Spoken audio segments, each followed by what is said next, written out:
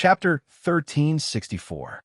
The reason why Jing Hong was willing to fully assist Li Zixuan in opening up the tea plantation, other than being driven by profit, was because he felt Li Zixuan's sincerity.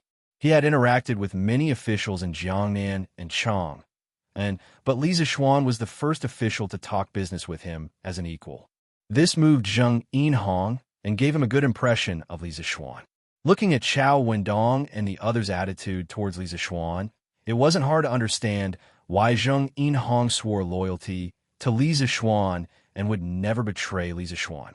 If the ruler treats me like a country knight, I will repay him like a country knight. The scholar officials were willing to die for those who knew them well. Zheng Yinhong, who had always kept his promises, was also willing to pledge his loyalty to Li Zixuan, who treated him like a national scholar. It was true that businessmen valued profit, but the businessmen of this era also yearned for recognition. Li Zixuan's sincerity and Li Zixuan's equal treatment were the most important factors that moved Zheng Yinhong to be loyal to such a superior. Zheng Yinhong felt that as long as Li Zixuan didn't fall, the Zheng family would prosper forever. At the same time, the news that Li Zixuan had a magical tea leaf and a magical tea brewing method silently spread. After all, there was no such thing as a wall that didn't have a crack. Some of the civil and military officials close to Li Zixuan took a break from their busy lives and went to Yanshan to find Li Zixuan to drink tea. Fang Xianling, Zhang Sun Wuji, Qin Xiong, Cheng Yaojin, Li Jing, Li Ji, Yuqi Jingde, and the others were basically in groups of 3 to 5. They said they were visiting Yanhuang College, but their real purpose was to drink tea. In the end, when Mr. Li Gang saw that his tea leaves were getting less and less, he couldn't help but reprimand this group of shameless old men. Only then did the wave of civil and military officials visit Yanshan was slightly reduced. However, Li Zixuan was bleeding profusely. After those old fellows tasted the deliciousness of the celestial tea, they all asked him for tea leaves. However, he didn't have much in stock, but these old officials treated him well, so he couldn't refuse. In the end, he could only send a small box of tea leaves from door to door. Yes, it was a small box. Li Zixuan custom-made a small wooden box. One box could be drunk about 10 times. Although it was a little stingy, it was the limit of what he could do. If he had to blame something, he could only blame the taste of the immortal tea. Think about it. Even old drunkards like Wang Ji and Cheng Yaojin liked to drink tea. How could the taste be bad? It was a pity that Wei Zheng was far away in Hunan province. Otherwise, this old troll would definitely come to ask for tea leaves. Li Zixuan, who didn't have much in stock, only hoped that Zheng Yinhong could quickly send a batch of stir-fried immortal tea to Chang'an. Yes, he also taught Zheng Yinhong how to stir-fry the immortal tea. Jiangnan province was nearly 1,000 miles away from Chang'an.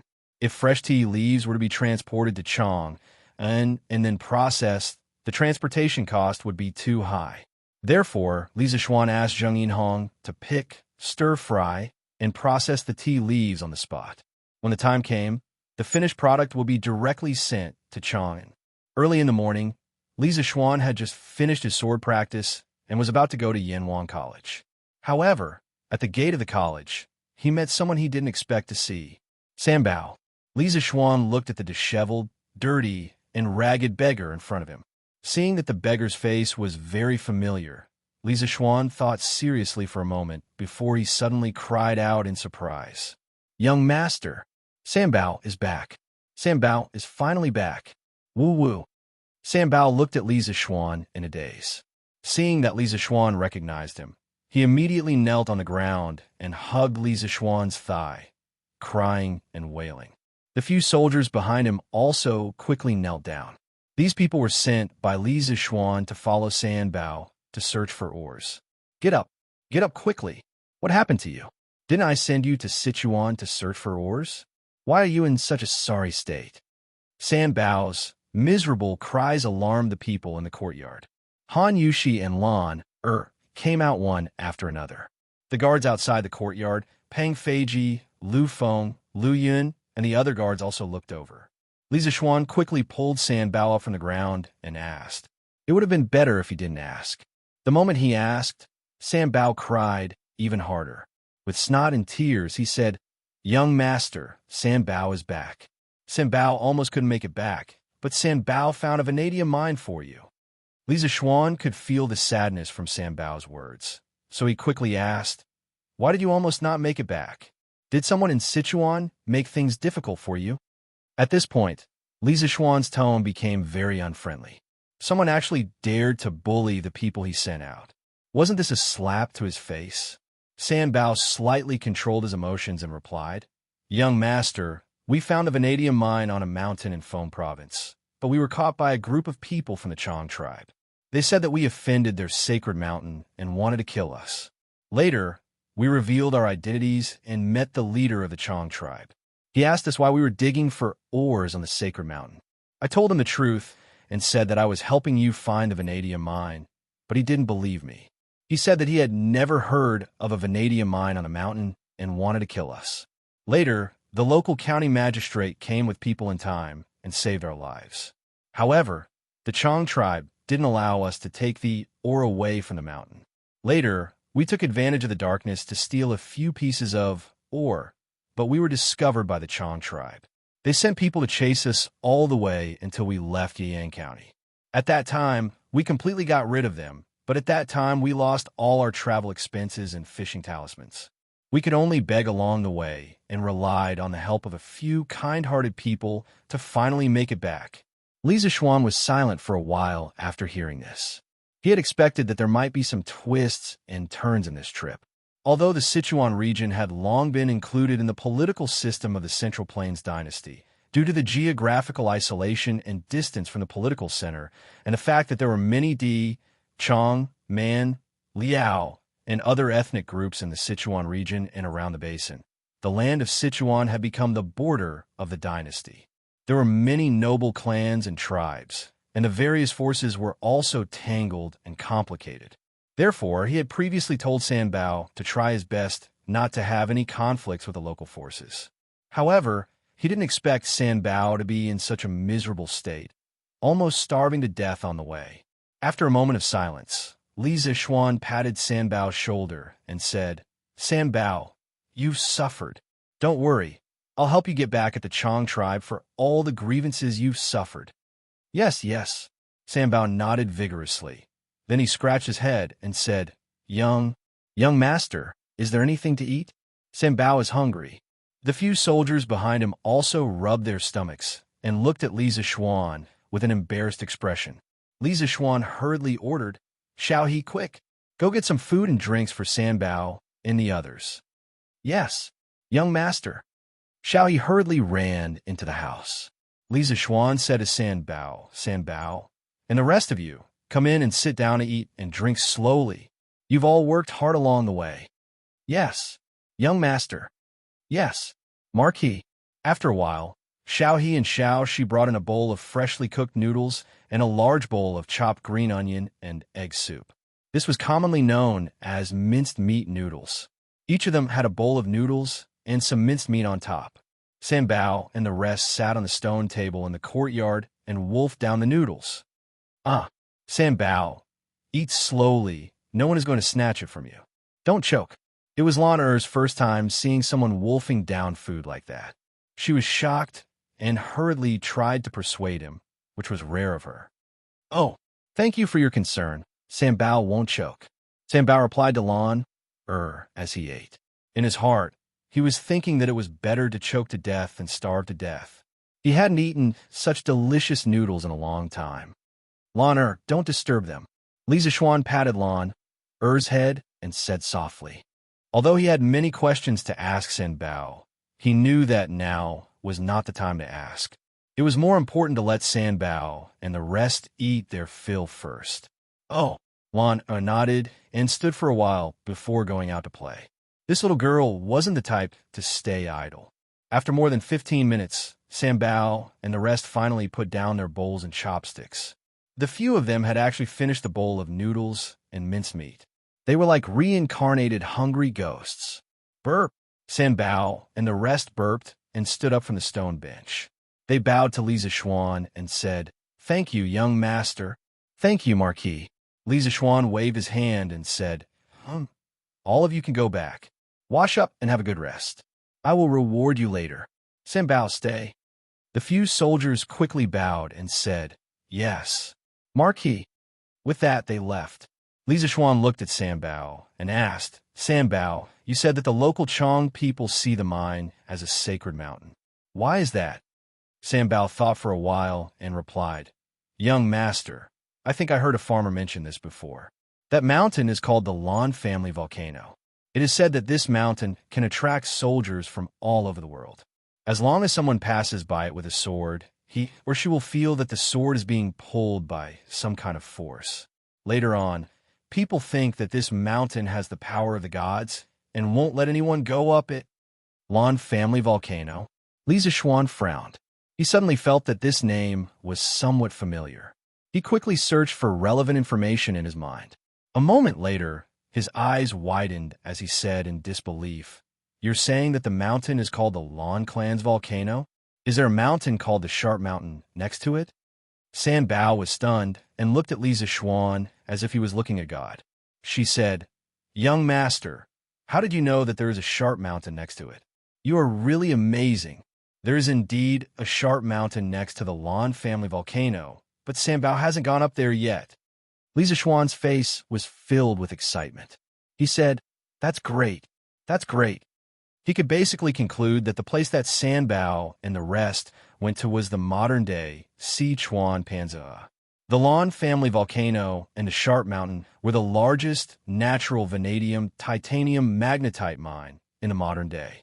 In the 21st century, other than the United States, which extracted vanadium from potassium, vanadium, and uranium, or the other major vanadium-producing countries extracted vanadium from vanadium titanium magnetite.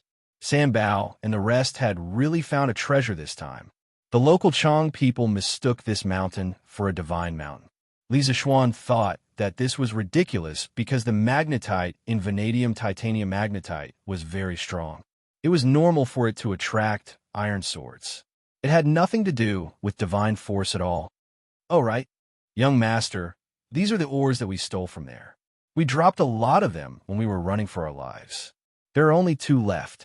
San Bao took out 2 fist-sized dark gray stones from his clothes and handed them to Li Zixuan. Li Zixuan took the stones. From their appearance, they looked like iron ores. However, upon closer inspection, the color of the stones was slightly lighter than iron ores. They were also slightly lighter than iron ores. After observing for a while, Li Zixuan looked at San Bao and said, If I let you lead the way, can you still remember the way? San Bao nodded and said, Yes. Yes. Young master, don't worry. San Bao definitely knows the way. Li Zixuan nodded and said, Then you can go and rest first. You did a good job this time. I will definitely reward you handsomely. San Bao revealed his bootlicker nature and said, Hee. It is San Bao's honor to be able to help young master. San Bao doesn't dare to ask for a reward. Li Zixuan smiled and said, Oh, if that's the case, then I will fulfill your wish and not reward you. Huh? The smile on San Bao's face suddenly disappeared and was replaced with a sad face. He said pitifully, Young master, San Bao, just All right. You should go back and rest. As for the reward you deserve, this young master will definitely not give you a single copper coin less. Li Zixuan laughed and said. Han Yushi and the rest also smiled. San Bao scratched his head and realized that Li Zixuan was just teasing him. He was not angry. Instead, he smiled and bowed. San Bao thanks young master. Li Zixuan nodded and said something to his wife before leaving with the vanadium titanium magnetite. Mr. Wang, please come with me for a while. After arriving at the academy, Li Zixuan went to the chemistry department's office and found Wang Ji. Oh, Yamacho, I'll be right there. Wang Ji was memorizing the Yinhuang College's confidentiality regulations. When he heard Wang Ji, he quickly put down the booklet and followed Li Zixuan out of the office. Speaking of which, whether it was the students or the teachers in the academy, they would take out the academy's confidentiality regulations and madly memorize them whenever they were free. After all, This week's confidentiality examination was of great importance to everyone, and no one would not take it lightly. Yamacho, why are you looking for me? Wang Ji followed Li Zixuan into the meeting room and asked eagerly. He was in a hurry. Li Zixuan took out the vanadium titanium magnetite and smiled. Mr. Wang, the people I sent out have found the vanadium titanium magnetite. The most important thing now is to verify if there is vanadium in it. What? Found the vanadium titanium magnetite? Then what are we waiting for, Yamacho? Let's go straight to the workshop. Wang Ji was pleasantly surprised. Li Zixuan had told him that vanadium pentoxide was an important catalyst in the process of producing sulfuric acid. Now that they had the vanadium titanium ore, it meant that the workshop could finally produce sulfuric acid on a large scale. Chapter 1365. Yanwan College. In the meeting room of Guanghua Building, Wang Ji's face was full of excitement. He pulled Li Zixuan to the workshop, completely forgetting that he wanted to deal with Li Zixuan as soon as possible so that he could go back and memorize the confidentiality regulations. As the leader of the chemistry department, Wang Ji had the most thorough understanding of the chemistry textbooks compiled by Li Zixuan. No one understood the important role of sulfuric acid better than him. It could be said that in the chemistry textbooks written by Li Zixuan, a considerable number of chemical reactions were directly or indirectly related to sulfuric acid. As early as last year, Wang Ji had experimented by himself and used green alum to produce dilute sulfuric acid. However, that method could produce dilute sulfuric acid in small amounts. But it was obviously impossible to produce sulfuric acid or concentrated sulfuric acid in large amounts. Later, Li Zixuan introduced him to the method of using sulfur dioxide and vanadium pentoxide as a catalyst, heating it in the air to produce sulfur trioxide, and then producing concentrated sulfuric acid. He had been looking forward to Li Zixuan quickly finding the legendary vanadium mine, but he didn't expect to wait for 4 months. Now that the vanadium mine had finally arrived, how could he not be excited? Under Wang Ji's urging, the two quickly arrived at the ironworks of the workshop. But at this time, Wang Ji was a little confused because he didn't know how to extract vanadium from vanadium titanomagnetite. Wang Ji looked at Li Zixuan and asked, Yamacho, how do we refine this or to extract the vanadium from it? In fact, Li Zixuan had been thinking about this problem on the way here. Hearing this, he replied in a deep voice. When he heard this, he replied, the vanadium titanomagnetite mainly contains metal oxides such as iron, vanadium, titanium, chromium, cobalt, and other metals. We can put in the blast furnace and mix it with soda ash for roasting. Under the action of high temperature and sodium salt as an additive, the silicon oxide tetrahedron and silicon oxide tetrahedron containing vanadium in the vanadium titanomagnetite will be destroyed, exposing the vanadium and transforming it into pentavalent vanadium. After that, the sodium ions in the soda ash would react with it. The resulting sodium vanadate salt would be soluble in water, but the residues of the other impurities would not be soluble in water. Therefore, we can use the method of soaking in water to hydrolyze the crude vanadium, then filter out the impurities and precipitate the refined vanadium salt from the solution. After the refined vanadium salt is precipitated and calcined, we can obtain the catalyst we need, vanadium pentoxide. The method Li Zixuan was talking about was called the process of extracting vanadium by roasting with salt. It was a relatively primitive method of extracting vanadium. The sodium salt could be used as the choice of soda ash, sodium carbonate, sodium sulfate, or table salt, sodium chloride. Comparatively speaking, the roasting effect of sodium chloride was the best, but sodium chloride would undergo a redox reaction at high temperatures to produce chlorine gas, which would seriously pollute the atmosphere. Therefore, Li Zixuan did not choose this method. In addition, the main advantage of adding sodium carbonate for roasting was that the equipment needed was simple and the raw materials needed were readily available. For example, soda ash. Although no one in ancient times could synthesize it artificially, there was a lot of soda ash in nature. However, the drawback of this method was also obvious, and that was waste, because the main product of this method was vanadium pentoxide, The other metal components such as iron, titanium, chromium, cobalt, and so on were directly filtered out as residues, especially iron. It should be known that the iron content of vanadium titanomagnetite was as high as 20% to 30%, but the vanadium content was less than 2%. Therefore, this method of extracting vanadium was a great waste for iron.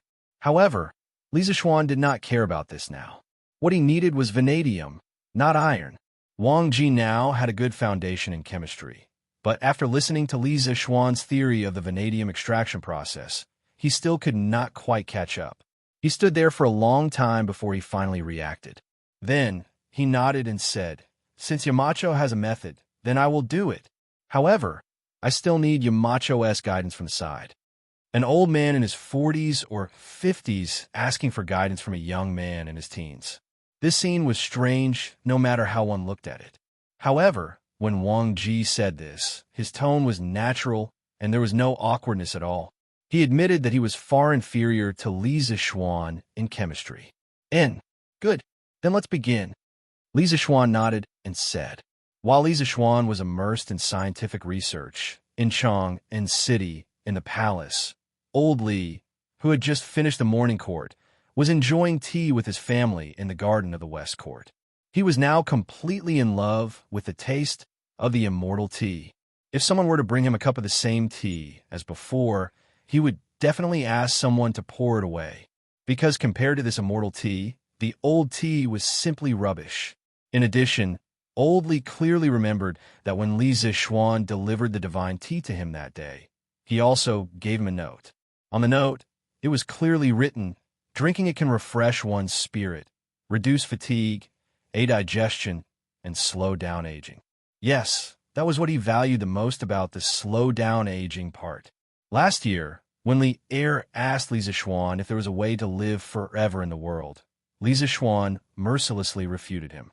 Therefore, he cannot ask Li Zixuan if the immortal tea could really slow down aging. However, he believed that Li Zixuan would definitely not say such things, so he chose to believe him. What's more, the immortal tea itself tasted so good. What reason did he have not to like drinking it? In fact, drinking tea could slow down aging. This Li Zixuan really did not lie to Li Er. This was because the tea polyphenol in the tea had an inhibitory effect on various oxidative enzymes and could efficiently eliminate free radicals. It was the fastest antioxidant pathway. At the same time, it could inhibit the production of free radicals and activate the body's antioxidant enzyme system. Research showed that the antioxidant effect of tea polyphenol was significantly better than vitamin E, and the anti-aging effect was 18 times stronger than vitamin E, and it had a synergistic effect with vitamin C and E. However, if he wanted to rely on tea to live forever, then Li Zixuan could only say to old Li, "You think too much." If the tea was really so amazing, then wouldn't the people who sold tea in the modern era all become rich? Guanyin maid, you say Li Zixuan really has a big mouth. He actually named this tea as the immortal tea? Li Er took a sip of tea and said contentedly. Empress Zhangsun smiled and said, "The tea brewed from the tea leaves has a clear color and a smooth taste. When drunk, the tea fragrance is endless. Moreover, drinking this tea can reduce fatigue and slow down aging. Just based on these, I think it is not an exaggeration to call it the immortal tea." Li Er smiled and did not deny it. However, the eyes of Consort Yin, who was sitting opposite him, lit up. She hurriedly asked Empress Zhangsun, "Sister, can this immortal tea really slow down aging?" Women loved beauty, especially the women in the imperial harem. Who didn't want to be able to stay young forever? Empress Zhangsun smiled faintly and said, "This is only what I heard from the Marquis of Yuan. Whether or not younger sister believes, it is up to you." Consort Yin smiled and said, "The Marquis of Yuan is so young, yet he is proficient in both the pen and the sword.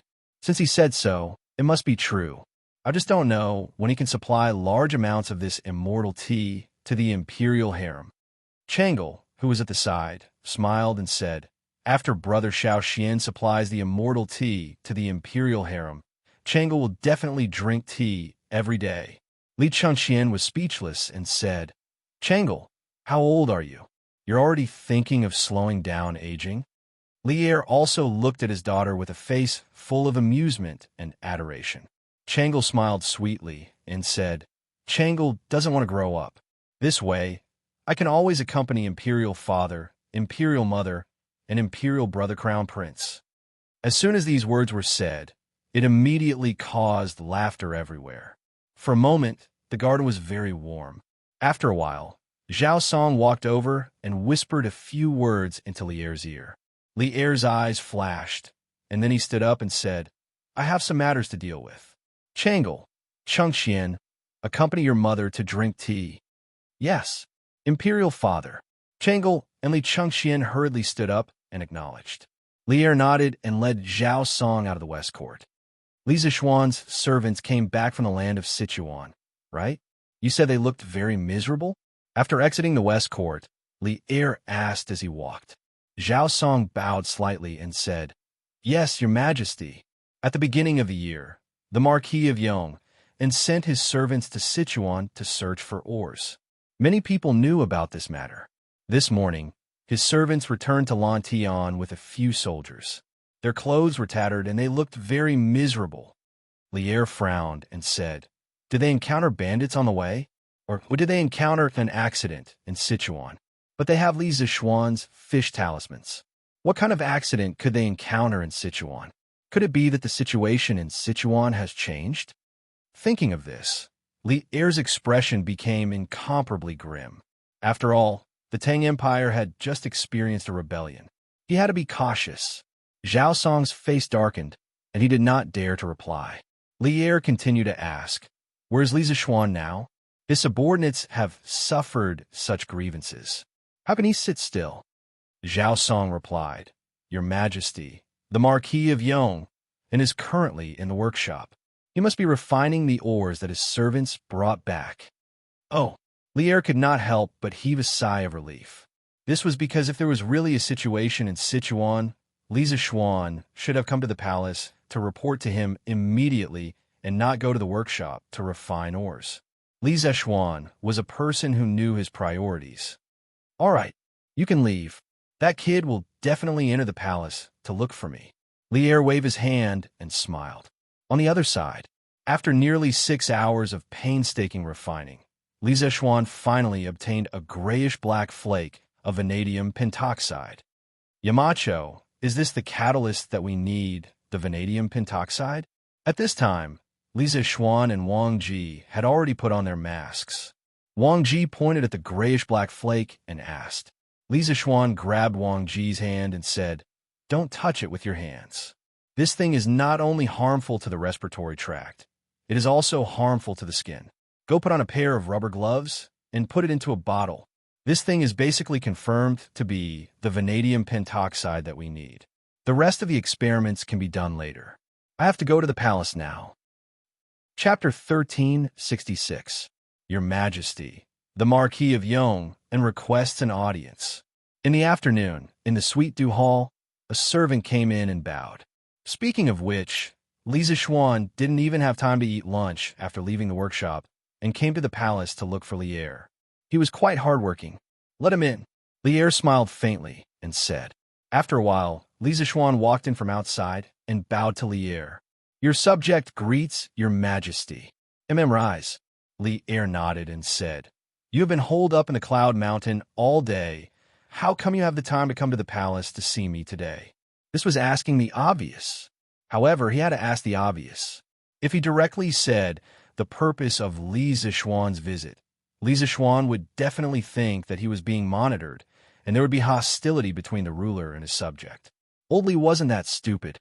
Li Zishuan cupped his hands and said, Your Majesty, your subject is here today to ask for the mining rights of an ore vein. Your Majesty, please grant me.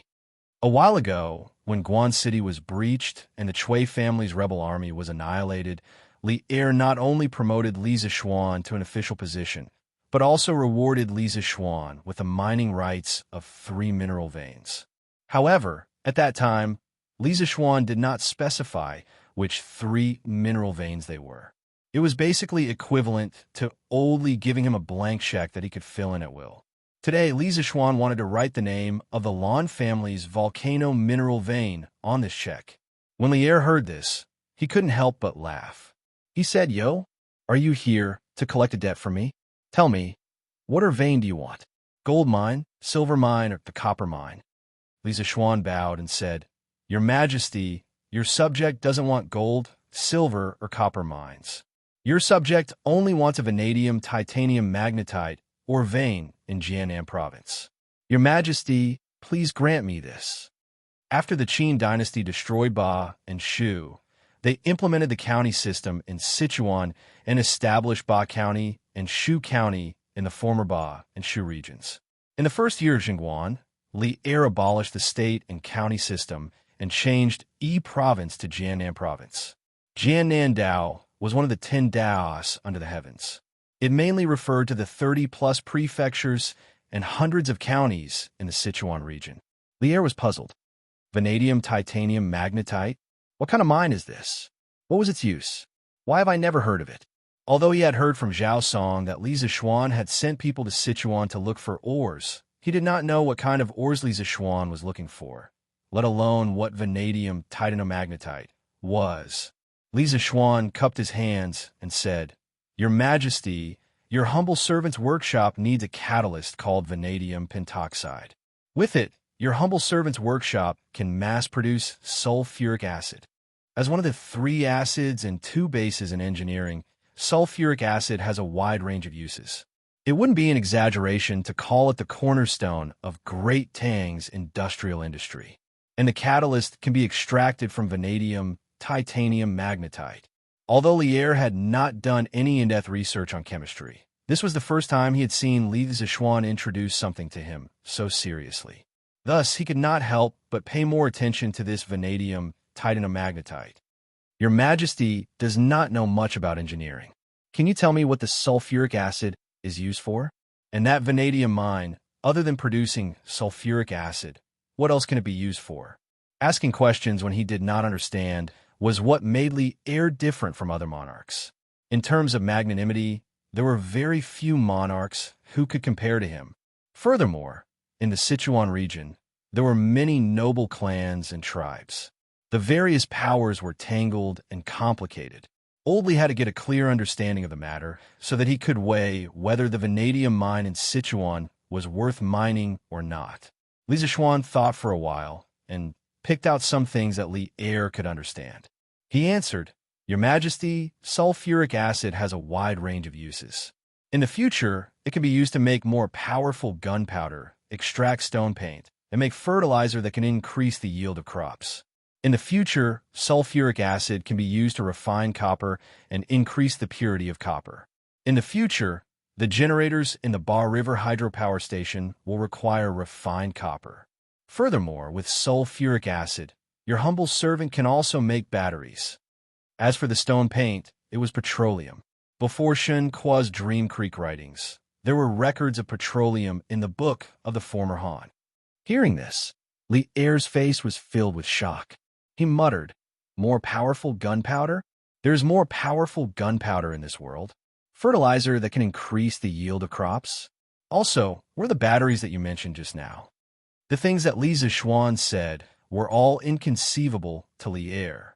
He couldn't help but be shocked. Li Zixuan smiled and replied, "Your Majesty, the gunpowder that your humble servant offered earlier was the most primitive, simplest, and of course, the weakest type of gunpowder. The gunpowder that your humble servant mentioned just now is more than 10 times more powerful. Just 100 caddies is enough to destroy half a city. As for the fertilizer that can increase the yield of crops, it can increase the yield of crops by 30 to 40%. However, sulfuric acid alone is unable to produce powerful gunpowder and fertilizer. The industrial foundation of the workshop is still needed. As for the batteries, once we have sulfuric acid, we can immediately start making them. Your Majesty should know that your humble servant made a battery for the telegraph machine. Compared to the previous battery, this battery has more power. When marching to war with the battery, it can ensure that the telegraph machine can maintain communication with the rear for a long time." When Lier heard this, he couldn't help but be moved. Whether it was powerful gunpowder or batteries, he wanted them both. Thus he smiled and said, "Good, good, good. This battery must be made as soon as possible. As for the powerful gunpowder you mentioned, there's no need to rush. Another type of gunpowder is enough. Besides, I'm still very confident in the combat power of the Tang army." Li Zishuan smiled and said, "Your Majesty is wise. Your humble servant also believes that with your Majesty's wisdom and martial prowess, the Tang army will be able to sweep the four directions and dominate the four seas. In addition, other than making sulfuric acid, the vanadium can also be used to forge divine weapons." "Divine weapons? What divine weapons?" Li Er was immediately puzzled. Li Zishuan replied, "Your Majesty, currently the workshop can already mass-produce high-quality steel. If steel is a tiger, then vanadium is a wing. Adding vanadium and steel is like adding wings to a tiger. Adding a few % of vanadium and steel can greatly increase the elasticity and strength of the steel. It also has better resistance to wear and tear, and can resist both high temperature and extreme cold. If this vanadium steel is used to forge swords, although it can't be said to be able to cut through iron like mud, it's not far from it." "Good. What a divine weapon." Li Er was immediately fascinated by the vanadium ore. He said excitedly, "I have previously promised you the mining rights of the 3 ore veins. Since this vanadium ore is so important to you, there's no harm in giving it to you. Furthermore, I see that you have a card up your sleeve today. Could it be that you have found the vanadium, or you want in Fengzhou of Jianan Circuit?" Upon hearing this, Li Zishuan was overjoyed and quickly replied, "Your Majesty, at the beginning of this year, your humble servant sent a servant to the Shu lands to search for vanadium ore. Fortunately, your humble servant did not fail his mission and found a large amount of vanadium titanium magnetite ore on a mountain in Fengzhou. With this ore, the Tang Empire will definitely need it for hundreds of years." However, Li Er smiled in his heart. He thought that they had finally come to the main topic. He smiled faintly and said, "However what?" Li Zishuan bowed and said, "Your Majesty, according to your humble servant, this mountain was mistaken by the local Chong people as a divine mountain. They do not allow outsiders to invade the divine mountain, let alone mine from it. Therefore," Li Er frowned and said, "Divine mountain? Is there a reason behind this?" "In reply to your Majesty, this is nothing but nonsense. The local Chong people found that the mountain was very attractive to the soldiers and thought that there was a divine force behind it. However, it was just the strong magnetic force of the vanadium titanium magnetite ore in mountain. However, the Shu lands are isolated and most of the locals believe in the power of ghosts and gods. Therefore, it would not be easy to explain to them clearly. For this reason, your humble servant and general were almost killed by the local Chong people. Your Majesty, please uphold justice for your humble servant." Li Zishuan bowed and said in a deep voice, "The Chong people." Li Er's face gradually darkened. After a moment of silence, he slowly said, "Back then, when the heroes were fighting for supremacy in the Central Plains, the noble families and other local powers in Shu lands colluded with the officials of the counties to protect themselves and watch the situation change. After my imperial father took control of Shu lands, he sent letters to the various counties. From Shanglua in the east to Shu lands in the south, the county officials, bandit commanders, and the chiefs of the Dichong tribes fought for their descendants to submit. There were hundreds of replies every day. In the face of strong military pressure, the noble families of Shu lands all submitted to the Great Tang. Towards these local tyrants who surrendered, the imperial court mainly adopted a policy of using both kindness and coercion. On one hand, it was to prevent them from becoming too powerful in the future, and, on the other hand, it was to prevent them from rebelling out of anger. A few hundred years ago, Liu Bang rose to power in Shu lands. During the Chu and Han Wars, Shu lands not only provided the Han army with an endless supply of soldiers, it also provided a strong logistical support for the war. Wherever the Han army was, there would be military supplies provided by Shu lands. 5 years later, during the Battle of Gaixia, Xiang Yu committed suicide in the Wu River, and Liu Bang ascended to the throne. This started the 400 years of history of the two Han dynasties. Bashu contributed all of its energy to Liu Bang's empire, supporting the war for many years with its own strength. It made an indelible contribution to the founding of the great Han dynasty. Hence, Bashu could be said to be the place where the Han dynasty rose. Thus, after Liu Bang ascended to the throne, he placed a lot of importance on Shu lands. He treated Chuanzhong as the territory of the imperial court, and the great Han dynasty would rule it directly. He would never give the vassals in the Shu lands. In fact, Imperial Father and I have always paid great attention to the governance of Sichuan. In order to balance out the various powers in Sichuan and to maintain the stability of Sichuan, I have recruited the children of the leaders of Sichuan and given them to them. I have also sent them to the outside to promote them. On the other hand, I have sent the Empress's uncle to Sichuan to serve as the chief clerk of Yi Province's Governor-General's office. I have asked him to help me govern Sichuan and let the people of Sichuan return to Great Tang as soon as possible. In addition, I plan to give Kuro the title of King of Shu and give him the title of Governor of Yi Province.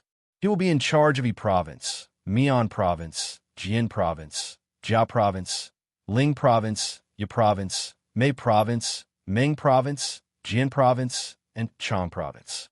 He will also be in charge of Jiao Province, Nanning Province, and Hui Province, a total of 36 provinces. When he is a few years older, I will send him to Shu lands to show the importance I place on Shu lands. Now that there is such an important mine in the Shu lands, I will issue a decree for the governor of Yi Province to personally negotiate with the Chang people on your behalf. Once the negotiations are completed, you can send people there to mine the mine. The uncle of Empress Zhang's son and the governor of Yi Province that Li Er mentioned was Gao Shilian, who later became the prime minister of the Great Tang. After listening to old Li Zishuan talk for so long, Li Zishuan had a rough understanding of the current situation in Shu lands. Of course, he did not expect Li Er to change Li Ku's title from King of Han to King of Shu under such circumstances. However, according to the official history, even if he did not appear, Li Er would have made Li Ku the king of Shu this year. Sometimes, history was shockingly similar. At this moment, Li Zishuan clasped his hands and said, "Your Majesty, when negotiating with the Chang people, it is better to be soft than hard. If Governor Gao is blocked in the negotiation, this subject can give him some advice." Li Er could not help but laugh. "Oh, what kind of good plan do you have?" Li Zishuan bowed and said, "The Chang people mistake the mine as a sacred mountain. This subject will send people to explain it to them when the time comes. Once this mine is mined, it will bring endless benefits to the local Chang people. The most obvious benefit is that they will earn more money every year. Although the Chang people live in tribes, I believe that they all like money and the exquisite products of the Central Plains, right?" Li Er finally understood. Li Zishuan was planning to use a mine to feed the surrounding people. It was indeed a good idea. This is also good. We will send an order to the Empress uncle in a moment and have him deal with this matter at his discretion. When necessary, we will ask you for advice." Li Er nodded and smiled. "Thank you, Your Majesty." Li Zishuan clasped his hands in satisfaction. After leaving the palace, Li Zishuan went straight back to Yinshan. When he passed by Yinhuang College, he thought for a moment, then turned around and walked in. He called Li Zishuan out of the classroom and brought him to his office. Li Zishuan sat on the sofa and smiled. "Little Ku, you should have learned most of the financial management knowledge that I taught you, right?" Li Ku clasped his hands and said, "I have not learned much of Yamacho's knowledge. How can I say that I have learned most of it?" Li Zishuan could not help but laugh. You brat, you're still being modest. All right, I called you here today because I have something important to discuss with you. Yamacho, please speak." Li Ku sat up straight and looked at Li Zishuan. He was all ears. Li Zishuan nodded and said in a deep voice, "I went to the palace today. According to His Majesty, he intends to change your title to Prince of Shu and give you the position of Governor of Yi Province. You will be in charge of the affairs of Shu Province's 36 provinces. You need to be mentally prepared." Li Ku was shocked when he heard this. He panicked and said, Yamacho, does this mean that His Majesty is going to send me to Shu Province? He was now learning from Li Zixuan at Yanhuang College. He had never heard of financial management knowledge before. He was very happy and fulfilled. He did not want to leave so soon. Chapter 1367. Little Ku, you don't have to panic. Based on His Majesty's intentions, He will let you go to Shu lands after a few years when you are older. In the next few years, you will still be in Chang, and as the Viceroy of Ezhou. Therefore, before you go to your fief, you should study hard and enrich yourself so that you can become a virtuous king and guard a region for His Majesty. In the Yamacho's office in Yanhuang College, Li Zixuan looked at Li Ku and earnestly instructed. Li Zixuan was very satisfied with Li Ku as a student. Li Ku was very talented and could learn everything with just one lesson. He was proficient in both the pen and the sword and had the demeanor of a gentleman. Li Zixuan had high hopes for Li Ku. In the future, Li Ku would definitely be one of the students who would bring Yanhuang College to greater heights. Li Ku stood up and bowed respectfully to Li Zixuan. I will follow Yamacho's teachings and never forget them. Li Zixuan nodded and asked, Little Ku, do you not want to go to Shu lands? Li Ku was stunned when he heard this. After a moment, he shook his head and said softly, So what if I want to go? So what if I don't want to go? As a prince of Great Tang, there will be a day when I have to leave the capital, leave my father, mother, teachers, and classmates, and go to a faraway fief to guard a region for Great Tang. This is my mission. Everyone could hear the helplessness and sadness in his words. Li Zixuan stood up and patted Li Ku's shoulder. Then he walked to the bedside with his hands behind his back and looked out the window at the Cloud Mountain and the village at the foot of the Cloud Mountain. He sighed and said, Little Ku, as a member of the imperial family, there will be many helplessness. However, how many people can truly do as they wish and be unrestrained in this world? Every single one of us is born with our own mission. While you are lamenting the helplessness of fate, you don't know how many people in the world are envious of you. They are envious that you are a member of the royal family. Once you reach adulthood, you will be able to rush to your fief and become a free and unfettered prince. Life is like a city surrounded by many cities. The people outside the city want to come in, but the people inside the city want to come out. Therefore, in my opinion, instead of running around, it is better to accept reality, accept one's identity, and complete one's mission to prove one's value in the world.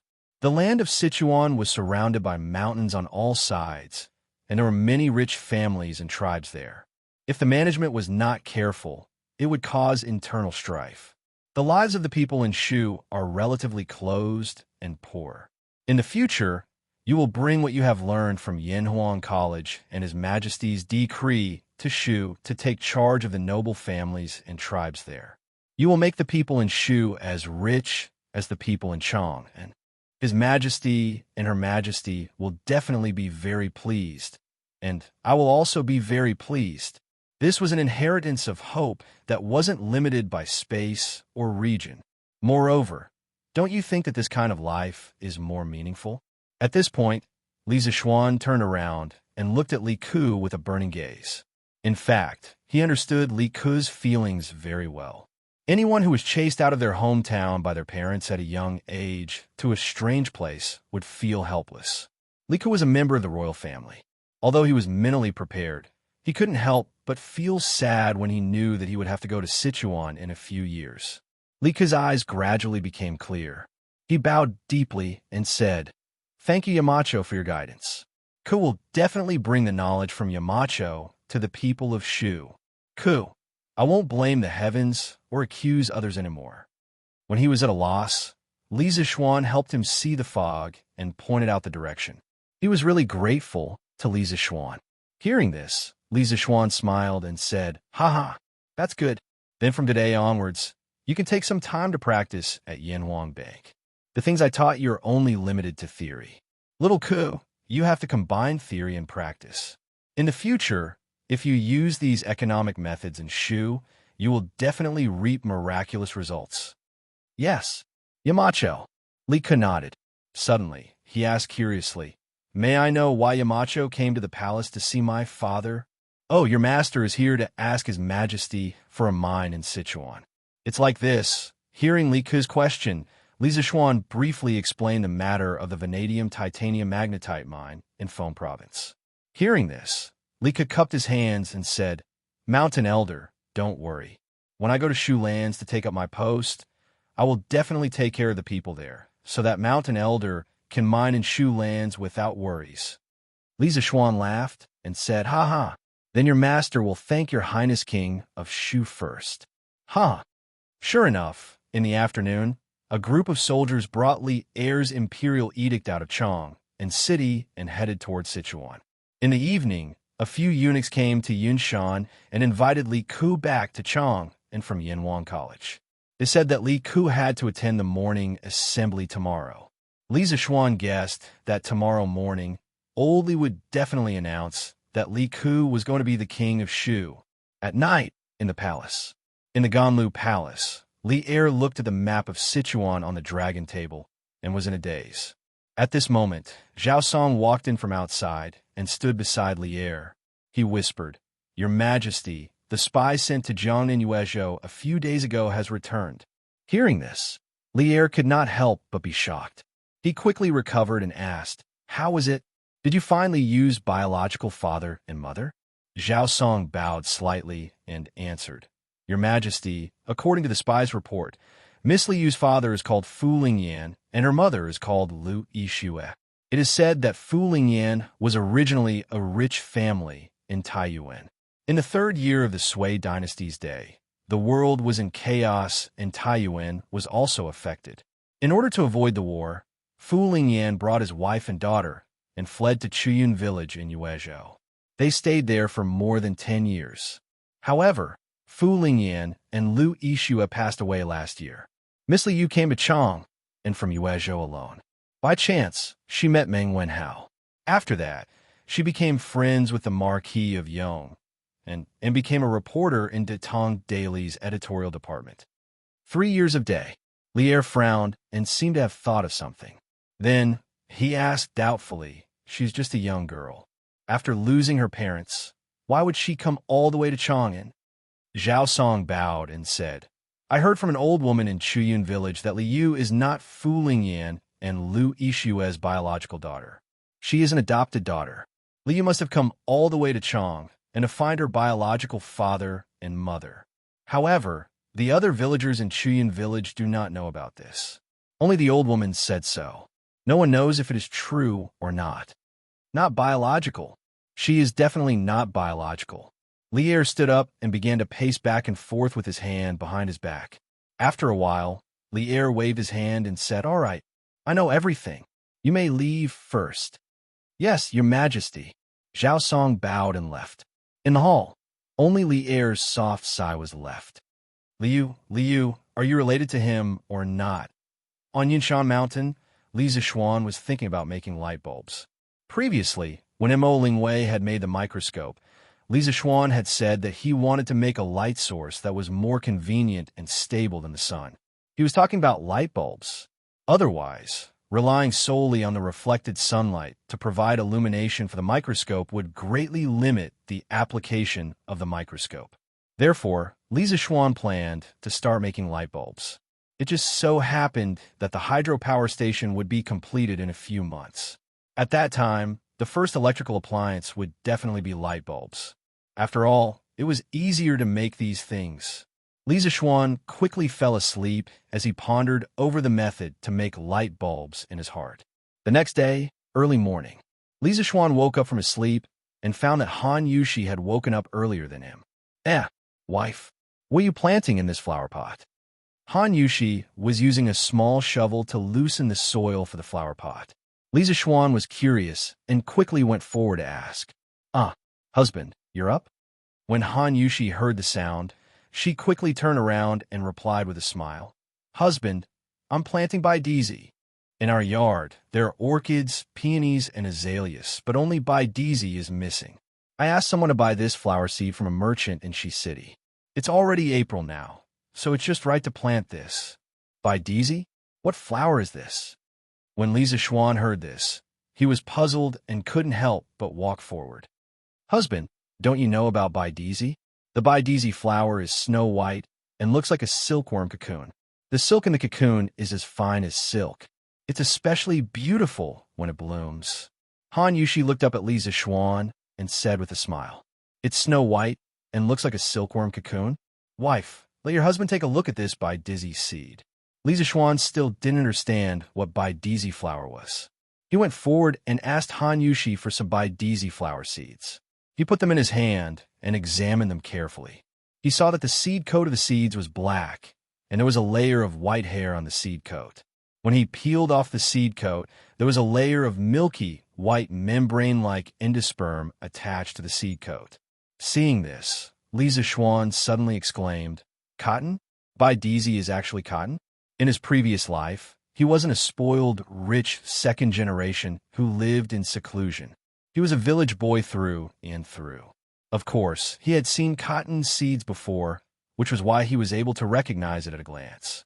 In addition, he had long known that cotton was an ornamental flower in the Tang dynasty, but he didn't know that the white dye Z was actually cotton. Husband, what is cotton? What does Baidizi have to do with cotton? Han Yushi asked curiously. Li Zixuan shook his head and said excitedly, Wife, you just said that Baidizi flower seeds were bought from the Western barbarian merchants. Is it true? How many seeds do they have? It was no wonder that he was excited. Cotton was too important for people in this era. Before cotton was planted on a large scale in ancient China, people could only rely on white clothes and coarse cloth to keep warm in winter. If it weren't for the honeycomb coal and coal stove made by Li Zixuan last winter, many people near Chang and city would have frozen to death like in previous years. Han Yushi replied with a smile, Husband, Baidizi flower seeds were indeed bought from the Western barbarian merchants. They should have a lot of seeds. Husband, how many do you need? I'll ask someone to buy some for you. Of course, I want as many as you have. Wife, to tell you the truth, this Baidizi flower seed can be used to make cotton-padded clothes. It has an excellent cold resistance effect. As long as we can plant Baidizi on a large scale in the future, people won't have to suffer in winter anymore. Li Zixuan said with a smile. Han Yushi was shocked and said, Husband, you want to use Baidizi to make clothes? Isn't that too extravagant? Even if it's made, I'm afraid ordinary people can't afford it. Li Zixuan asked curiously, Why?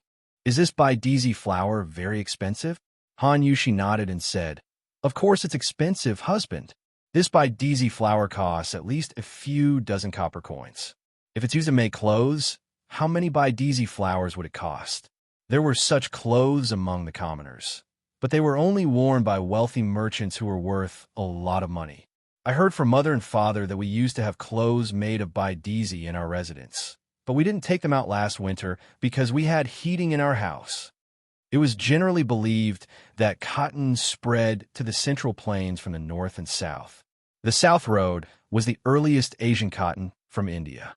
It spread to Hainan Island and Guangdong and Guangxi through Southeast Asia. According to historical records, it spread to Fujian, Guangdong, Sichuan, and other regions at least during the Qin and Han dynasties. The second route was from India to Yunnan through Myanmar. It was around the Qin and Han dynasties. The third route was from Africa to Xinjiang and Hushi corridor through West Asia. It was around the northern and southern dynasties. The North Road was the western region in ancient books. During the Song and Yuan dynasties, cotton spread to the Yangtze River and Yellow River valleys. By the 13th century, cotton from the North Road had spread to the Wei River valleys in Shaanxi. In fact, as early as the Warring States period, according to Shangshu, some tribes in the South China Sea region began to offer cotton as tribute to the Central Plains. During the Emperor Wu's era, the Yu tribe in Hainan Island had skilled cotton weaving techniques. In China during the Tang dynasty, cotton cultivation began to be popularized, but at that time, it was still regarded as a precious flower. The Baidizi, clothes made of cotton, were exclusive to officials and nobles. It was still far from being able to wear clothes to keep out the cold for ordinary people.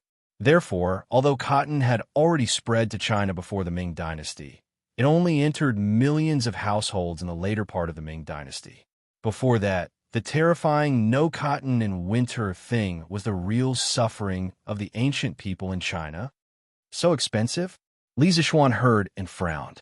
According to Han Yushi, cotton in this era was as precious as orchids and peonies. It was no wonder that no one used it to make clothes. No matter how expensive it is, we have to buy it. Wife, how many baidizi seeds can we buy from the merchants in the western region?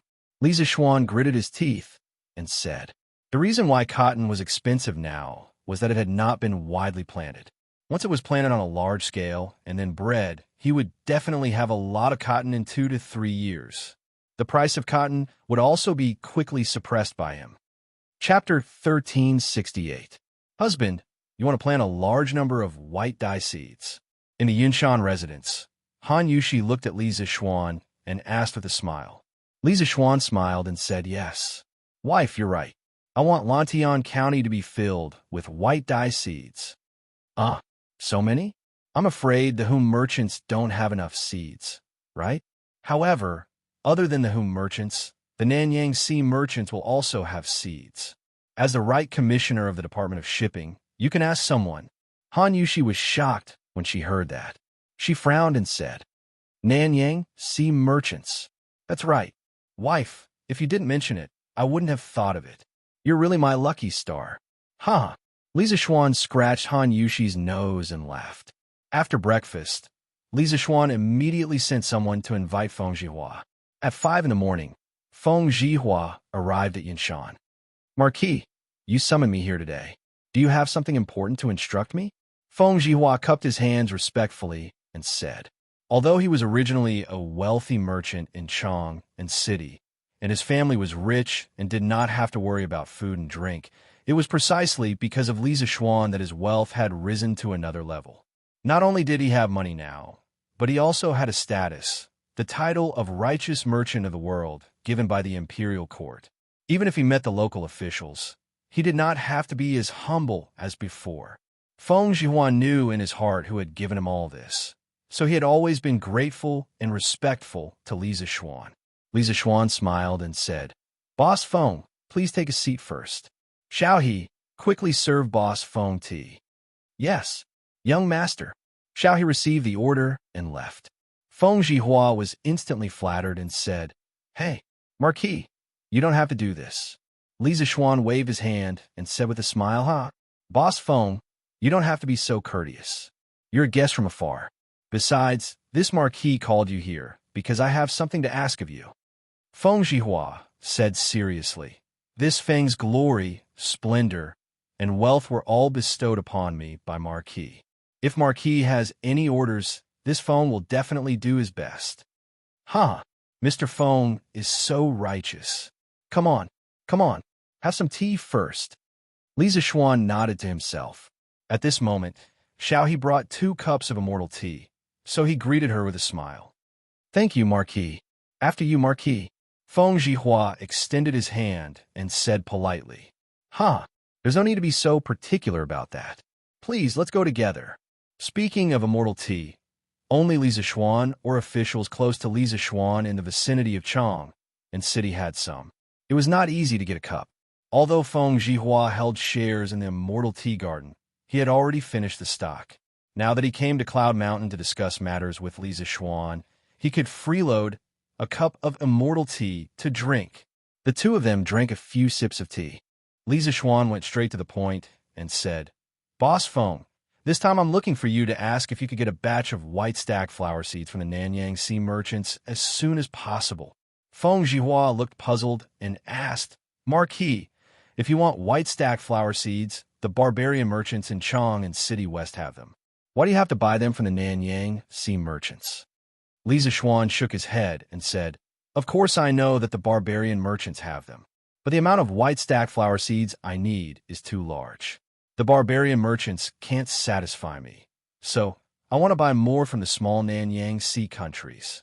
Currently, the Department of Shipping is in charge of the trade between the small Nanyang Sea countries and the Tang Empire. Coincidentally, I also have the position of Secretary of the Department of Shipping.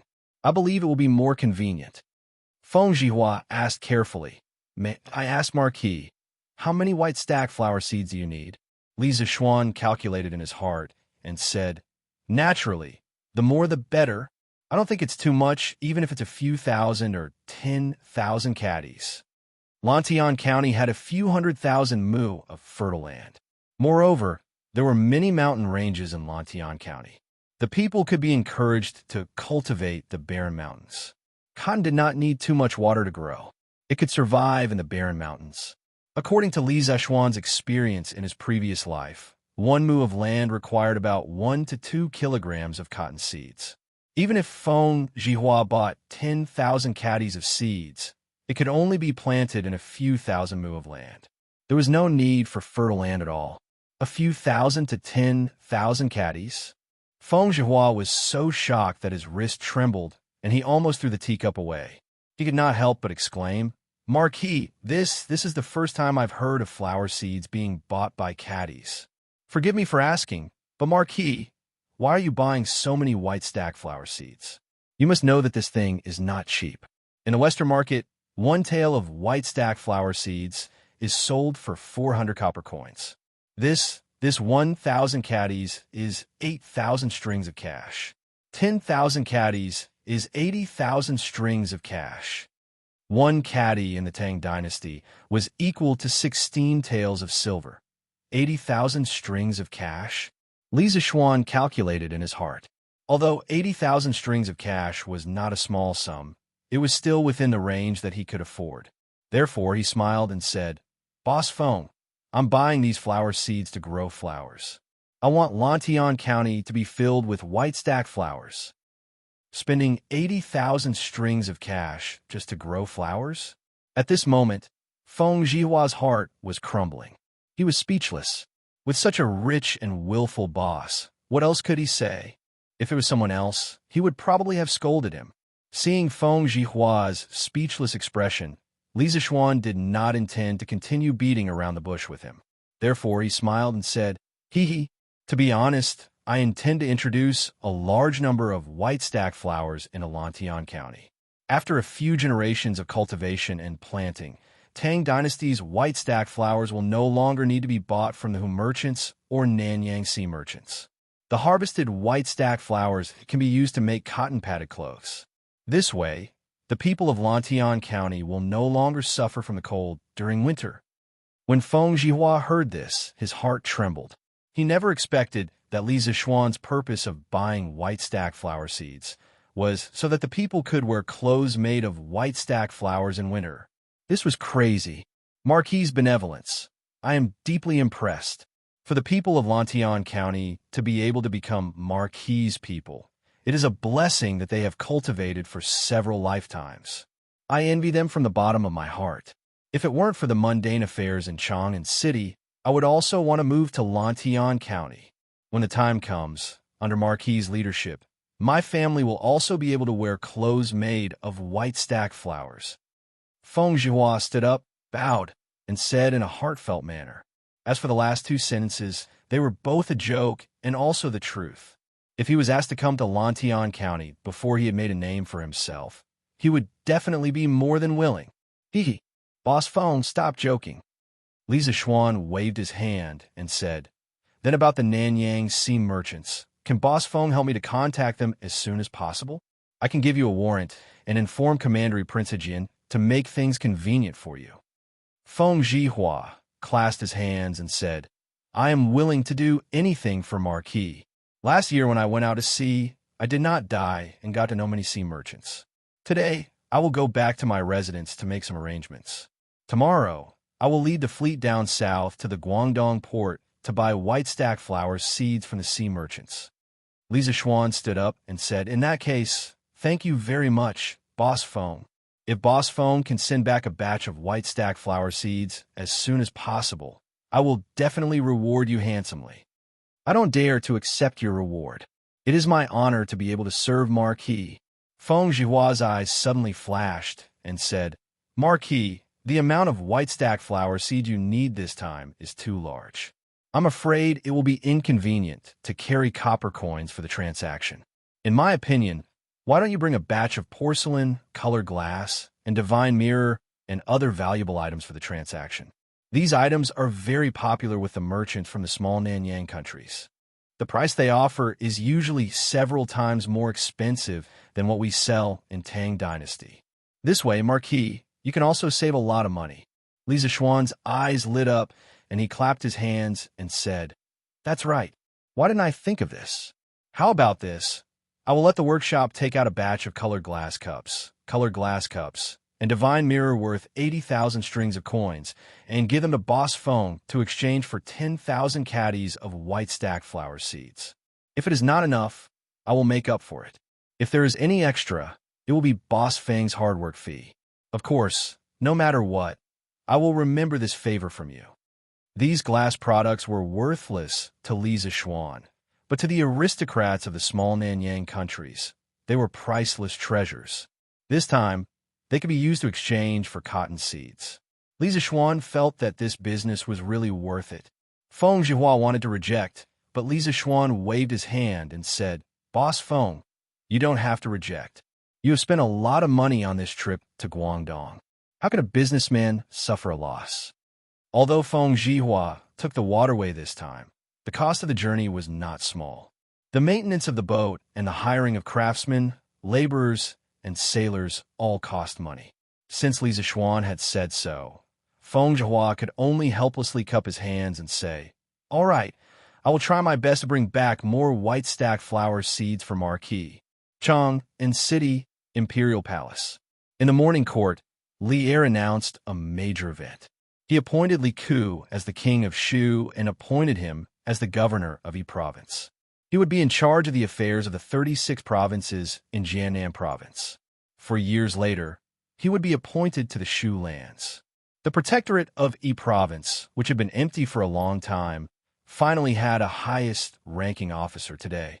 Moreover, it was a prince that Li Er doted on quite a lot. After eliminating the rebel army of Jiannan province, Li Er made this decision again. It could be said that there was a hidden meaning behind it. This was an official announcement to the world that he, Li Er, was starting to manage the land of Shu. The new workshop of Strange Interest Pavilion, which was near Plum Village in Lantian County, also started to move. Carriage after carriage of precious colored glass cups, colored glass lamps, and divine mirrors were pulled out of the workshop and headed to the pier downstream of the Ba River. The Feng family's fleet was already waiting at the pier. These shiny treasures blinded the titanium eyes of many passers-by along the way.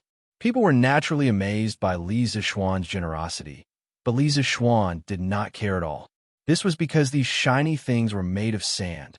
Using sand to exchange for cotton seeds, no matter how you looked at it, was a profit. Besides, since the workshop launched all kinds of colored glass devices last year, the high-end colored glass market in Tang Dynasty had begun to reach saturation. This saturation did not mean that every household had bought a colored glass device, but that those who could afford it had already bought it. The price of colored glass was likely to be adjusted slightly in the future, so that more people who wanted to buy colored glass could afford it.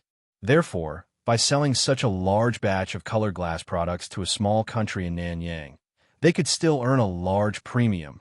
At the same time, all the white fold flower seeds in the hands of the merchants in Shi City were all bought by a group of people around noon. This caused the rich ladies in Chang and City who loved white fold flower seeds but did not have the time to buy them to curse in their hearts. They did not know which bastard had bought all the white fold flower seeds. That bastard was naturally Li Zishuan. However, Li Zishuan, who had swept away all of the white fold cotton seeds, was not satisfied at all. This was because all of the cotton seeds he had sent people to Shi City to buy added up to only a little over 200 caddies. Marquis, these are all white fold flower seeds. In the afternoon, Lantian County's county magistrate he was summoned by Li Zishuan to Yunshan. When he saw 4 sacks of white fold flower seeds in the front yard, county magistrate he was stunned. County magistrate, he has good taste. That's right, these are all white fold flower seeds. Li Zishuan said with a smile. He had originally planned to go to the workshop to make light bulbs today. However, when it came to cotton, he could only postpone the matter of making light bulbs. He called county magistrate he over for 2 reasons. Firstly, He wanted County Magistrate He to encourage the people to cultivate wastelands and prepare to plant cotton. Secondly, he wanted to listen to County Magistrate He's recent work report. Good taste. County Magistrate He wanted to curse. He thought to himself, do I need you to praise me for having good taste? What I want to hear is why you want to get so many white full flower seeds. Okay? Gulp. County Magistrate He swallowed a mouthful of saliva and laughed dryly. Is the Marquis planning to plant the entire Cloud Mountain with white stack flowers? Hee. I didn't know that Marquis had such a refined interest. Hee. Let's talk inside. Lisa Schwann did not deny it. He led County Magistrate He into the main hall and asked for 2 cups of immortal tea. County Magistrate He naturally had to praise this peerless immortal tea. After 15 minutes, Lisa Schwann began to talk about the main topic. County Magistrate He, I invited you here today because I have something to discuss with you. County Magistrate He quickly recovered from the delicious immortal tea. He said, oh, Marquis, please speak. Lisa Schwann nodded his head and said, this Marquis wishes to promote the planting of hoary leaf flowers in Lantian County. Soon, there will be over 10,000 caddies of hoary leaf flowers being transported over from Guangdong. Therefore, the most important thing now is for County Magistrate He to call upon the citizens of the county to open up wasteland and prepare to plant hoary leaf flowers. The people who are willing to plant them should report to the county government as soon as possible. If the wastelands can be cultivated before the seeds arrive, every household can receive 1 pound of white full flower seed for free. Tens of thousands of pounds of white full flower seeds, all for free. County Magistrate He's eyes widened and his face was full of disbelief. He was not someone who did not know the market price. 1 pound of white full flower seeds was at least 7 or 8 strings of cash. Tens of thousands of pounds of white full flower seeds will be 70 or 80,000 strings of cash. He even suspected that Li Zexuan's brain was short-circuited. When Li Zexuan heard this, he almost laughed because this sentence sounded like an advertising slogan in his previous life. When you go online, you'll be given a VIP. Ingots and diamonds will all be given for free. Ahem. Li Zexuan cleared his throat and said seriously, it is indeed free. It is indeed free of charge. Otherwise, the commoners would not be able to afford the seeds. However, the farmers who receive the seeds must sign an agreement with the county government. After the white stack seeds are fully grown, the flowers will belong to the farmers themselves. The commoners can keep them to make cotton-padded clothes or sell them. This Marquis will not interfere. However, all the flower seeds and the flowers must be picked and handed over to the county government. If anyone does not hand them over, they will be fined 10 strings of cash. Chapter 1369. Every farmer would be given a caddy of white fulled flower seeds for free. Once they matured, the flowers would belong to them. They just needed to hand the seeds and the flowers to the yamen. County Magistrate He was certain that once this news spread out, the entire Lantian County citizens would go crazy. That was because this was a business that was guaranteed to be profitable without any losses. It was an extremely profitable business. Think about it. With a caddy of white fulled flower seeds, how many white fulled flowers could they grow? Even if they didn't mature well, they would still be able to receive 20 to 30 caddies of flowers, right? When they were sold, they would be able to sell for at least a few hundred strings of cash, right? Without any cost, just 1 moo of white fulled flower seeds could earn a few hundred strings of cash. To be honest, even County Magistrate He wanted to roll up his sleeves and do it. After all, his annual salary might not even be as high as this. Gulp. After swallowing 2 mouthfuls of saliva, County Magistrate He calmed himself down and asked with difficulty, Marquis, are you sure you want to do this? That's 70 to 80,000 strings of cash. Although the money wasn't his, he still felt the pinch for Li Zexuan. Li Zexuan nodded and said, money is just a worldly possession. To be able to let the citizens have enough to eat, and where is the responsibility of this Marquis and you? Besides, it's not like this Marquis didn't gain anything. Today, this Marquis gave them 10,000 caddies of white fulled flower seeds. In a few months, this marquis will be able to get back a few 100,000 caddies. This marquis didn't make a loss. In a single flower, the weight of the cotton wool was about 40% of the entire flower's weight, while the cotton seeds were more than 60% of the weight. That meant that if the last moo of land could harvest 20 to 30 caddies of cotton wool, then correspondingly, they could harvest 30 to 40 caddies of cotton seeds. Furthermore, this yield was estimated based on the lowest yield. Therefore, in this transaction, Li Zishuan didn't make a loss. After a year of breeding, he could let every household in Lantian County plant a few moo of cotton. When that time came, no one in Lantian County would be able to suffer from the cold during winter. Yes. Marquis is right. County magistrate, he wiped the sweat off his forehead and cupped his hands towards Li Zishuan. Since that's the case, when this official returns, I will immediately send out a notice to all the villages in the county, encouraging the people to go ahead and reclaim the wasteland. It just so happens that the spring plowing and spring planting have just passed. The commoners have plenty of time. Yes, that would be the best. Li Zishuan nodded. County magistrate, he was about to get up and leave when he suddenly remembered that he had another matter to attend to. Thus, he cupped his hands and said, "That's right. Marquis, your mansion in Lantian County has basically been completed. If you have time in the near future, you can go over and see if there's any place that isn't to your liking. This official will get the craftsman to make some changes." If this was in his previous life, if someone told Li Zishuan that his house was completed in the center of the county, with its own courtyard and mountains, Li Zishuan would definitely be overjoyed. But now, Li Zishuan only raised his eyebrows. His heart didn't waver at all. He lightly said, "Yes. This marquis will go over and take a look when I have time. County magistrate, how's the situation in the county recently? Is everything all right?"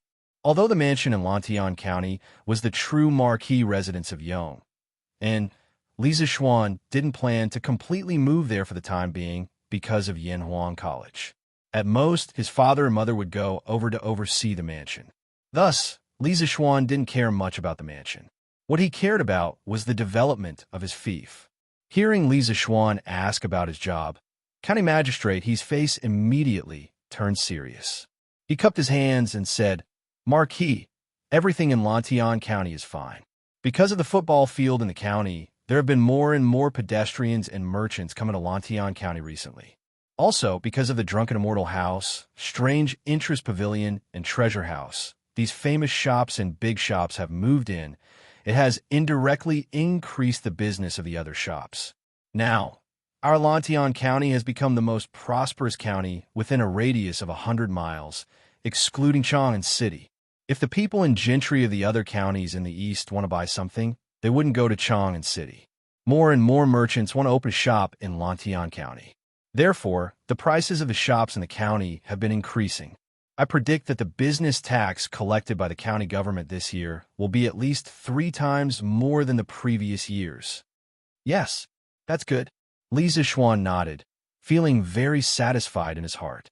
After all, the development of the people in Lantian County was what he cared about the most. This was his headquarters. After sending off County Magistrate, Li Zishuan went to the side courtyard to look for his father and mother, informing them of the news that the Marquis Yong and Manor in Lantian County had been completed. Upon hearing the news, Madame Li's interest was immediately piqued. She excitedly dragged Old Man Li to take a look at the new manor. After all, this was the foundation that her son would pass down to his descendants. Since Li Zishuan couldn't leave because of the Academy's affairs, they, as elders, had to prepare the new mansion in advance anyway. For example, furniture, decorations, potted plants, and so on. They had to buy what needed to be bought and send people to buy what needed to be bought. They couldn't leave the new mansion empty all the time, which was inauspicious. Therefore, Old Man Li, Madam Li, Yi Guichong, and Old Lady Yi hurriedly brought a group of servants down the Cloud Mountain and rushed to Lantian County that afternoon. Li Zishuan didn't stop them. Of course, he appreciated the elders' good intentions. After sending his parents off, Li Zishuan went directly to the academy. At the door of his office, he saw Ku Shiqing. Obviously, this child had been waiting here for a while. Yamacho, do you have time now? I have something to talk to you about. Seeing Li Zishuan, Ke face lit up, and he quickly cupped his hands. Li Zishuan was bewildered. He didn't know why Ke didn't even go to class and came to find him. But he still nodded and said, yes. Come in.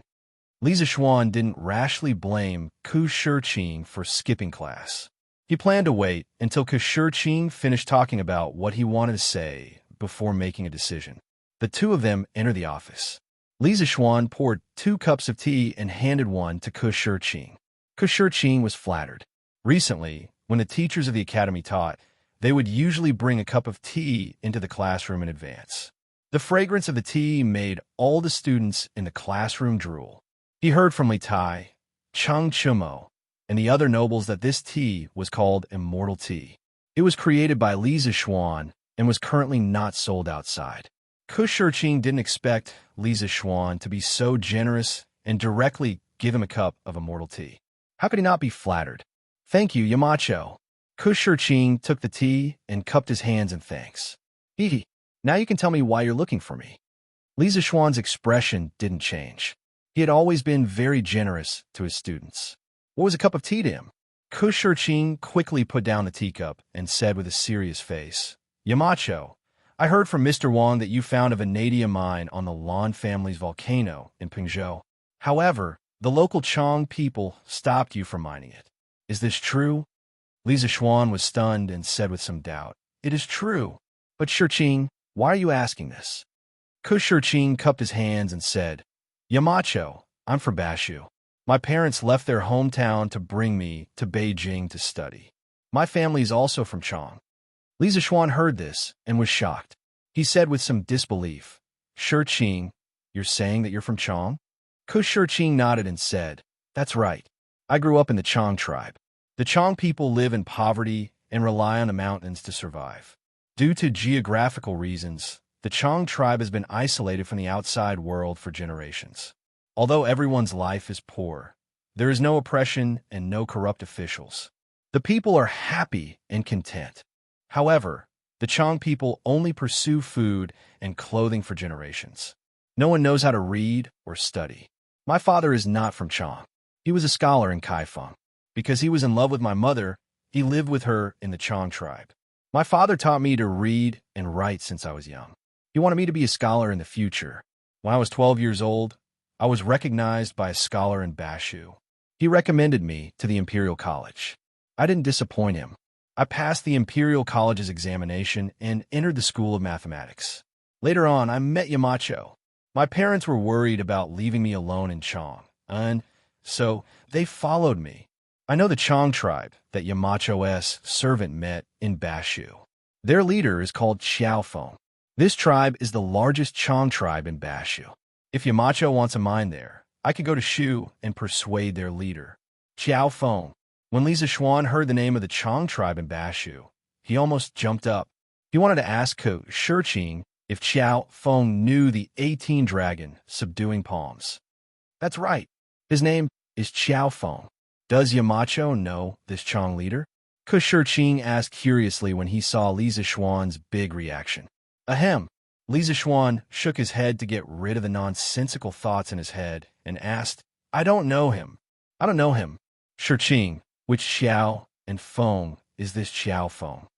Ke poured 2 drops of tea on the table and wrote Xiaofeng on it. Yamacho, it's this Xiaofeng. Li Zishuan looked at it and realized that he had misunderstood. He straightened his face and said, Ahem. Shurqing, I'm very touched that you volunteered to go to Bashu to help me persuade the Chang people. But how is your relationship with the Chang tribe in Bashu? Will they make things difficult for you? Will they listen to you? Ke volunteering made Li Zishuan feel relieved. Before this, he had been thinking about who to send to persuade the Chang people in Bashu. Even so, he had to make sure that Ke wouldn't be in danger. After all, San Bao and the others had almost died in the hands of the Chang people in Bashu. Chapter 1370. Yamacho, don't worry. We, the Chang people, won't hurt the Chang people. Yanwang College, Yamacho's office. After hearing Li Zishuan's worries, Ke quickly explained. A few years ago, I was admitted to the Imperial College. This caused quite a stir in the Chang tribe in Sichuan.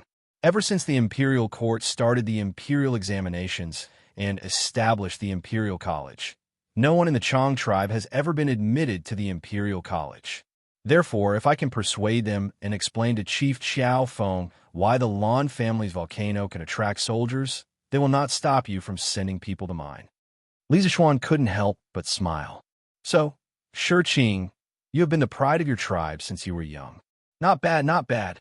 Since you took the initiative to volunteer today, I, as the Yamacho, have no reason to refuse.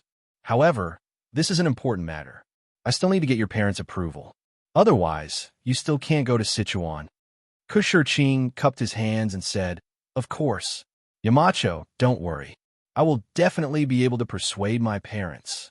Li Zixuan nodded and said, In the morning assembly today, His Majesty has already changed the King of Han to the King of Shu and appointed him as the governor of Izhou. I believe you can also see His Majesty's determination to govern Shu. If you can mediate and let the Chang people and the imperial court turn weapons of war into gifts of jade and silk, it will be a good thing. However, just yesterday, His Majesty has already ordered the governor of Izhou to mediate with the Chang people. If you want to go to Sichuan, you have to leave as soon as possible. When the time comes, I will send a letter to the governor of Izhou to inform him.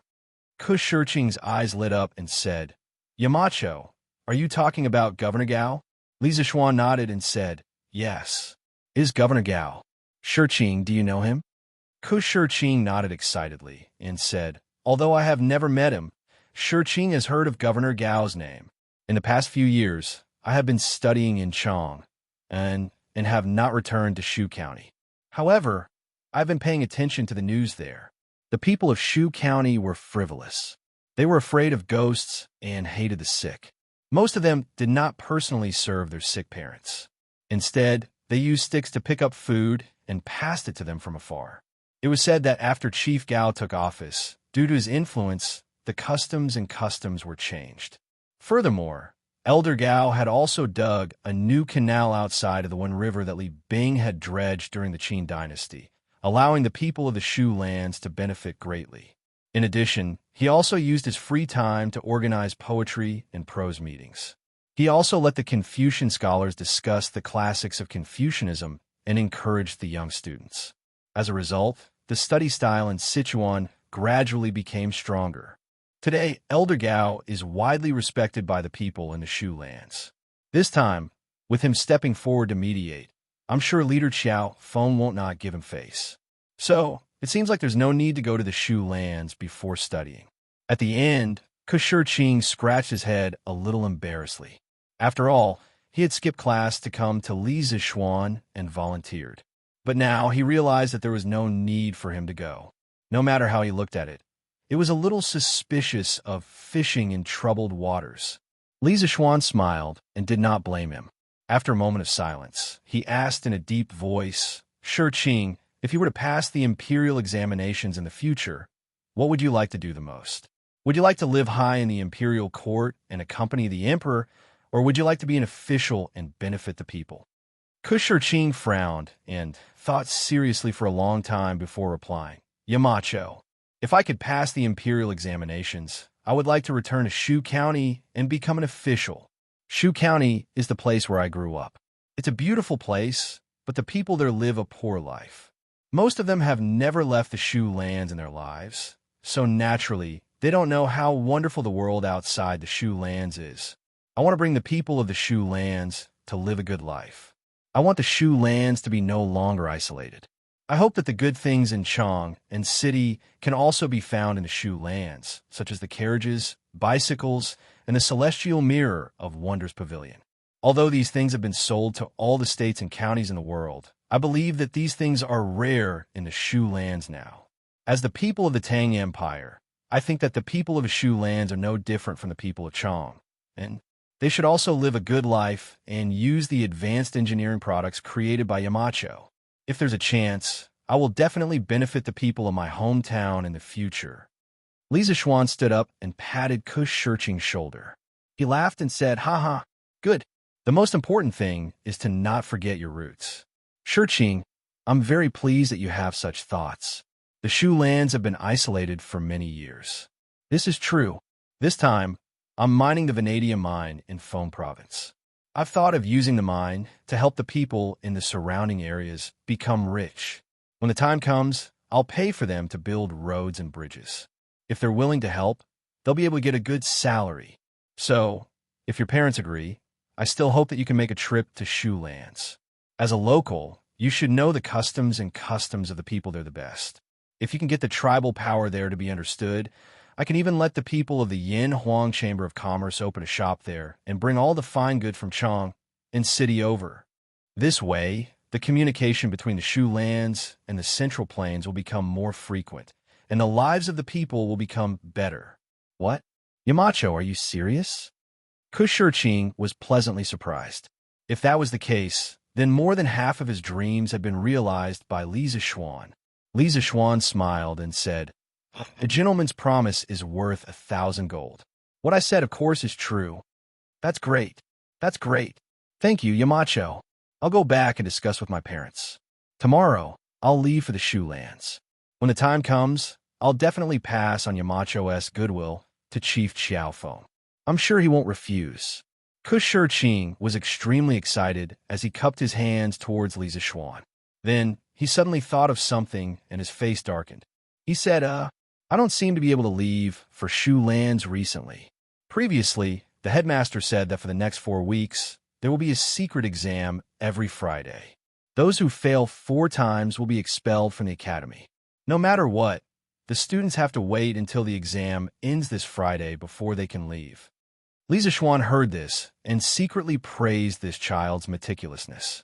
He thought for a while and asked, Shurqing, how's your memorization of this secret exam from school? If I let you take the exam now, are you confident? Shurqing frowned and thought for a moment. He gritted his teeth and cupped his hands. Return to Yamacho. I'm confident. Li Zixuan smiled and said, That's good. There's still some time before school ends. You can start the exam now. I'll grade your exam tonight. If you pass, you can go home tomorrow and persuade your parents. If you don't pass, then you don't have to go to Shu lands this time. Although he wanted Shurqing to go back and discuss with his parents tonight, he had emphasized the importance of confidentiality in front of all the teachers and students of the school last week. As the one who set the rules, how could he open the back door for Shurqing at this time? Shurqing nodded heavily and said, Yes, Yamacho. Li Zixuan turned around and took out a sealed document from the drawer. After opening it, he took out a test paper. Then, he took a pencil from the pen holder on the table and handed it to Shurqing. He said, Find a place in this office and start the exam. The exam will last for an hour. He had already prepared the exam papers for the Academy's confidentiality exam. He even prepared 4 sets. It just so happened that there was 1 set per week. Shurqing should be the first person other than him to see the exam papers. Shurqing took the test paper and nodded. Okay, Yamacho. Husband, aren't you going to sleep yet? After dinner, Li Zixuan went straight to the study. Han Yushi glanced into the study when she passed by and asked, Wife, you go to sleep first. I'll go to sleep after I finish grading this exam. Li Zixuan looked up and said softly. This exam paper was naturally the confidential exam paper that Shurqing had just finished in the afternoon. Then, husband, don't stay up too late.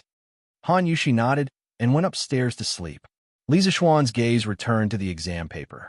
He gently stroked the red pen on every part of the exam paper. Fill in the blanks, multiple choice questions, decision questions, short answer questions. He read 10 lines at a glance and finished grading in about 10 minutes. 99 points. Not bad, not bad. This Shurqing's foundation is really good. No wonder before I went to the Imperial College, he was the best in the school of mathematics. He is a good seedling.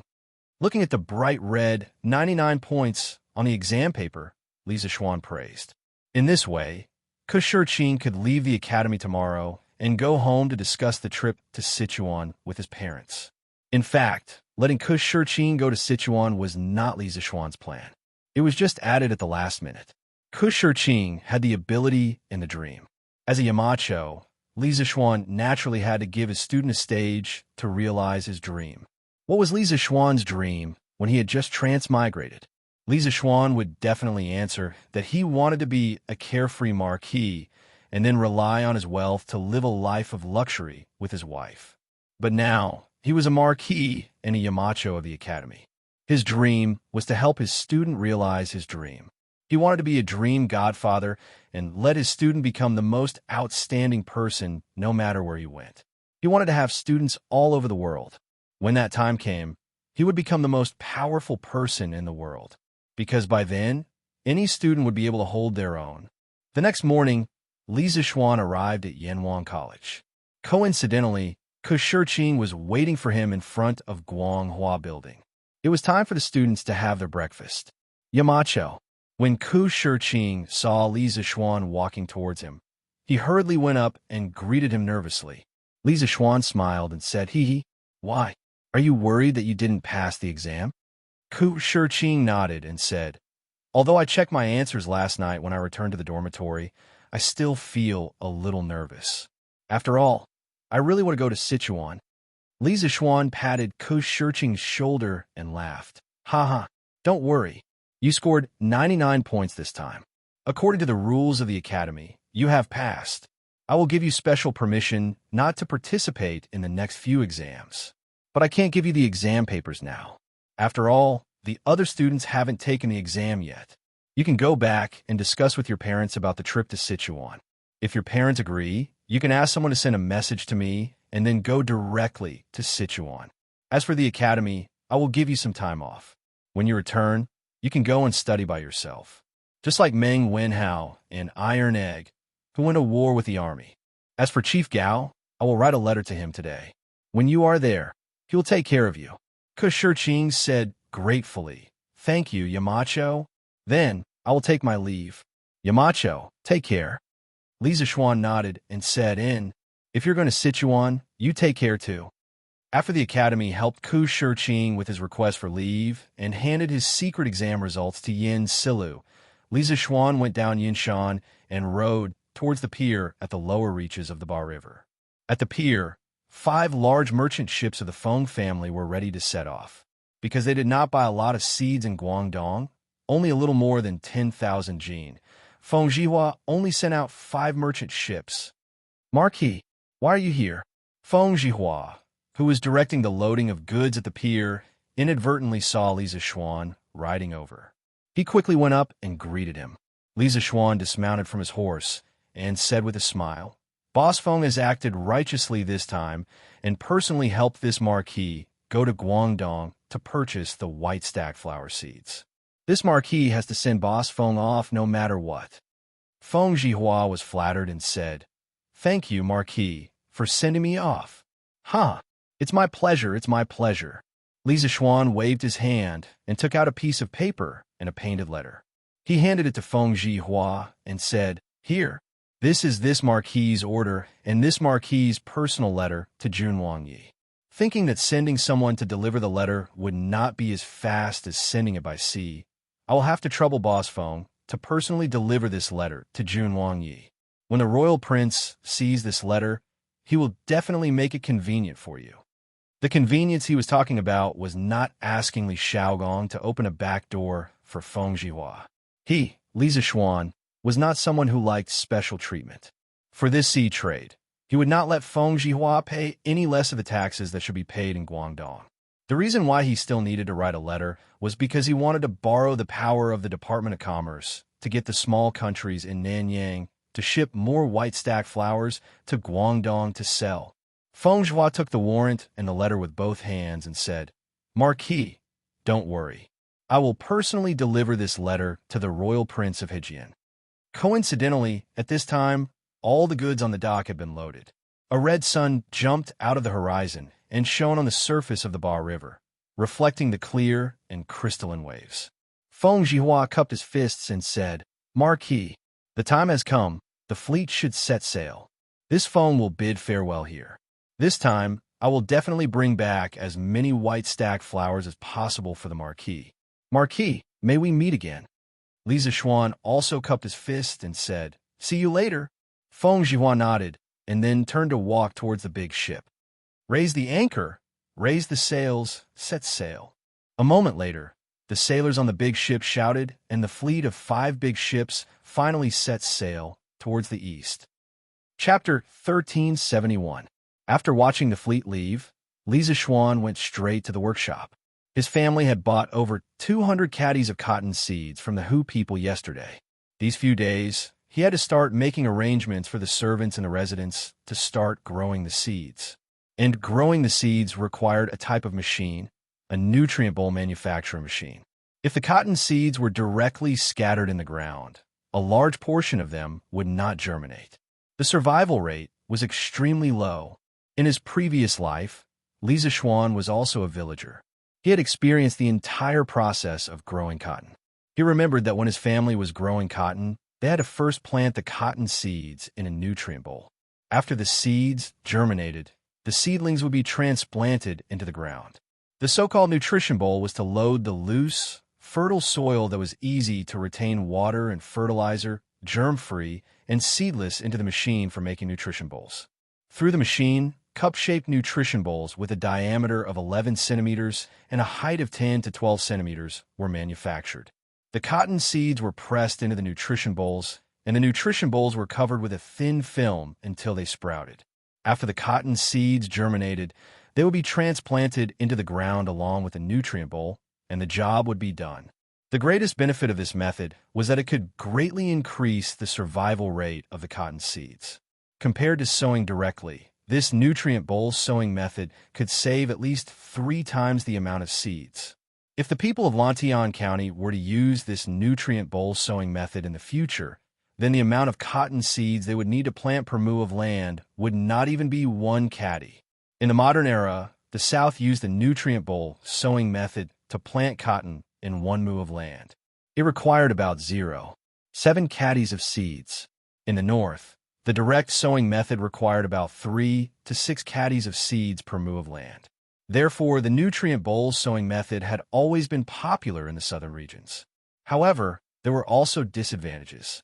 For example, it required a lot of manpower and resources. In addition, the nutrient bowl sowing seedlings and transplanting them could make the cotton seedlings stronger. Correspondingly, they could produce more cotton in the future. Therefore, not only did this method save on seeds, it also guaranteed a high yield. Moreover, the most important thing was that this method of growing cotton had not appeared in this era. Why was cotton only an expensive flower in the Tang dynasty for people to admire? Why was it not planted on a large scale? Because it was expensive. But why was it expensive? Other than the fact that there were very few people in the Central Plains who needed to import cotton, the most important reason was its low survival rate and low yield. Very few people were willing to plant it on a large scale. As the saying goes, the rarer something is, the greater its value. Thus, this cotton could only be treated as a precious flower for people to admire. As for using it to make clothes, that would be too extravagant. Only a fool with a lot of money would do such a thing. Therefore, Li Zishuan planned to promote his nutrient bowl planting technology. First, he had to go to the workshop to build a nutrient bowl manufacturing machine. He planned to make a hand-pressed nutrient bowl manufacturing machine for cotton. At this time, Li Zishuan was thankful that he came from a rural family in his previous life. Otherwise, he wouldn't know about these things. It wasn't difficult to make this kind of handheld cotton nutrition bowl making machine. Its structure was similar to the pushrod honeycomb coal mold made by the workshop previously. That was used to shape coal blocks, while this one was used to shape fertile soil. Therefore, Li Zishuan came to the workshop and explained it to Faubert. Faubert immediately understood and promised that the hand-pressed cotton nutrition bowl machine would be ready and sent to Yunshan Mountain by noon. Only then did Li Zishuan return to Cloud Mountain in satisfaction. At the same time, dozens of Yamen runners ran out of Lantian County. Each one of them held a notice and ran to the villages in all directions. The people from the county Yamen came to put up notices? What's going on? The Yamen runners actually came to our Yu family manor to put up notices. It's really too strange. On the wall at the entrance of the Yu family manor, the commoners looked at the notice that had just been put up and gathered together to discuss it. In the past, if the yamen needed to announce something to the commoners, they only needed to put up notices in key places in the city. It was very rare to see a notice directly sent to the village like today. It was no wonder that these villagers felt it was strange. However, it could also be seen that county magistrate, he was very attentive to Li Zishuan's orders this time. Elementary Scholar Yu. Where is Elementary Scholar Yu? Quickly let Elementary Scholar Yu see what's written on the notice. He's coming, he's coming. Quickly make way. Elementary Scholar Yu is coming. Elementary Scholar Yu, quickly read it for us. What's written on the notice? Could it be that the county yamen is going to increase our taxes again? Amidst the numerous calls, Yu Deheng, who had met Li Zishuan a few times before, walked out of the Yu family manor. Uncle Zhong, Marquis is in charge of Lantian County right now. The county yamen won't increase our taxes, so don't make wild guesses. Can you let me see what's written on the notice first? Yu Deheng comforted Zhong Lijing and then looked at the notice on the wall. After a while, he was completely stunned. Elementary Scholar Yu? Elementary Scholar Yu? What's wrong with you? What's written on the notice? Could it be that I, old Zhong, guessed correctly? Zhong Lijing saw that Yu Deheng's eyes were wide open as he stood there in a daze without saying a word. Instead, he looked very surprised. He hurriedly pulled on Yu Deheng's sleeve and said worriedly, "That's right, Elementary Scholar Yu. What's written on the notice?" The commoners were also anxious and started to shout. Yu Deheng, who was in a state of shock, finally came to his senses. He swallowed his saliva and forcefully suppressed the shock in his heart. He said, "The notice says that Marquis intends to promote the planting of white dye seeds within the borders of Lantian County. He has already asked someone to buy the seeds. From today onwards, as long as a farmer is willing to plant white dye seeds, you can immediately go to the county yamen to report. Before the seeds arrive, as long as a farmer is able to cultivate 1 mu of wasteland, they can go to the county yamen to receive a caddy of white dye seeds for free." Receive a caddy of white dye seeds for free? Elementary Scholar Yu. You're not mistaken, right? That's right. Elementary Scholar Yu. A caddy of white dye seeds is worth 7 or 8 strings of coins. Is Marquis really going to give it to us for free? Then wouldn't Marquis suffer a huge loss? Before Yu Deheng could finish speaking, the surrounding commoners immediately exclaimed in disbelief. "Everyone, please let me finish reading." Yu Deheng hurriedly shouted to maintain order. When the surroundings quieted down again, he said loudly, "This notice also says that when the farmers receive the free seeds of the white fold flower, they need to sign an agreement with the yamen. That is, when the white fold flower matures, they need to remove the seeds and hand them all over to the county yamen. Those who don't hand them over will be fined 10 strings of cash, including the principal and interest. As for the tidbits produced by the white fold, you can sell them directly or use them to make winter clothes. This way, you won't suffer from the cold during the winter. No matter what, the tidbits of the white fold belong to the farmers. The Marquis will not interfere with how you use them."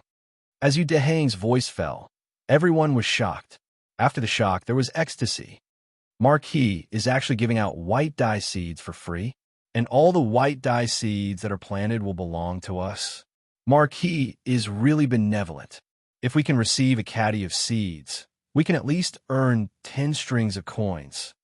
10 strings of coins? Zhong Lijing, is there that much? Hey, as long as the harvest isn't bad, it won't be a problem to earn 100 strings of coins. Huh, what are we waiting for?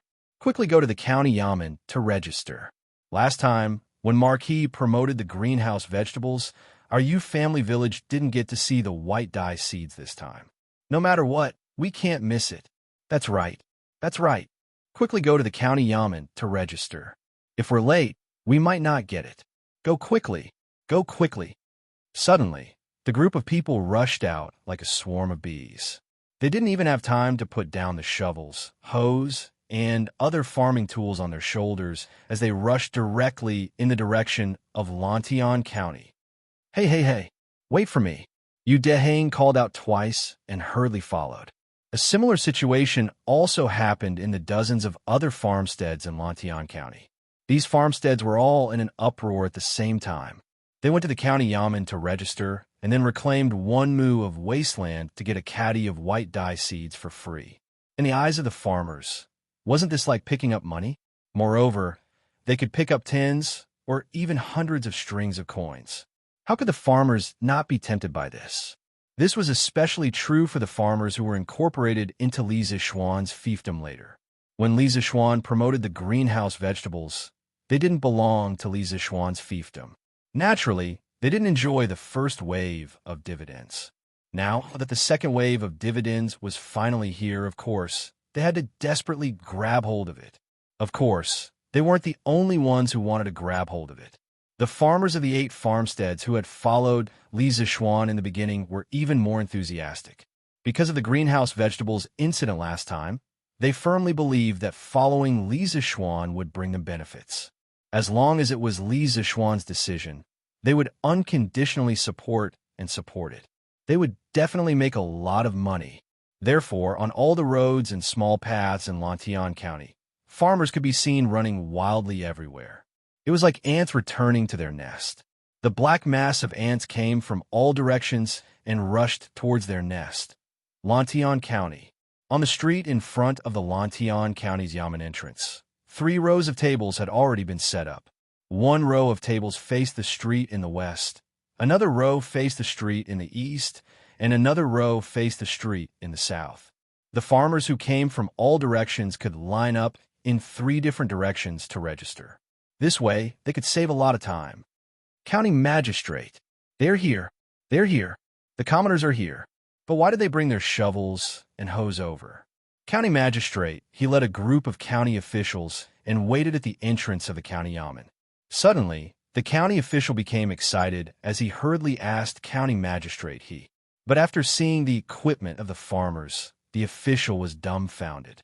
If someone who wasn't in the know saw this, they would think that these commoners were coming to the county yamen to rebel. County Magistrate, he stroked his beard and said with a smile, "Let the bailiffs register properly and prevent commoners from other counties from mixing in. This is Marquis's kindness to our county's commoners. We can't let people from other counties take advantage of this. Understand?" The official hurriedly cupped his hands and said, "Yes." County Magistrate. While they were talking, dozens of farmers had already run over. Seeing the tables that had already been set up, the farmers understood the rules and lined up.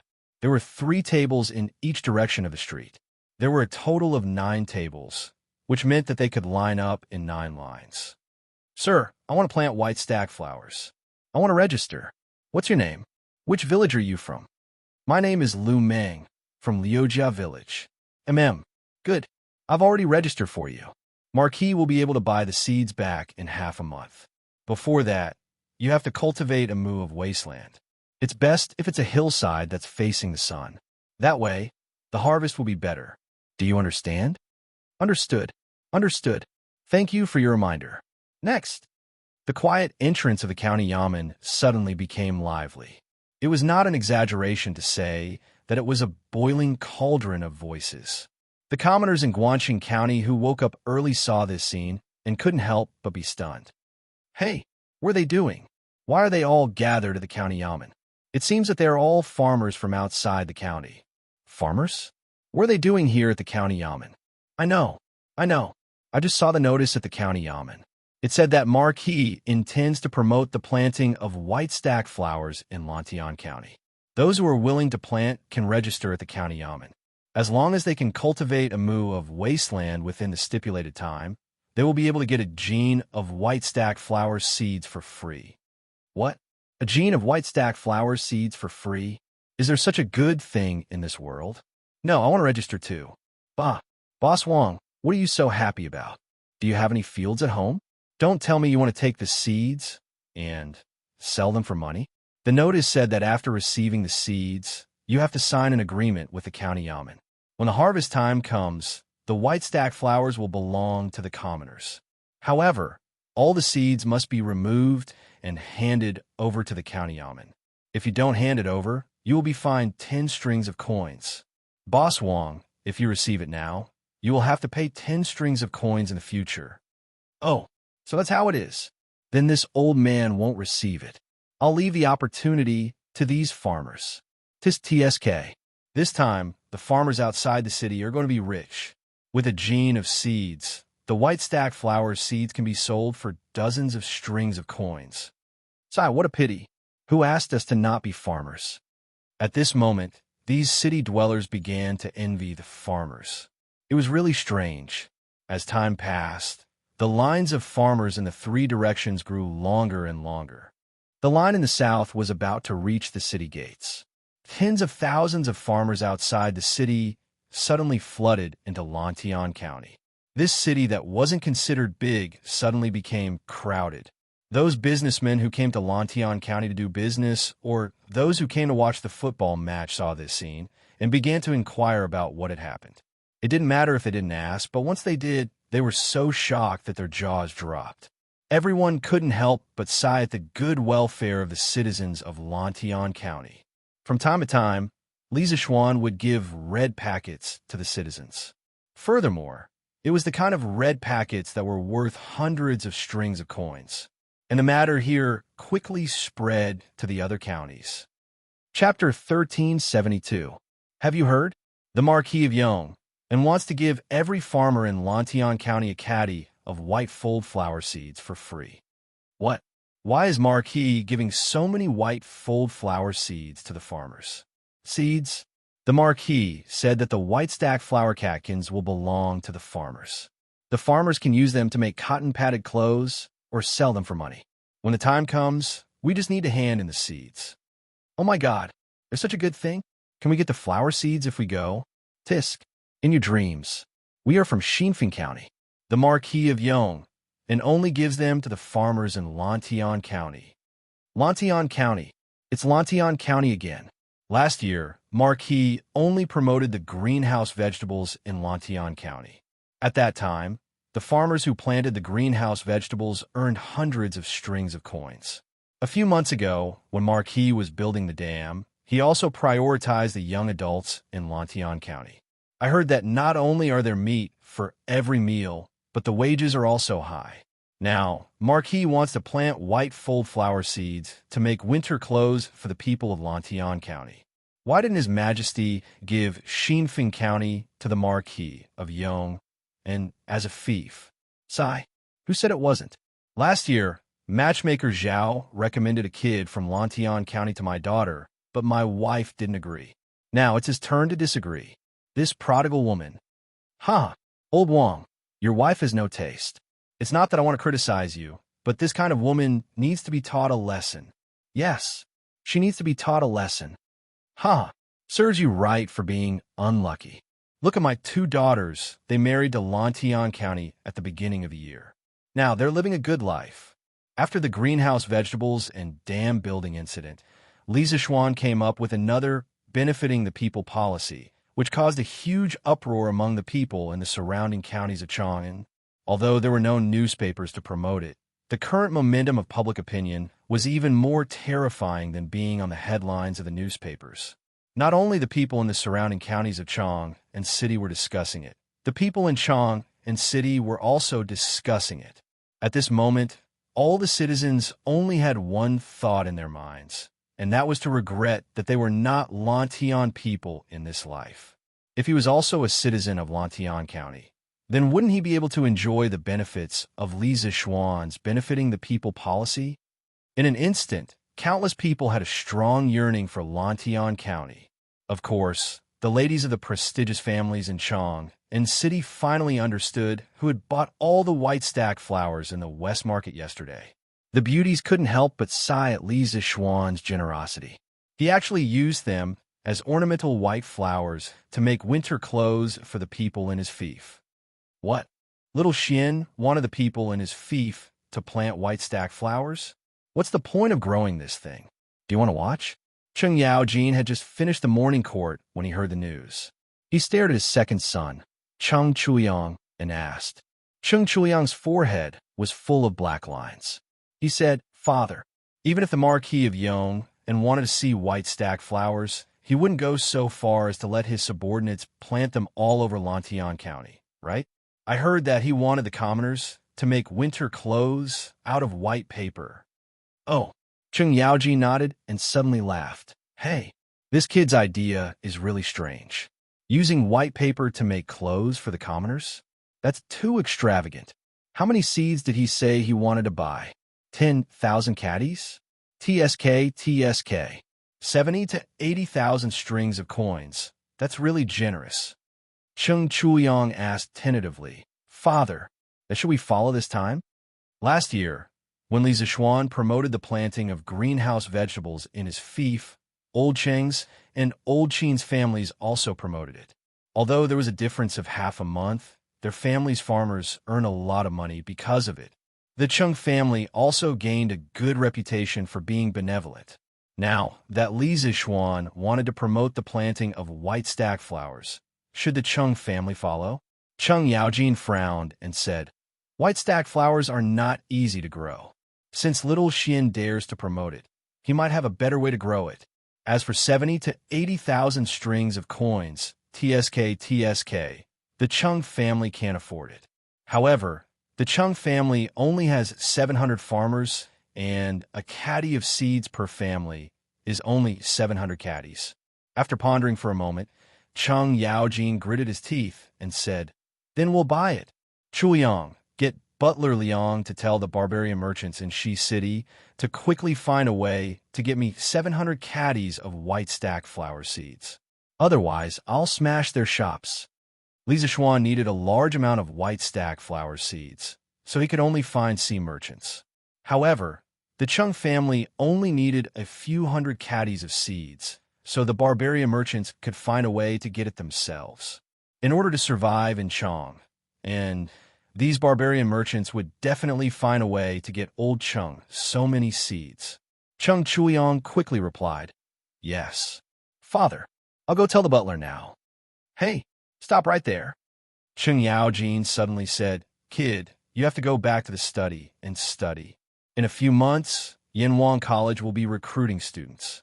If you can't get in, I'll teach you a lesson. Cheng Chuyang shrunk his neck and said bitterly, Yes.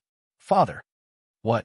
Li Zixuan wants to plant white stack flowers on a large scale in Lantian County? Just after morning court, Li Er heard this piece of news, and it was even personally sent by Li Changxian. Yes, father. Not only have all the white stack flower seeds in Chang and city been bought by the Marquis of Yong, and according to what I know, he even sent a merchant ship to Guangdong to buy white stack flower seed from Nanyang Sea merchants. According to the notice in Lantian County, he wants to buy at least 10,000 caddies of seeds. Li Changxian bowed and said, 10,000 caddies? This kid is really extravagant. Li Er muttered and sighed. After a moment, he said to Li Changxian, No matter what, this is a move that benefits the people. In so many years, this is the first time I've heard of someone planting so many white stack flowers to make clothes for the people. However, isn't this kid afraid that the harvest won't be good and there won't be any harvest? I've heard that it's hard for white stack flowers to survive. Li Changxian revealed a worried expression and said, I'm also worried about this. Ever since white stack flowers were introduced into the Central Plains during the Qin and Han dynasties, it was only used as an ornamental flower because of its low survival rate. The Marquis of Yong and has good intentions in wanting to use white stack flowers to make clothes for the people, but I'm afraid that he won't even be able to recover the cost. After all, 70 to 80,000 strings of cash isn't a small sum. Li Er frowned and then said in relief, Haha, Chengqian, don't you know that kid's personality? He definitely won't do things that he isn't confident in. Last time, he was able to grow vegetables in the winter. This time, he can grow a large patch of white stack flowers in Lantian County. I don't find it strange at all. Li Chengqian's eyes lit up and said, Father is right. Perhaps the Marquis of Yong has a better method of growing white stack flowers. Therefore, I would like to ask Father to allow me to leave the palace. I would like to go to Yunshan to investigate. If it's really as Father thinks, then the people of Tang Empire won't have to suffer from the cold in the winter. Li Er thought for a moment and waved his hand and said, then you could go after lunch. Li Chengxian said happily, Thank you, Father. Marquis, Steward Fu sent someone to deliver a cart of farm tools. Pang Feiji came in to report when Lisa Schwan had just finished his meal. "And? It's done so quickly? Where are the things?" Lisa Schwan's eyes lit up as he quickly stood up and said, "Marquis, it's just outside the door." Pang Feiji cupped his fists and said. Han Yushi looked confused and said, "Husband, what kind of farm tools made you so happy?" "Huh, new farm tools. Wife, you'll know when you follow your husband." Lisa Schwan smiled and then pulled Han Yushi out of the house. "Brother, wait for me. Lana wants to go too." Lana rushed out of the room and quickly followed. Outside the courtyard, Lisa Schwan saw more than 10 hand-pressed nutrition bowls piled up in the open space in front of the door. They looked exactly like this slimmer version of the pusher used to make honeycomb briquettes. Husband, what's this thing used for? Why does it look so much like the one used to make honeycomb briquettes? Han Yushi looked at the hand-pressed nutrition bowls on the ground and suddenly asked curiously, "Hee, brother, how do you play with this?" Lisa Schwan was about to speak when Lana picked up a bowl as if she had gotten a new toy. Then, she looked at Lisa Schwan and asked. Lisa Schwan shook his head and looked at Han Yushi. He smiled and said, "Wife, aren't you curious about what this is used for? Let your husband demonstrate it to you. Feiji, have you prepared the soil that I asked you to prepare earlier?" Pang Feiji pointed to a mound in the east and said, replying to Marquis, "It's already prepared. It's over there. It's all dug from the vegetable fields at the foot of the mountain. It's very fertile. Looks like Changle and I came at the right time. Just in time for a good show." After Pang Feiji finished speaking, a young man's voice suddenly came from the courtyard. Who else could it be other than Li Changqian? As for Changle, after hearing that Li Changqian was coming to Cloud Mountain, she quickly asked Lier for a chance to leave the palace and followed along. "Greetings to your highness. Greetings to your highness." The servants and guards of the Li family had all seen Li Changqian and Changle before, so they quickly bowed and greeted them. Lisa Schwan, Han Yushi, and Lana also prepared to greet, but Li Changqian waved his hand and said, "No need to be so polite. Xiao Xian, you don't need to be so polite either." Then he excitedly walked in front of Lisa Schwan and asked, "Xiao Xian, these farming tools of yours should be related to the planting of the white stack flower, right?" Since Lisa Schwan did not allow them to greet, then Lisa Schwan would not be so bored as to do something unnecessary. However, after hearing Li Changqian's guess, a hint of surprise flashed across his eyes. He then praised, "Changqian has good eyesight. You guessed right. This thing is indeed related to the planting of the white stack flower." Changle asked curiously, "Brother Xiao Xian, what does this thing have to do with the white stack flower?" "Changle, look. Why does this thing look like it's used to make honeycomb briquettes?" Lisa Schwan laughed and said, "Haha, let me demonstrate. Changle, you and Changqian will know after seeing it." Chapter 1373. This thing is called a nutrient bowl.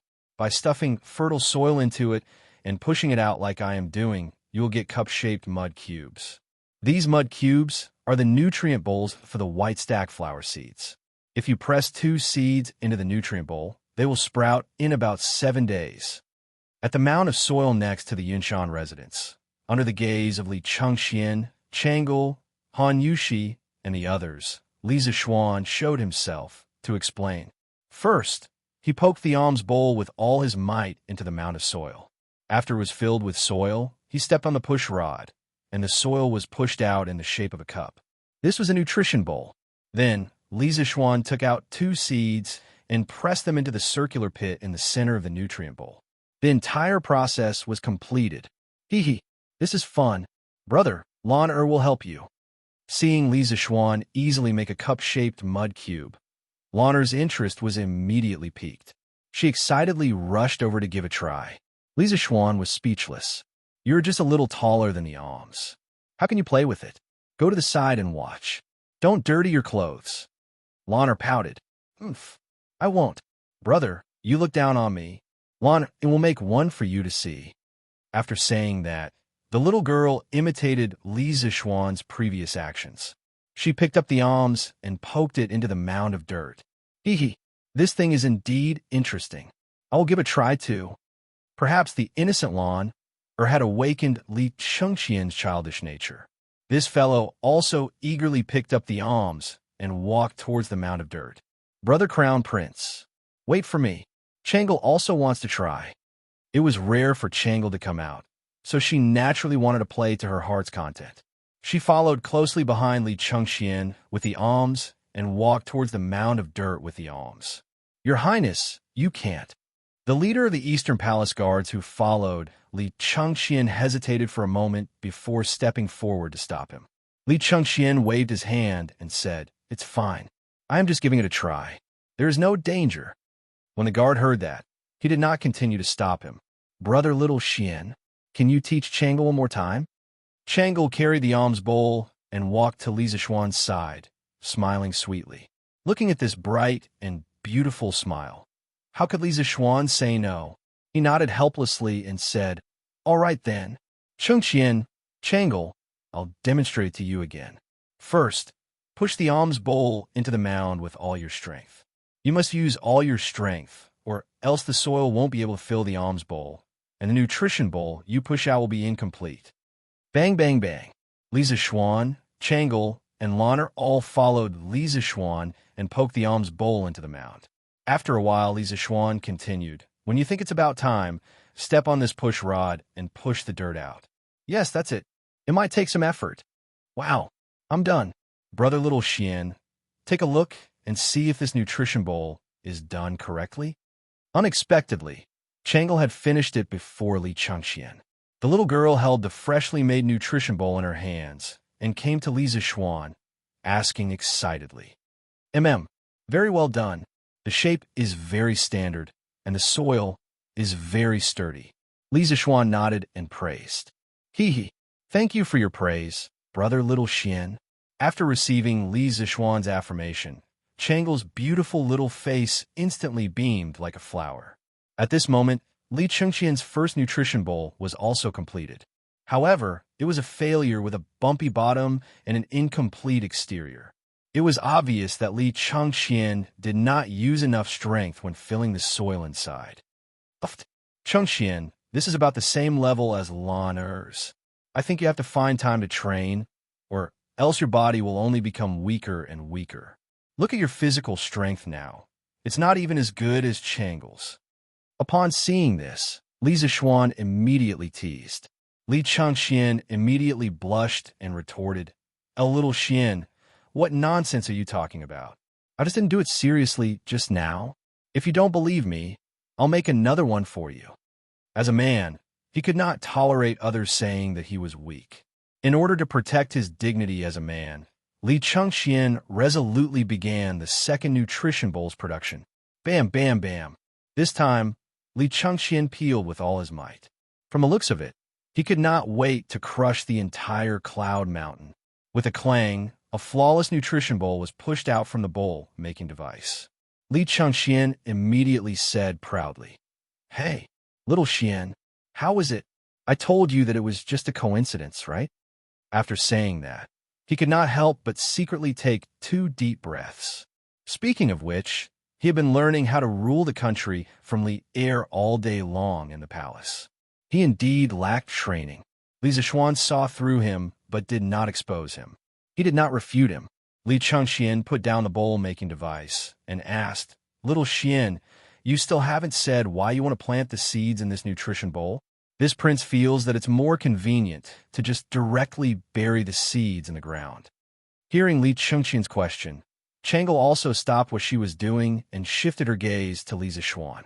Clearly, she had the same doubts as Li Chengxian. Li Zishuan muttered to himself for a moment and said, "Simply speaking, for the white dye seed to germinate, it needs sufficient nutrients, water, and suitable temperature. If the seeds were directly buried in the ground, then there is a possibility that less than 1 in 10 will survive.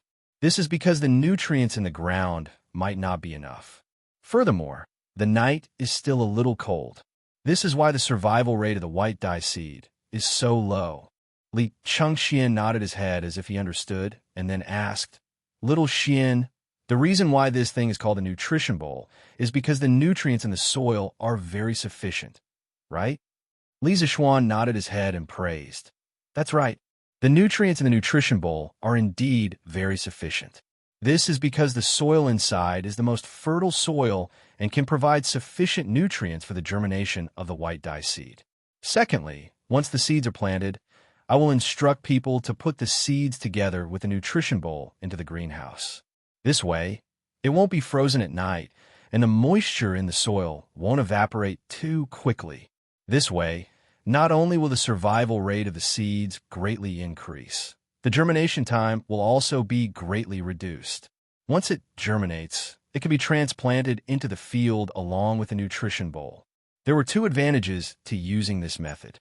First, it saved on seeds. This method only required less than a caddy of seeds to grow 1 mu of white stack seed. The other method, which was the most primitive method, required about 3 caddies of seeds to grow 1 mu of land. Second, it can increase the harvest.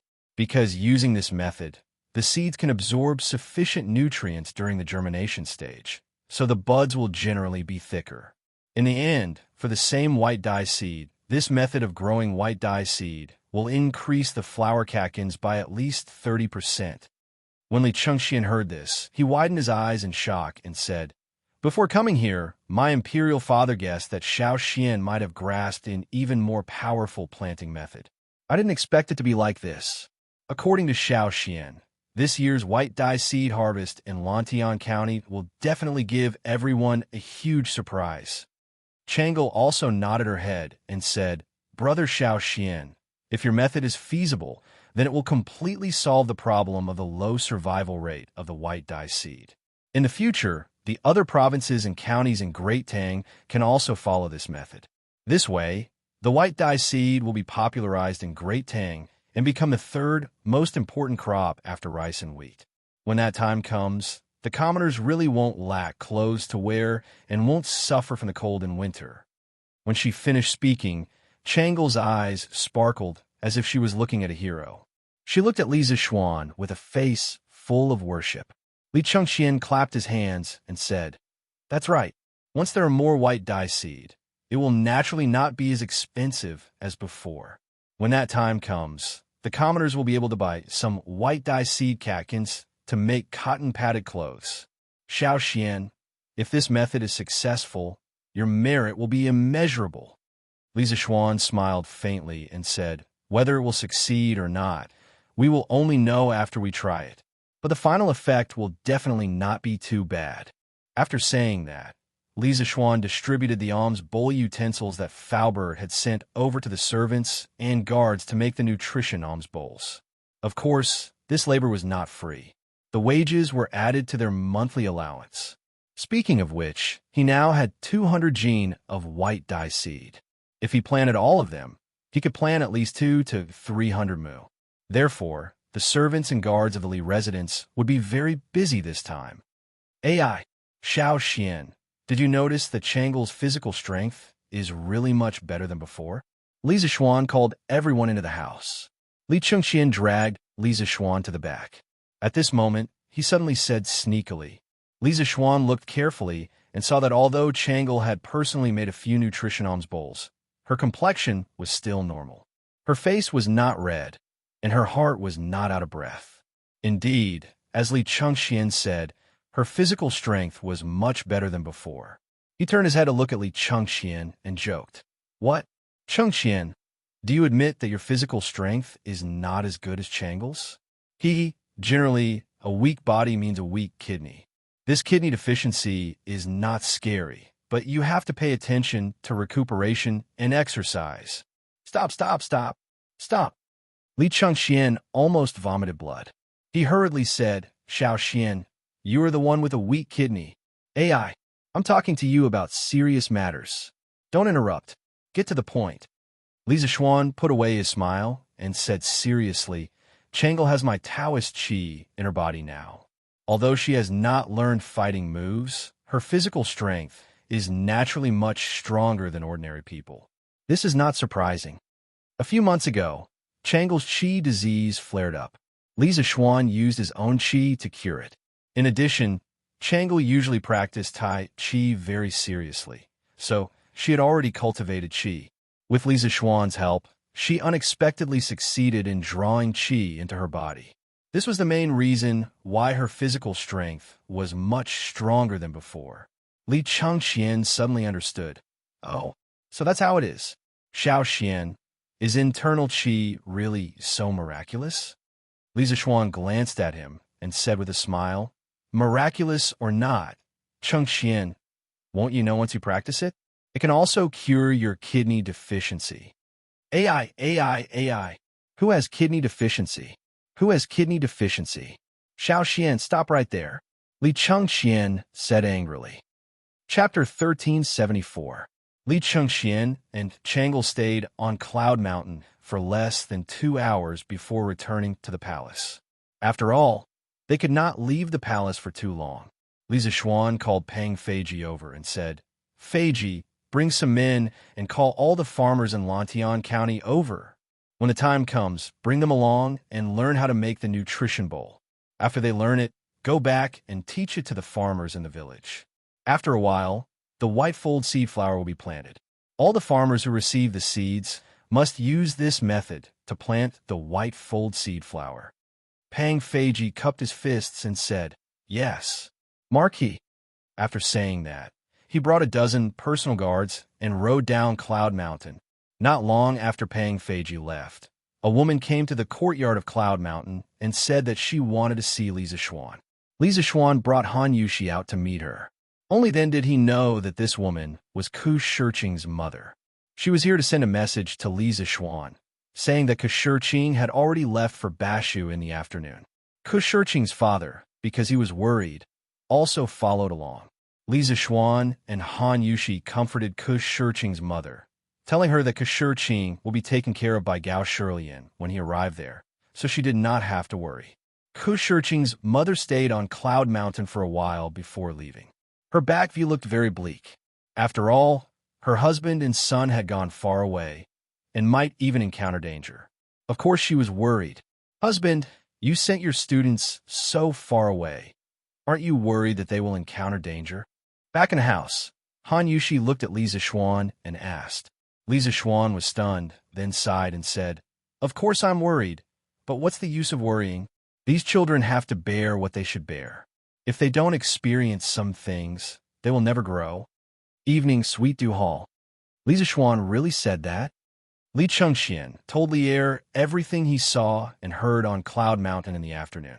Lier could not hide his shock and asked Li Changxian.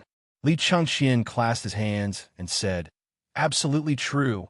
Imperial Father, Li Zishuan personally said that if we use his nutrient bowl planting method, we can save at least 3 times the amount of seeds per moo, and the harvest can also increase by at least 30%.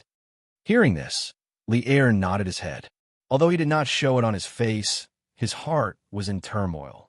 If this method was really so magical, then that caddy of seeds would be able to harvest nearly 4 times the amount of white stack flower catkins. This wasn't a small improvement. It directly solved the key problem of the white stack flower survival and low production. Let's let Li Zishuan give it a try first. If his method is successful, then the people of Great Tang will be able to afford to wear clothes made of white silk. This matter will end here.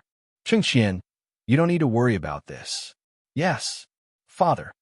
Li Chengxian cupped his hands and said respectfully. At this moment, Zhao Song rushed in from outside the hall and bowed. Your Majesty, something's wrong. Li Er's face turned solemn as he asked, What's the matter? Zhao Song replied, Your Majesty, Tuli Khan has sent an envoy requesting to surrender to Great Tang. The envoy has already been arranged to stay in the Honglu Temple's post house. They will pay respects to Your Majesty in the morning court tomorrow. What? Tuli sent an envoy to the court? Li Er's face suddenly changed. He asked in a deep voice, What happened to the Turks? How dare Tuli openly rebel against Xieli and surrender to Great Tang? Li Chengxian's face also became tense as he stared at Zhao Song without blinking. Zhao Song bowed slightly and said, Your Majesty, according to the spies at the beginning of this year, Xieli suddenly recruited soldiers from Tuli Khan. Due to Tuli Khan's failure in suppressing Shui Yintuo, the Shi, and the Guis, he was imprisoned and whipped by Xieli Khan. Tuli Khan held a grudge, so he did not lend any soldiers to Shelley this time. When Shelley Khan heard the news, he was furious and directly sent troops to attack Tali Khan. Tali Khan's strength was not enough. Seeing that the royal court was in danger, he sent an envoy to Great Tang for help. Tali's son, Ashina Helio, is also in the envoy. Lier's eyes flashed, and his expression gradually eased. He sighed softly and said, "The Turks are actually having internal strife? This is really a heaven-sent opportunity." Then, he looked at Zhao Song and ordered, "Tomorrow morning, let Tali's envoy enter the court for an audience." "Yes, Your Majesty," Zhao Song responded, then said, "Your Majesty, today a student from Yinhuang College left the capital and is heading to Bashu." "Bashu?" Li Er's heart skipped a beat. Then he smiled and said, "This student is probably going to Bashu because of Li Zishuan's vanadium mine there, right? Don't worry about them. Li Zishuan students are always able to surprise me. Last time, it was Meng Wenhao and Han Li. Let's see what kind of surprise this child can bring me this time." "Oh, right. Immediately send someone to inform Li Zishuan to attend tomorrow's court." "Yes, Sai. Why do you think His Majesty wants me to attend court for no reason?" TSK. Doesn't he know that I live far away? I'll have to travel through the night again today."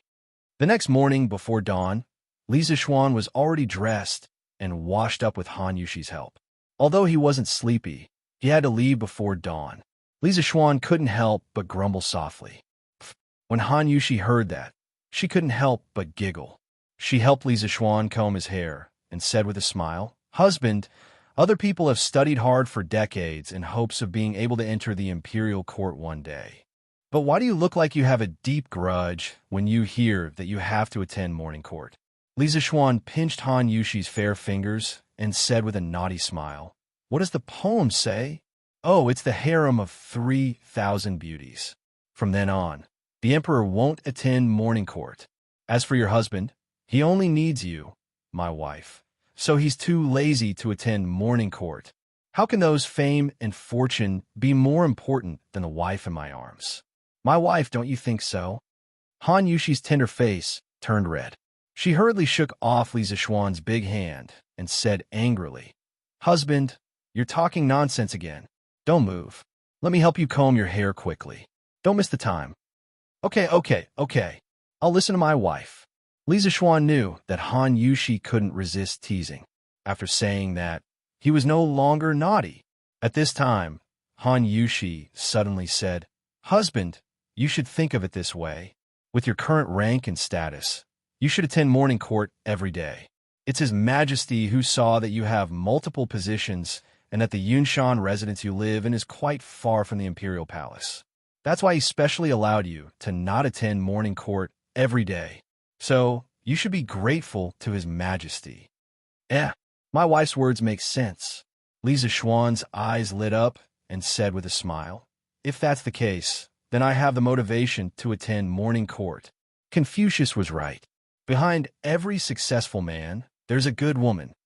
Han Yushi patted Li Zishuan's back and said unhappily, "Husband, you're talking nonsense again.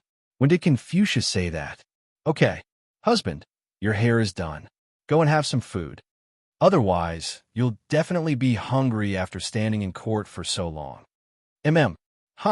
My wife is so considerate."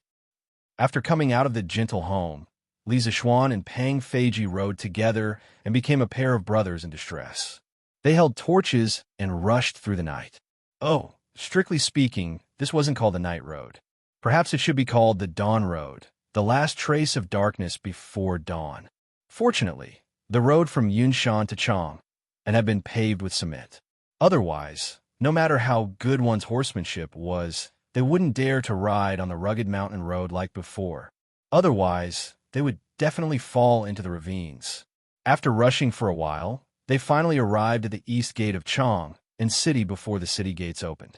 The master and servant waited for less than a quarter of an hour outside the city gates before the city guards opened the gates.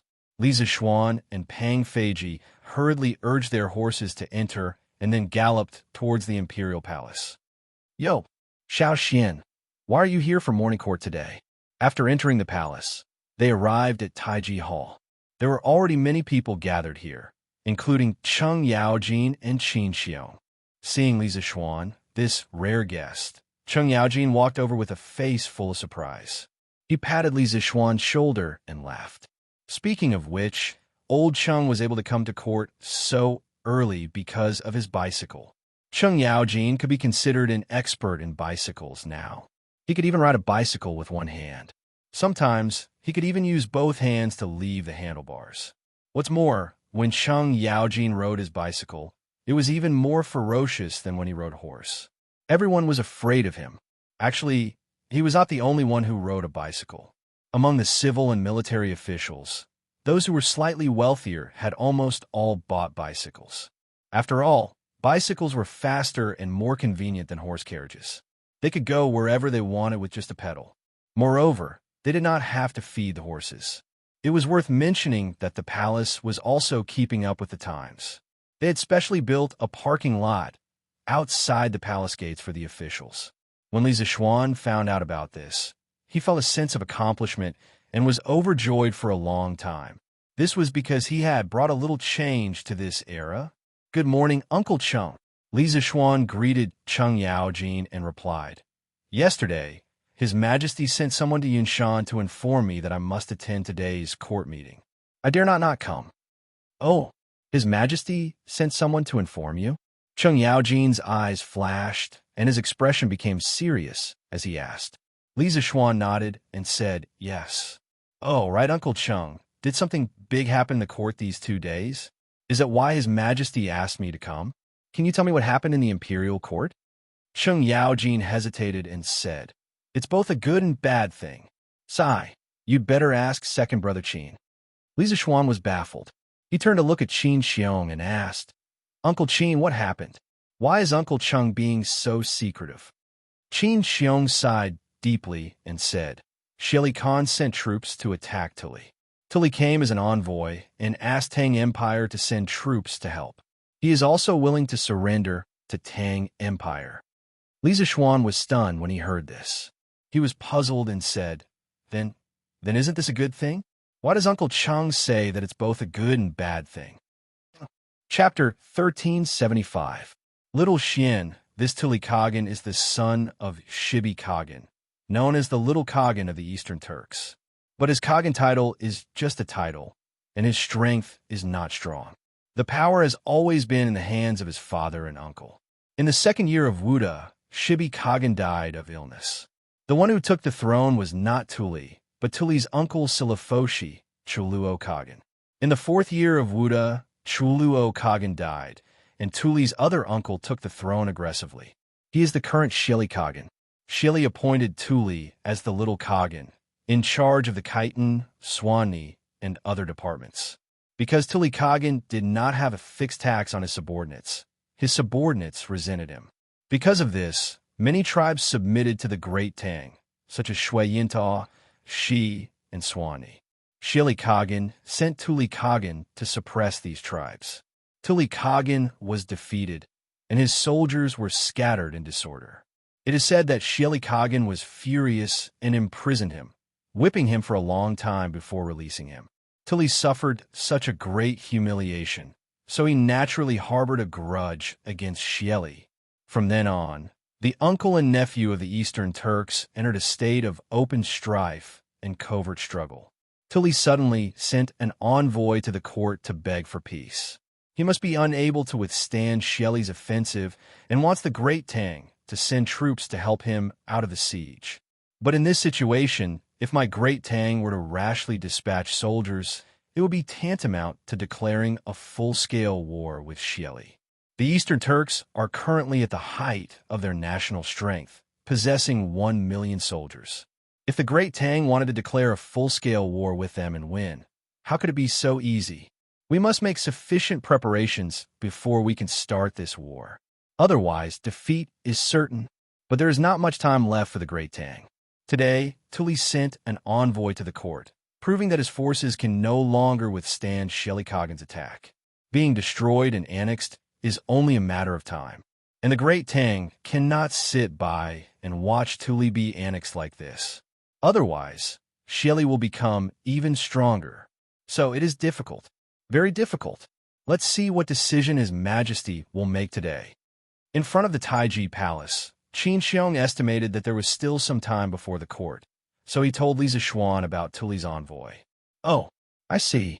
After hearing this, Li Zixuan finally had a rough understanding of the current situation of the Eastern Turks. To be honest, before this, he didn't even know who Tuli Khan was or which faction he belonged to. He only knew Shelley Khan. There was nothing he could do about it. Who asked this guy to be so famous? Now that he heard Qin Xiong's explanation, he had a good grasp of the current situation. The Eastern Turks were in internal strife, but the Great Tang was still not ready to go to war with them. As for Tuli Khan, in front of Shelley Khan, he was but a small grasshopper, unable to resist for long. Morning court. All civil and military officials enter the court for an audience. At this moment, an old eunuch stood on the steps and shouted in a high-pitched voice.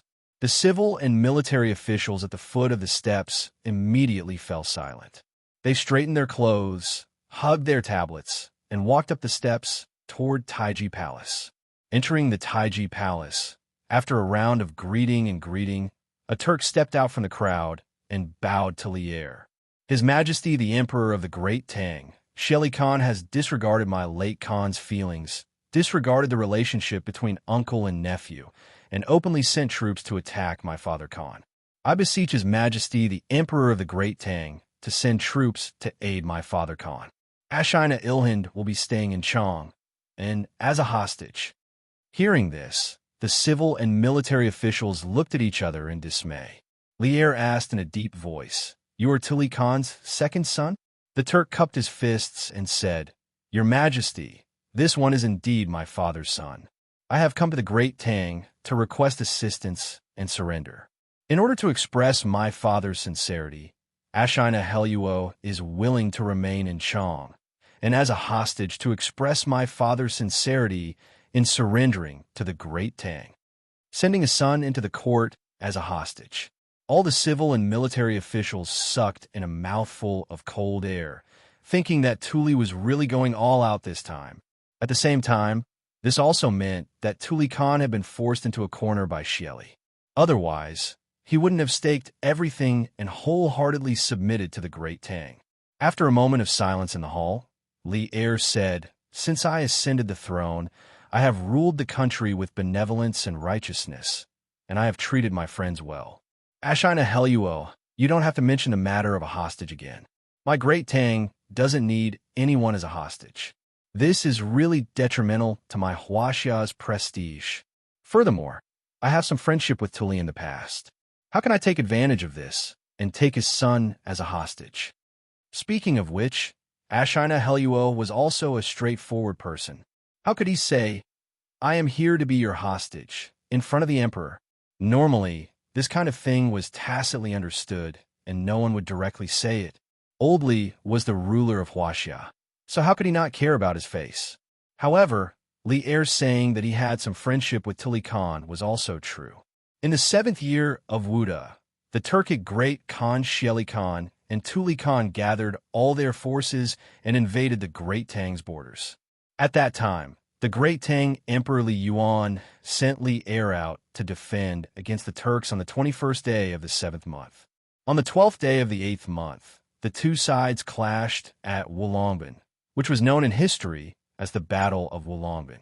Li Shimin used the strategy of sowing discord, working together with Tuli Khan to drive a wedge between Shelley Khan and Tuli Khan, and became sworn brothers with Tuli Khan, causing the Turks to retreat. It did not matter whether Lier and Tuli's friendship was due to the situation, or whether it was feigning civility, or because of benefits, or whether it was sincere friendship. But in the end, the two of them became sworn brothers. It was an indisputable fact.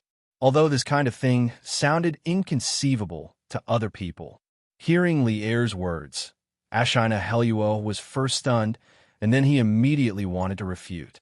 After all, when he left the Turks, his father had instructed him to do so.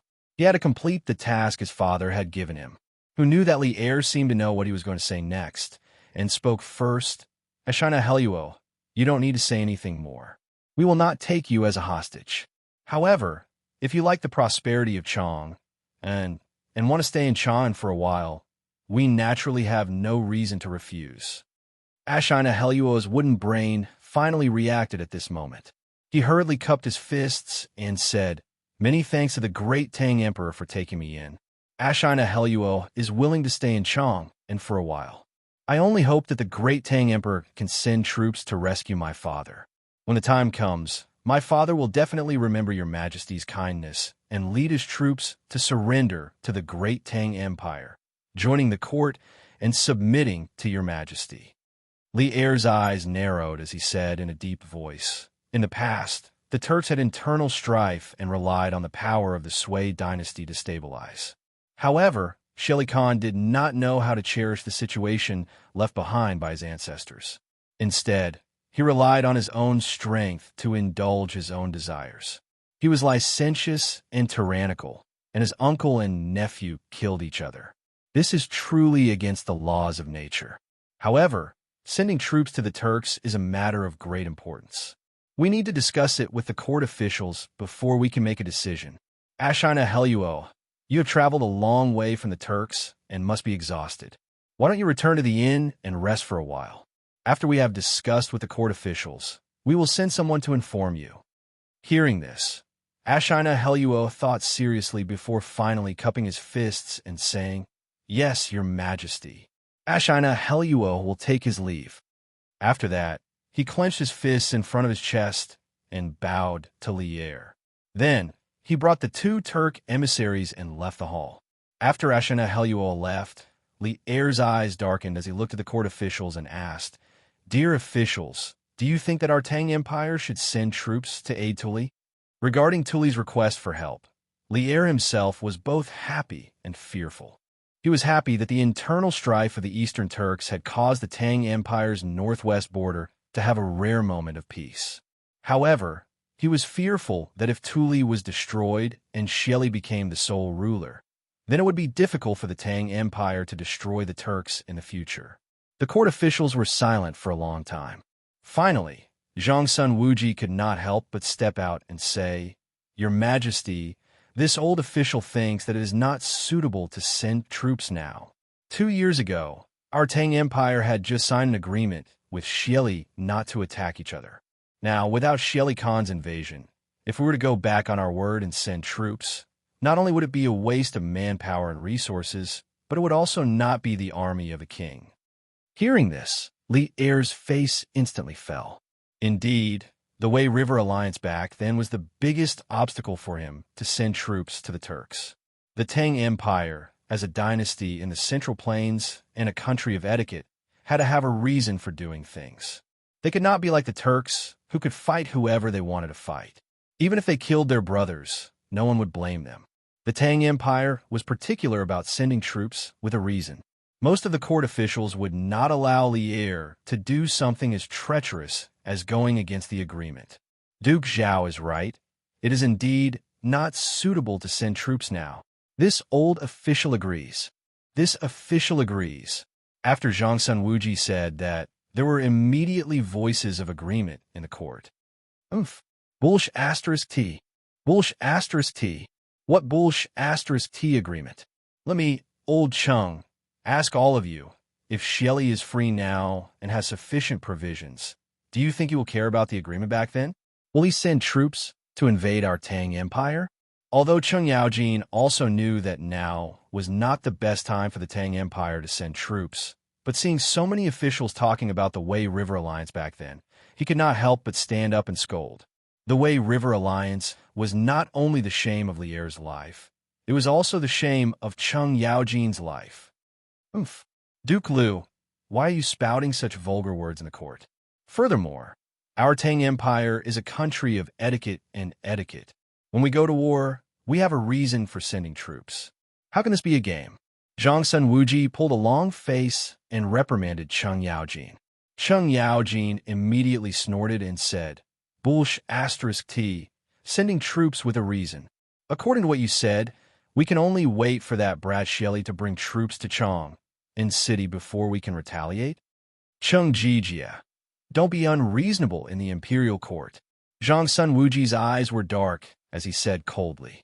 Your Majesty, this old official thinks that although Duke Lu's words are vulgar, they are not without reason. At this moment, someone from the court officials' camp actually stood up and spoke for Cheng Yaojin. It was Du Ruhui. Chapter 1376. Oh, Minister Du also thinks that I should send troops to attack Shili? Inside the Taiji Palace, Du Ruhui walked out of the crowd. Lier's eyes lit up as he asked with a smile.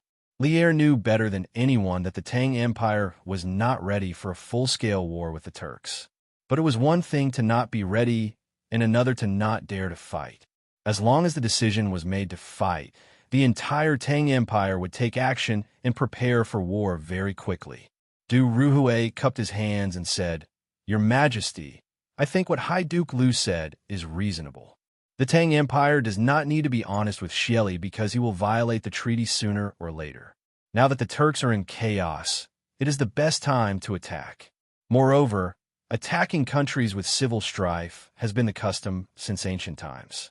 The Tang Empire cannot be timid because of the treaty and miss the opportunity. Feng Mao Du Duan lived up to his name. Du Ruhui had sharp eyes and directly asserted that the treaty was a piece of waste paper in the eyes of the Turks. As soon as Du Ruhui finished speaking, Cheng Yaojin immediately said excitedly, Old Du, in the past, Old Cheng, didn't realize that you were also a tough nut to crack. Old Cheng, cherish you.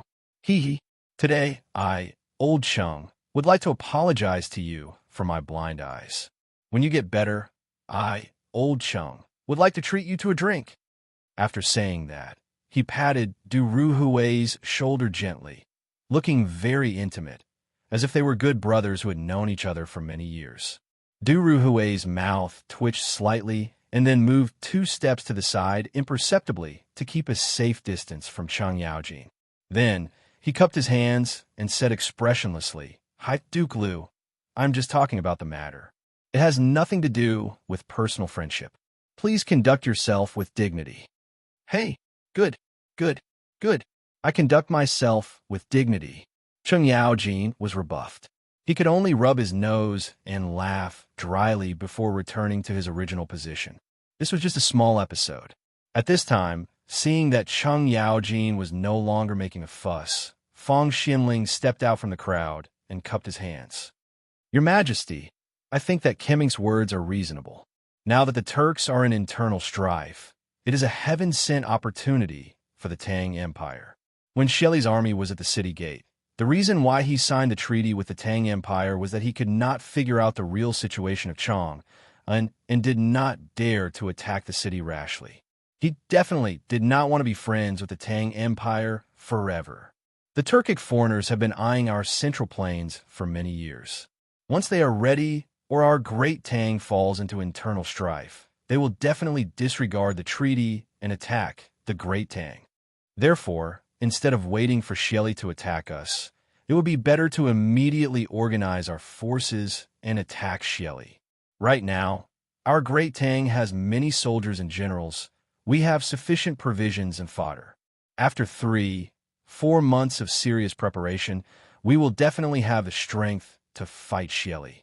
Otherwise, when the Tuli Kagan is destroyed and Shili's clan becomes the strongest, when my great Tang attacks Shili again, who knows how many of our men will die? Lier nodded. Just as he was about to speak, Kong Ingda stepped forward and said, Your Majesty, I think this is inappropriate. The Great Tang is the highest country in the Celestial Empire, a country of etiquette and propriety. How can we commit such a treacherous act? Even if Shili secretly harbors evil intentions, as long as he doesn't take the initiative to attack and doesn't violate the treaty, then we can't rashly attack. Otherwise, where is the prestige of the imperial court? Where is your Majesty's propriety? In the future, who will believe the promises of our great Tang? Zhang Sunwuji also clasped his hands and said, Chancellor Kong is right.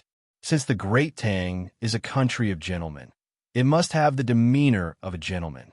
This time, if we attack first, although we can win the initiative, we will also be spurned by the world.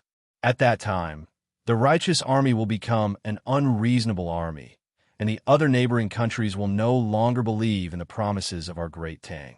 To the Great Tang, the gains won't make up for the losses. Moreover, even if we don't attack the Turkic Khaganate now, we can also secretly make preparations, recruit troops, and store up provisions.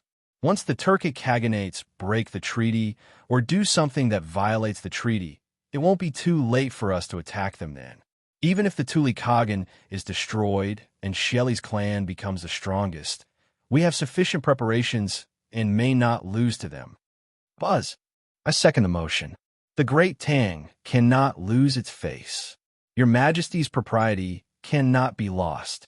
The Imperial Court can secretly mobilize troops, but we definitely cannot take the initiative to break the treaty. Minister of Revenue Xiao Yu stepped forward and clasped his hands. I second the motion. After Kong Ingda and Zhang Sun Wuji finished speaking, the civil and military officials in the Imperial Court seemed to have woken up from a dream, and more officials voiced their agreement. Cheng Yaojin, Fang Xianling, and Du Ruhui seemed to be a little weak and helpless. This point had nothing to do with factional struggles. In the early days of the Tang dynasty, there were basically no factional struggles in the Imperial Court. The reason why these officials didn't agree with the Imperial Court sending troops wasn't because they wanted to stand on the same side as Zhang Sun Wuji, but because what Zhang Sun Wuji and Kong Ingda said made sense. A country's promise. If the Great Tang went back on its word, it could gain a little advantage in the war against the Turks, but it would lose the country's prestige. This was something that couldn't be made up for.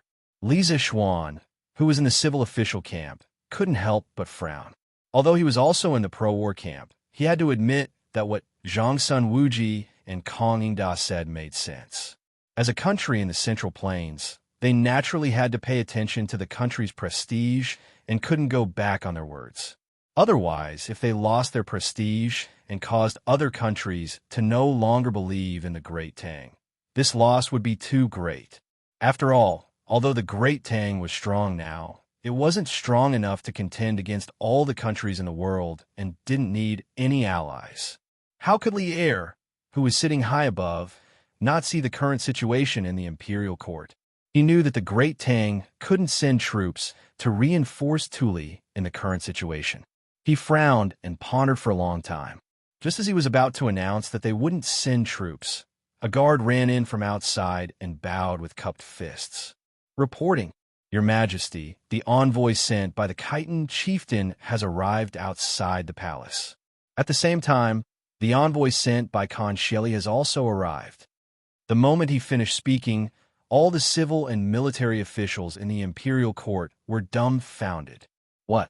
The Khitans and Khan Shelley have both sent envoys? What are they trying to do? What is Shelley trying to do? A few minutes ago, Tuli's son and the envoy had just left the Imperial Palace. But now, the Khitan tribe under Tuli's jurisdiction and Tuli's sworn enemy, Khan Shelley, had both sent envoys. The morning court of the Great Tang had never been as lively as it was today. In truth, it wasn't just the officials who were dumbfounded. Li Er, who was sitting on the dragon throne, was also somewhat dumbfounded. Old Li closed his eyes and pondered for a while. Suddenly, he ordered, "Let the Khitan envoy come in and see us." Understood. The guard cupped his fists in acknowledgement and then turned to leave Taiji Palace. Not long after, the guard led 3 Turks into Taiji Palace. When the 3 saw Li Er, they respectfully bowed to him like a Han. The leader of the Khitan tribe spoke in a clear voice with a broken Han accent. Chimi Liangwu of the Khitan tribe pays respects to His Majesty the Emperor of the Great Tang. Dispense with the formalities. Li Er waved his hand and asked directly, "Why has the Khitan tribal chief Pai Er and the others come to the court?" Chimi Liangwu bowed and said, replying to His Majesty the Emperor of the Great Tang, "Chimi Liangwu is here on behalf of our tribal chief to express our loyalty to the Great Tang court. Our tribal chief has already led his tribe from Yunzhou into the Great Tang several days ago and is now rushing toward Chang. He hopes that Your Majesty can take in the Khitan tribe. The entire Khitan tribe is willing to pledge their loyalty to Your Majesty." After Khan Shelley, the Khitan tribe of the Eastern Turks was also going to submit to the Great Tang? Everyone in the main hall widened their eyes and exclaimed inwardly in disbelief. In one day, two major factions of the Eastern Turks were going to submit to the Great Tang. Was the Turks really divided to such an extent? Lier did not let the joy get to his head. His eyes darkened as he barked. The Khitan tribe can be considered a fairly strong tribe among the Eastern Turks. Why is your Khitan tribal chief leading his tribe to submit to the Great Tang for no reason? Chimi Liangwu hurriedly said, replying to His Majesty the Emperor of the Great Tang. The Khitan tribe was originally under the jurisdiction of Khan Shieli, but this year the conflict between Khan Shieli and Khan Shieli has been deepening day by day. Recently, they have even clashed with each other. Khan Shieli ordered my tribe to attack Khan Shieli, but my Khitan tribal chief was once greatly indebted to Khan Shibi, so how could I harm his descendant? Thus, my tribal chief did not accept the order, but to prevent Khan Shieli from sending his troops for revenge, he could only bring all his tribe to submit to the Great Tang. We implore your majesty to take in the Khitan tribe. Buzz. Everyone in the imperial court was pleasantly surprised. The strength of the Khitan tribe was not ordinary. Their tribal chief had led his tribe to submit to the Great Tang, weakening the strength of the Eastern Turks and indirectly increasing the strength of the Great Tang. For such a good thing to happen, it could only be said that the heavens were protecting the Great Tang. So that's how it is. Understanding dawned on Lier. After pondering for a moment, he sighed and said, your tribal chief can also be considered a righteous person, since Shieli cannot tolerate you. Then, as the Emperor of the Great Tang, I welcome you to submit to the Great Tang. I will immediately send troops and horses to receive the chief of your tribe. No one objected to Lier's decision. After all, it would be a waste to reject a surrendered army that had delivered itself to their doorstep. Chimi Liangwu was overjoyed.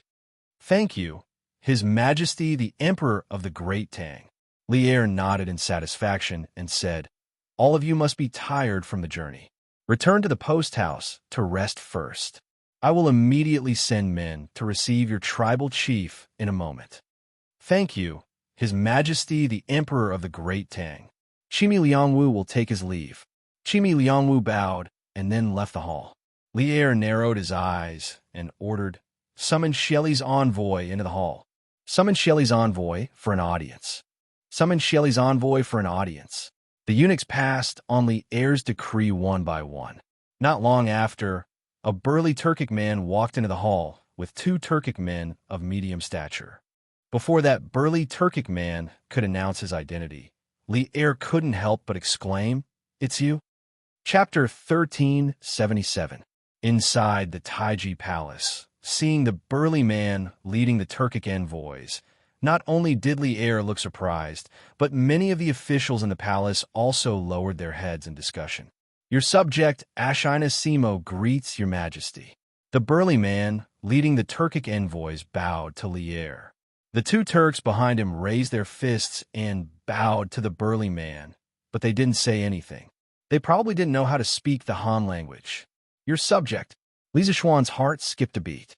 When Ashina Simo walked into the main hall, he noticed the abnormalities of the surrounding officials. Now that he heard Ashina Simo calling himself a subject to Lier, the doubt in his heart deepened. After all, Ashina Simo was an outsider.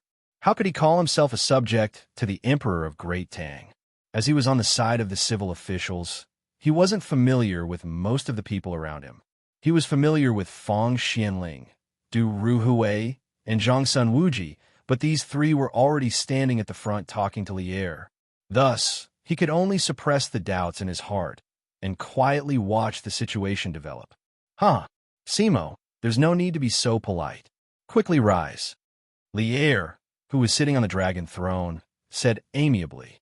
His attitude was obviously different from when he met the Tuli and Khitan envoys. Thank you, your majesty.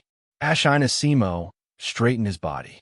Lier asked, General Simo, is there a matter for you to meet me today? Your majesty, a few days ago, the great Khan discovered that the Khitan chieftain was bold and dared to lead his troops to defect from the Turks and defect to Great Tang. He specially ordered Ashinasimo to come to Chong, and then asked for the Khitan chieftain from your majesty. Ashinasimo bowed and replied. Lier narrowed his eyes, and his voice immediately became cold.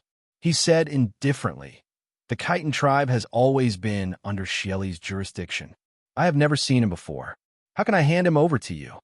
Ashinasimo said in a deep voice, Your Majesty, the envoy at the palace gate just now is from the Khitan tribe. The Khitan chieftain and his tribe are definitely rushing to Chong'an. At that time, Your Majesty only needs to send someone to capture him and hand him over to me. The Great Khan will definitely reward you handsomely. Lier's face darkened, and he said in an unfriendly tone, Impudent. Ashinasimo, are you ordering me? I wouldn't dare. Ashinasimo hurriedly bowed and said, Your Majesty, this subject is only here to bring back the Khitan tribe. I have no intention of offending you. But Your Majesty, you seem to have the intention of protecting the Khitan tribe. This subject will remind Your Majesty that you must not forget the treaty from back then. The Turks and the Great Tang have a friendly treaty of non-aggression against each other. Now that the Khitan tribe has defected to the Great Tang, if Your Majesty can hand them over to the subject and bring them back, the friendship between the Great Tang and the Turks will definitely last for countless generations. The Great Khan will also remember Your Majesty's benevolence and generously reward Your Majesty.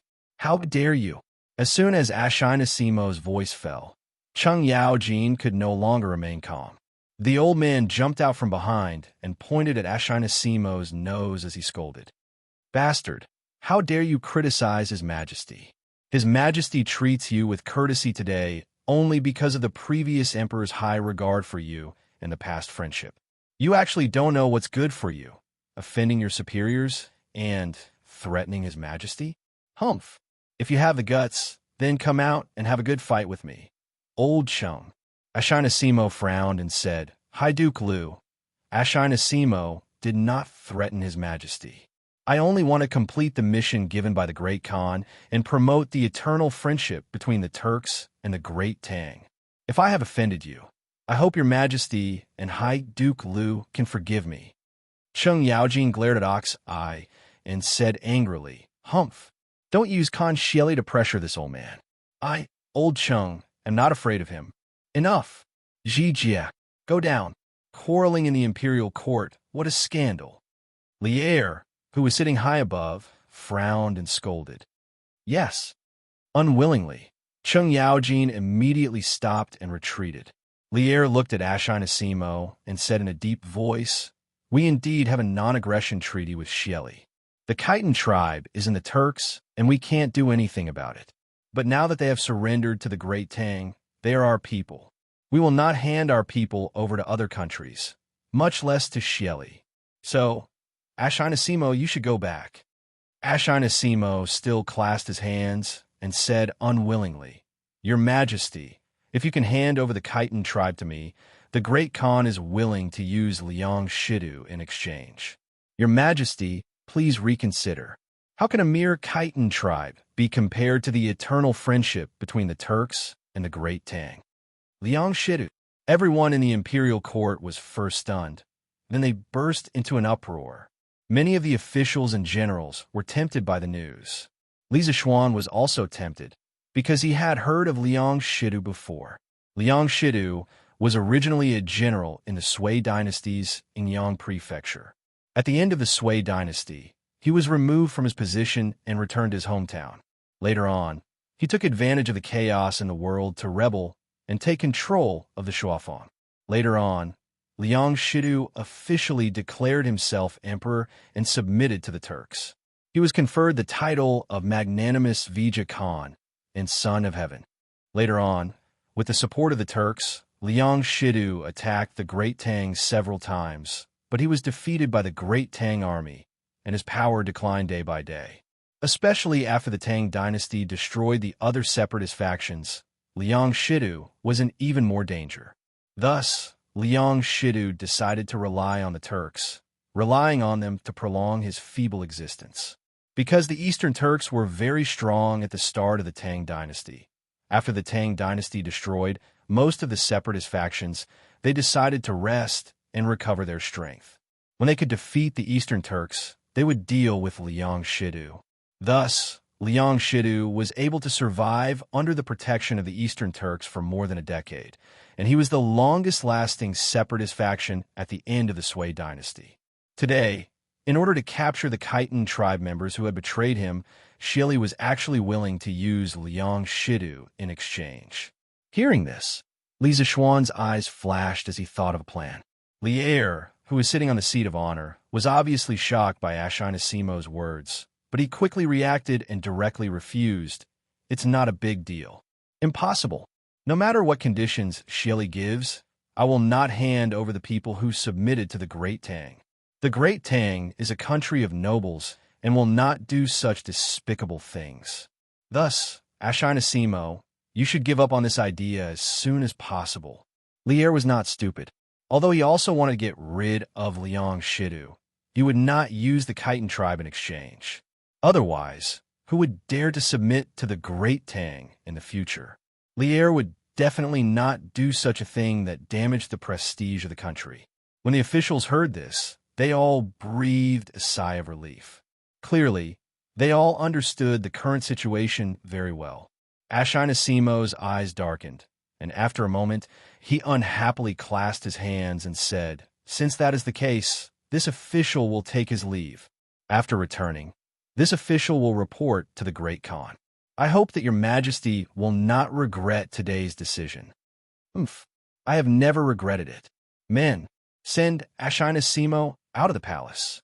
Lier angrily snorted and said, if not for the fact that the two countries were at war and envoys were not killed, he would definitely have someone punish this rude fellow. Ashinasimo glanced at Lier and then led his followers out of the hall. The hall fell into silence once more. This was because the situation was getting more and more complicated. Lier had rejected Ashinasimo's request. After returning, Shili Khan would definitely be furious. Everyone could foresee that an all-out war between the Great Tang and the Turks would soon come. Your Majesty, Shili's request was rejected, and he will definitely be furious. This old official estimates that after he finishes dealing with Tuli Khan, he will definitely organize the army to take revenge for today. Thus, even if we do not take the initiative to send out troops, we still need to make preparations as soon as possible. Otherwise, it will be difficult to stop the Turks' wolf cavalry. Great Tang's war, Godly Jing stepped forward and bowed to Lier. This official agrees with the medicine master's words. Since your majesty has rejected Shili today, we must make preparations early. Whether to attack or defend, your majesty, please make an early decision. Su Maogong of the past and Li Ji of the present also stepped forward and bowed. This official agrees. Your Majesty, please make an early decision.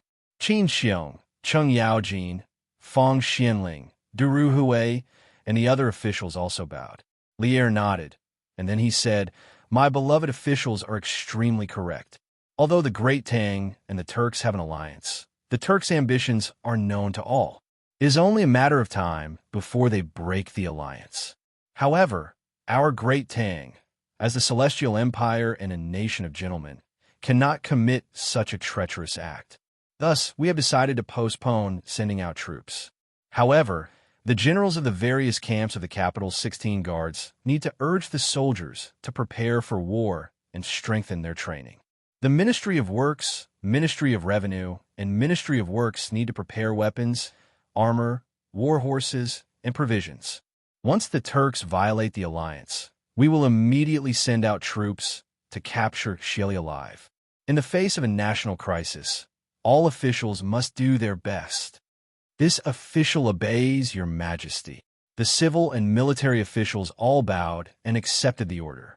Lier nodded and was about to say, if there is something to report, please report. If there is nothing, the court is dismissed. Unexpectedly, Li Zishuan stepped forward. Your Majesty, this official has a plan to deal with the Turks. Li Zishuan, dressed in a purple robe, stood proudly at the bottom of the hall, looking as if he had a card up his sleeve. He was truly elegant and had an outstanding temperament. Many officials praised him in their hearts. The main thing was that this fellow had a good appearance. "Oh, Marquis Yong, and what plan do you have? Quickly tell me." Lier's eyes lit up as he asked expectantly. The reason he had called Li Zishuan to the morning court was mainly to let Li Zishuan participate in the affairs between the Great Tang and the Turks. After all, when they attacked the Turks in the future, he still wanted Li Zishuan to contribute his strength. He did not expect Li Zishuan to have his own opinion on the current situation between the Great Tang and the Turks.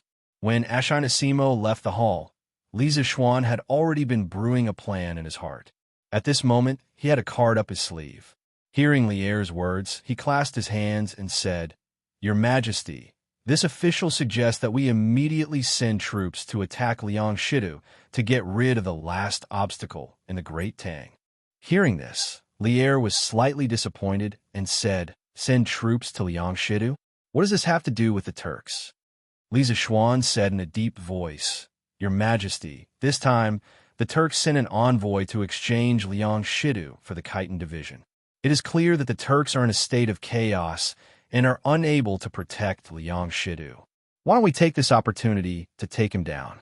Back then, Liangshidu gathered troops to occupy the Liangshidu and established a country on his own, causing the Liangshidu land to become a natural barrier between the Great Tang and the Turks. This time, if we send troops to the Liangshidu land, he will definitely ask for help from Xieli.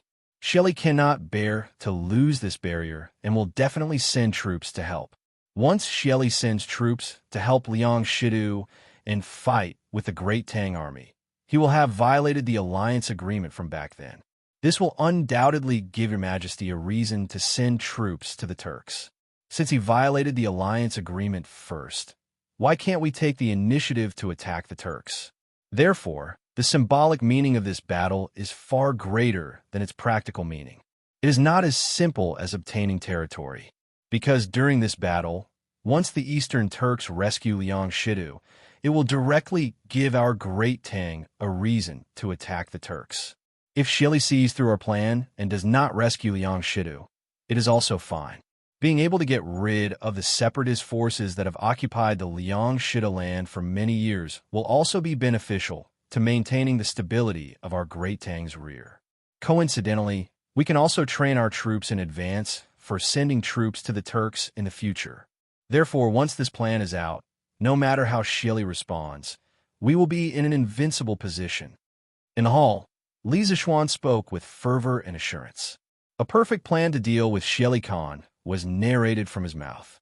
The more the civil and military officials listened, the brighter their eyes were.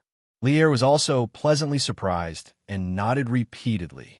When Li Zishuan finished speaking, Lier could not help but pat the table and exclaim, "Good, good, good plan.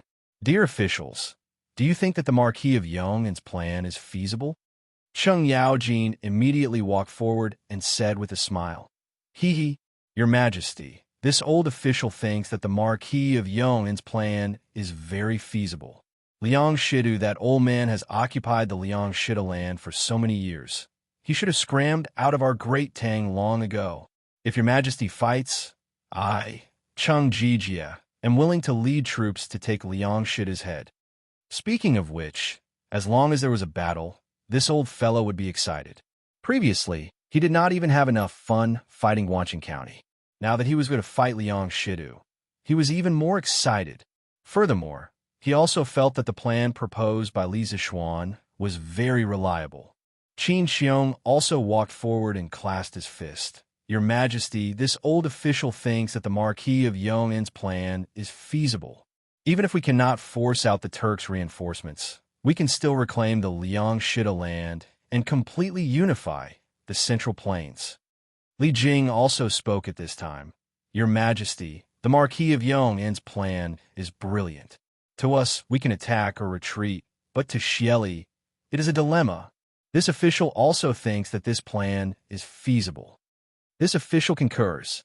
Li Zishuan's plan would not allow the Great Tang to bear the infamy of treachery, and it would also allow the Great Tang to take the initiative in the confrontation with the Turks. It satisfied both the desire of the peace-loving faction and the demands of the war-loving faction. Which of the officials dared to disagree? Those who did not agree could only be spies who were in cahoots with the Turks. Thus, when Great Tang's military god expressed his opinion, it instantly had a decisive effect. The civil and military officials all expressed their agreement. Li Erlong was overjoyed and said, "Good. Since that is the case, then it is decided. Fang Xianling, Du Hui, Zhang Sun Wuji, Xiao Yu, Yin Lide, Li Jing, Li Ji, Cheng Jijia, Qin Xiong, Yuqi Jingda, Niu Jinda, Duan Jishuan, stay behind to discuss the matter of sending troops with me. As for the rest of the officials, if you have something to report, if not, you are dismissed." Chapter 1378. After the morning court session ended, the officials left the Taiji Palace. Zhang Sun Wuji, Fang Xianling, Du Hui, Li Jing, Li Zishuan, and the other core officials came to the Ganlu Palace to discuss with Li Er about attacking Liang Shidu. After all, this involved the specific battle plan. If it was directly announced to the public in the court, what if someone accidentally leaked it out? Thus, to be safe, Li Er would only gather his trusted officials for these meetings that involved specific military plans. This way, he could ensure that the plan would not be leaked out and also increase the efficiency of the meeting. Since we have decided to attack Liang Shidu, how do you think we should do it? Within the Ganlu Palace, Li Er looked at the trusted officials in the hall and asked aloud. Zhang Sun Wuji stepped forward and said, "Your Majesty, during the Wuda era, Liang Shidu had invaded our Tang dynasty many times and was defeated by our army. Many of his subordinates have already surrendered to our Tang dynasty.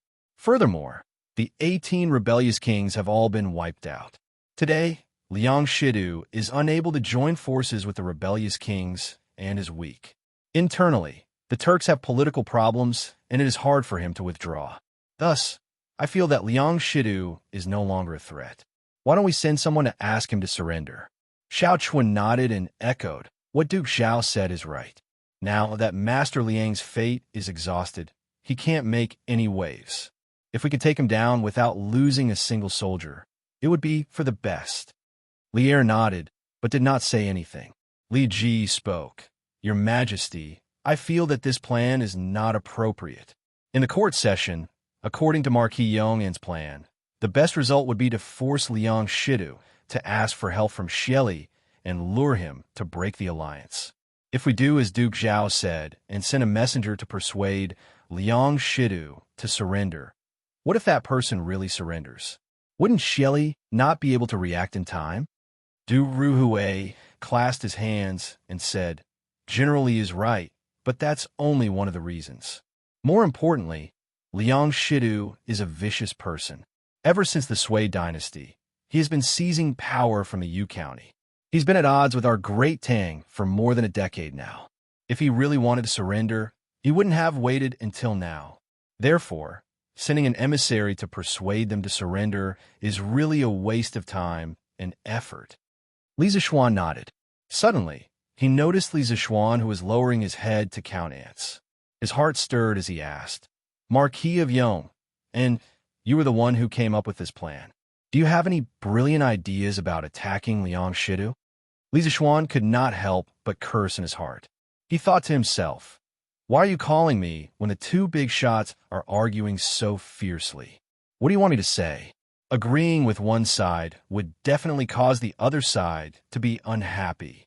However, since Li Zishuan called him out, Li Zishuan had no choice but to put on a straight face.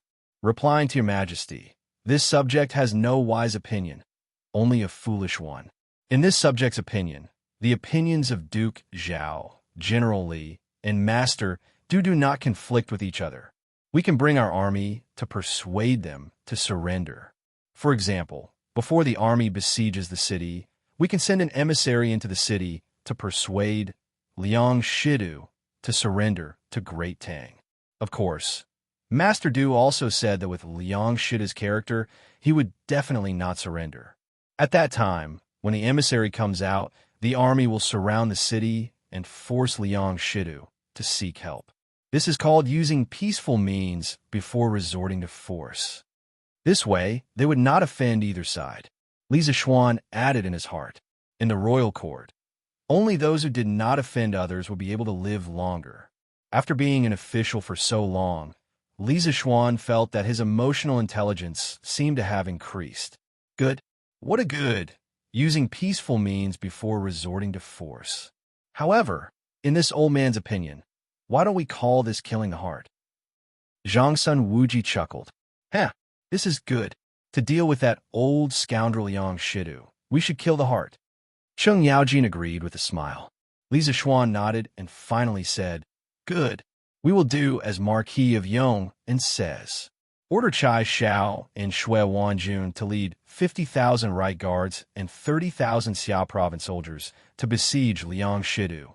We must take down the city. I will send 2 Taichung temple officials to follow the army. Before the army besieges the city, we will let them enter the city to ask for their surrender. After they return without any success, we will attack. Chai Xiao and Shui Wanjun stepped forward and clasped their fists. We accept the decree. These 2 people were fierce men. At the beginning of the Tang dynasty, Chai Xiao fought many battles with the Eastern Turks and Tuyuhan, and he fought them beautifully. In the first year of Jingguan, Chai Xiao, who had many achievements in battle, was promoted to the position of right guard general. Furthermore, this fellow had married Li Yuan's daughter, Princess Pingyang, and could be considered as Li Zishuan's brother-in-law. Now, that old Li had promoted Chai Xiao as a general, it was very likely that he wanted to give his brother-in-law some military merits. After all, the battle to destroy Liang Shidu was one of the easier battles. Shui Wanjun was Shui Wanch's older brother. Back then, the 2 brothers were very important under Luo Yi and gave Do Jinda a lot of problems. Later, they were shaved bald by Lu Heikua, but that could only be blamed on Shui Wanjun's incompetence. Seeing that Li Er only sent Chai Xiao and Shui Wanjun, Cheng Yaojin and Yuqi Jingda instantly became anxious. Old Cheng immediately stepped forward and said, Your Majesty, this old subject also requests to fight. Yuqi Jingda was unwilling to fall behind and also clasped his fists. Your Majesty, this old subject also requests to fight. Last time, this old subject missed the Battle of Guan City. This time, this battle is against Liang Shidu. This old subject can't miss it no matter what. Li Er thought about it and finally nodded. That's good. Send Jingda as the chief supervisor to destroy Liang Shidu, Chai Xiao as the general of the left, and Shui Wanjun as the general of the right. Within 3 days, organize the troops and horses and head to the north. Yuqi Jingda was overjoyed and quickly clasped his fists. This old subject thanks your majesty. Chai Xiao and Shui Wanjun inexplicably gained a superior, but Yuqi Jingda's qualifications were there, so they couldn't say much. They could only bow and say, This subject obeys the decree.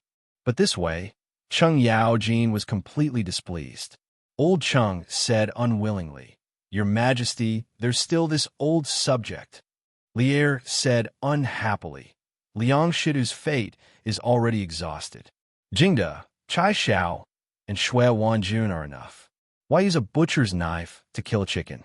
Could it be that you want Zhen to send all of the Great Tang's generals over? Withdraw.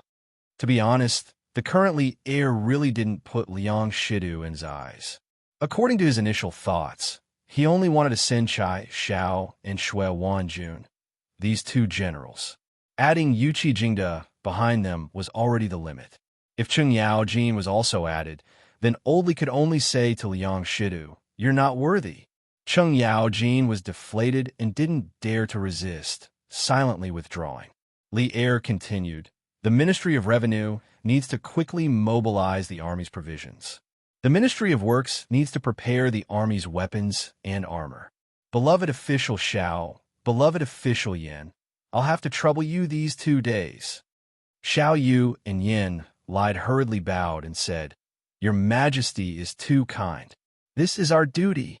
Li Er nodded and said, Since that's the case, then all of you can go back and prepare immediately. Everyone bowed and said, This subject will take his leave. Marquis Yong, and you stay behind. Old Li suddenly added, causing Li Zishuan, who had already taken a step forward, to helplessly withdraw his foot. Yes, Your Majesty. Cheng Yaojin patted Li Zixuan's shoulder, then cast a sympathetic look over and left in front of Li Zixuan. You brat, do you know why Zhen asked you to stay behind alone? After all the important officials left, Li Er stood up and walked to the bottom of the hall, looking at Li Zixuan and asking with a smile. Li Zixuan pondered for a moment, then cupped his hands and said, "Could it be that Your Majesty wants to let this subject send a student to bring a telegraph machine, a celestial lamp, and a telescope to follow the army like last time when they attacked Guan City?" Li Er shook his head and said, "Of course not. Liang Shidu is just a grasshopper after autumn. Why would we need to use a divine artifact to destroy him? Besides, I don't want to let the Turks know about the telegraph machine, the celestial lamp, and the telescopes so early. It's not bad to give Xieli a surprise when the final battle comes in the future." Li Zixuan instantly understood. It turned out that old Li was looking down on Liang Shidu, and he even wanted to give Xieli a killing move. Then why did Your Majesty ask this subject to stay behind? Li Zixuan really couldn't guess, so he asked. Li Er stared into his eyes and said, "Let me ask you, how much iron can your iron smelting factory make in a day? And that steel smelting factory, how much steel can it make in a day?" Li Zixuan's heart moved, hesitated for a moment, then answered, "Your Majesty, if this subject's iron smelting factory goes all out, it can make about 2,000 jin of iron a day. As for the steel smelting factory, it can also make about 2,000 jin of steel a day." Speaking of which, his daily production of 2,000 jin was actually not high. It was only a few hundred tons a year. One must know that according to the original history, in the middle of the Tang dynasty, the annual production of steel could reach 5,000 tons. The Song dynasty was even more ruthless. The annual production of steel could reach 70,000 tons. Therefore, his annual production of a few hundred tons was not high. The main reason was that the scale of the iron smelting factory and steel smelting factory was a little small. But then again, his iron smelting factory and steel smelting factory could already be considered the highest production in the Tang dynasty. 2,000 jin a day. Li Er's expression changed slightly, and he let out 2 light breaths. He said to Li Zixuan, "You must have seen the situation in the imperial court today. The war between the Tang dynasty and the Turks is not far away. Although the Turks have made a decision now, their strength is still not to be underestimated. It is said that Xieli has more than 1 million soldiers under his command, and all the Turks are soldiers. Moreover, they live in the grasslands all year round, and most of them are brave and good at fighting. Therefore, this war with the Turks will definitely not be easy to fight. As the saying goes, if a worker wants to do a good job, he must first sharpen his tools. Before the war, I intend to transfer the elite soldiers of the 100 Cavalry to expand the Black Armored Army, and also upgrade the armor and equipment for the Black Armored Army. The steel used for this will be provided by your workshop. How about it?" Hearing this, Li Zixuan bowed without any hesitation and said, "This subject is duty-bound." Seeing Li Zixuan agree so readily, Li Er was surprised and said, "Huh, you have always been a person who does not move without benefits. Today, I have not promised you any benefits, so why did you agree so readily?" Li Zixuan said seriously, "Your Majesty must be joking. The country is facing a great enemy, not to mention offering some steel. As long as the enemy can be annihilated, even if you want the subject to give up all my assets, this subject is willing. Although this subject is usually stubborn and mischievous, in the face of such major issues, I can still distinguish between right and wrong." Li Zixuan was not stupid. He knew better than anyone else that only when the country was stable could he live a carefree life in the Tang dynasty. Li Er's eyes were filled with admiration. He smiled and said, Good lad. I did not misjudge you. You will probably be able to mine the vanadium mine in the Shu land soon. When the time comes, I hope that you can refine a batch of the vanadium steel that you mentioned earlier to make armor and swords for the Black Armored Army. I want to make the Black Armored Army, the sharp sword of the Tang dynasty, even sharper and pierce Xieli's heart. Chapter 1379. 2 in 1 chapter. Oh, that's right. Yesterday, I heard from Chengxian that you have a new method of growing white stack flowers. It can save on seeds and also increase the harvest. Is this true? In the Ganlu Palace, after giving orders on the war, Li Er talked to Li Zishuan about farming. Recently, Lantian County had been bustling with activity to grow white stack flowers. Hearing this, Li Zishuan clasped his hands and said, "Your Majesty, this method was something that my master spent a great deal of effort researching. It is indeed exceptional, but as for how good it is and how good it is, it still needs to be tested. If Your Majesty wants to promote growing white stack flowers throughout the Great Tang, why don't you wait until next year or the year after? At that time, you might not even need to buy white stack flower seeds from the small Nanyang countries. You could just find me." Having his plan exposed, Li Er was slightly embarrassed. Immediately, his expression returned to normal. He smiled and said, "Oh, this means that you are quite confident in your method? That's good. My imperial plantation can also open up some wasteland. In a moment, I will have Changxian send people to Guangdong to buy some white stack flower seeds. When the time comes, I will copy your method and plant white stack flowers in the imperial plantation." Since Li Zishuan was so confident, Li Er decided to believe in Li Zishuan and make a risky investment.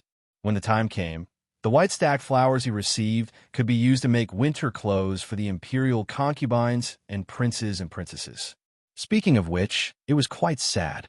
Although he was the emperor, when he had just ascended the throne, the national treasury had been emptied. He and Emperor Zhang's son were used to living frugally. Many of the people with large wealth wore winter clothes made of white stack flowers, but none of his imperial concubines and princesses had ever worn them. He knew Li Zishuan's character very well. Anything that could make Li Zishuan so confident was basically a sure thing. Therefore, he planned to take advantage of Li Zishuan's east wind to make a small fortune. When Li Zishuan heard Li Er's words, he couldn't help but feel sad for Emperor Zhang's son, Li Changxian, and Chang'e, who said the royal family was happy. Looking at all of them being detained by old Li to the point that they couldn't even afford to wear cotton-padded jackets, they were truly a disgrace to the great Tang Empire. If Your Majesty has such intentions, then I will immediately write a letter and have my men bring back more seeds. When the time comes, I will directly distribute them to Your Highness." Li Zishuan cupped his hands and said. Li Er nodded and said, "And that's for the best." However, the following conversation between the two of them was a little unbearable to the ears. "But Your Majesty, why don't you give me the money needed to buy the white full flower seeds first?" "Scram? Bastard! Do you think I will go back on my word?" After scramming out of the sweet dew hall, Li Zishuan was silently criticizing old Li for being unkind and wanted to cheat him of the seed money when he bumped into three people. "Hey, Xiao Xian, why did you stay in the palace for so long? If you still didn't come out, old Cheng, would have gone in to get you." Cheng Yaojin slapped Li Zishuan's shoulder and said in a muffled voice. Li Zishuan said in surprise, "Why haven't you all left yet? I thought you all had gone back." The people waiting for Li Zishuan at the palace gate were Cheng Yaojin, Qin Xiong, and Yo Jinda, the three old generals closest to him. "Hey, the three of us have nothing to do when we go back, unlike Yuchi Laohei, who has to go to the military camp to deploy troops. Let's go. Let's talk as we walk," Cheng Yaojin said sourly. Then he smiled and said, "Speaking of which, Xiao Xian, recently there's been an uproar in Lantian County about receiving free white fold flower seeds. We old fellows have all heard about it. We also heard that you taught the farmers a new way to plant the white fold flower. You can't hide it from us." Li Zishuan asked in confusion, "Why?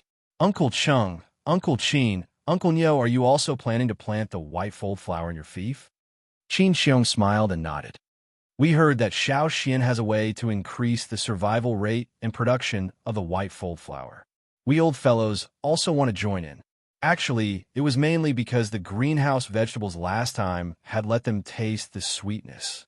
This time, knowing that Li Zishuan wanted to plant the white fold flower on a large scale in his fief, Qin Xiong, Cheng Yaojin, and Yo Jinda also wanted to let their farmers follow in Li Zishuan's footsteps and make a small fortune.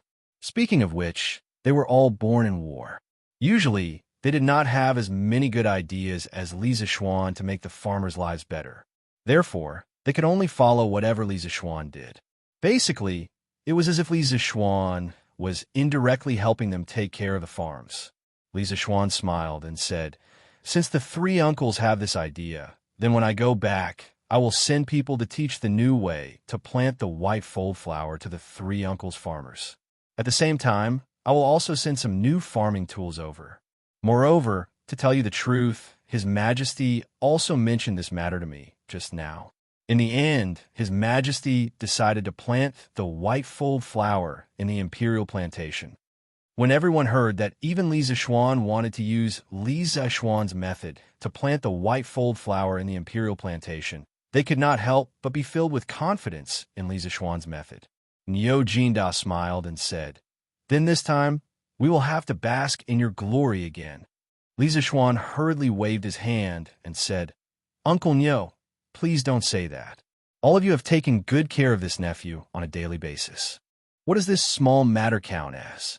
Oh, right. Since the uncles also plan to plant the white fold flower, then I will get people to buy more seeds from Guangdong."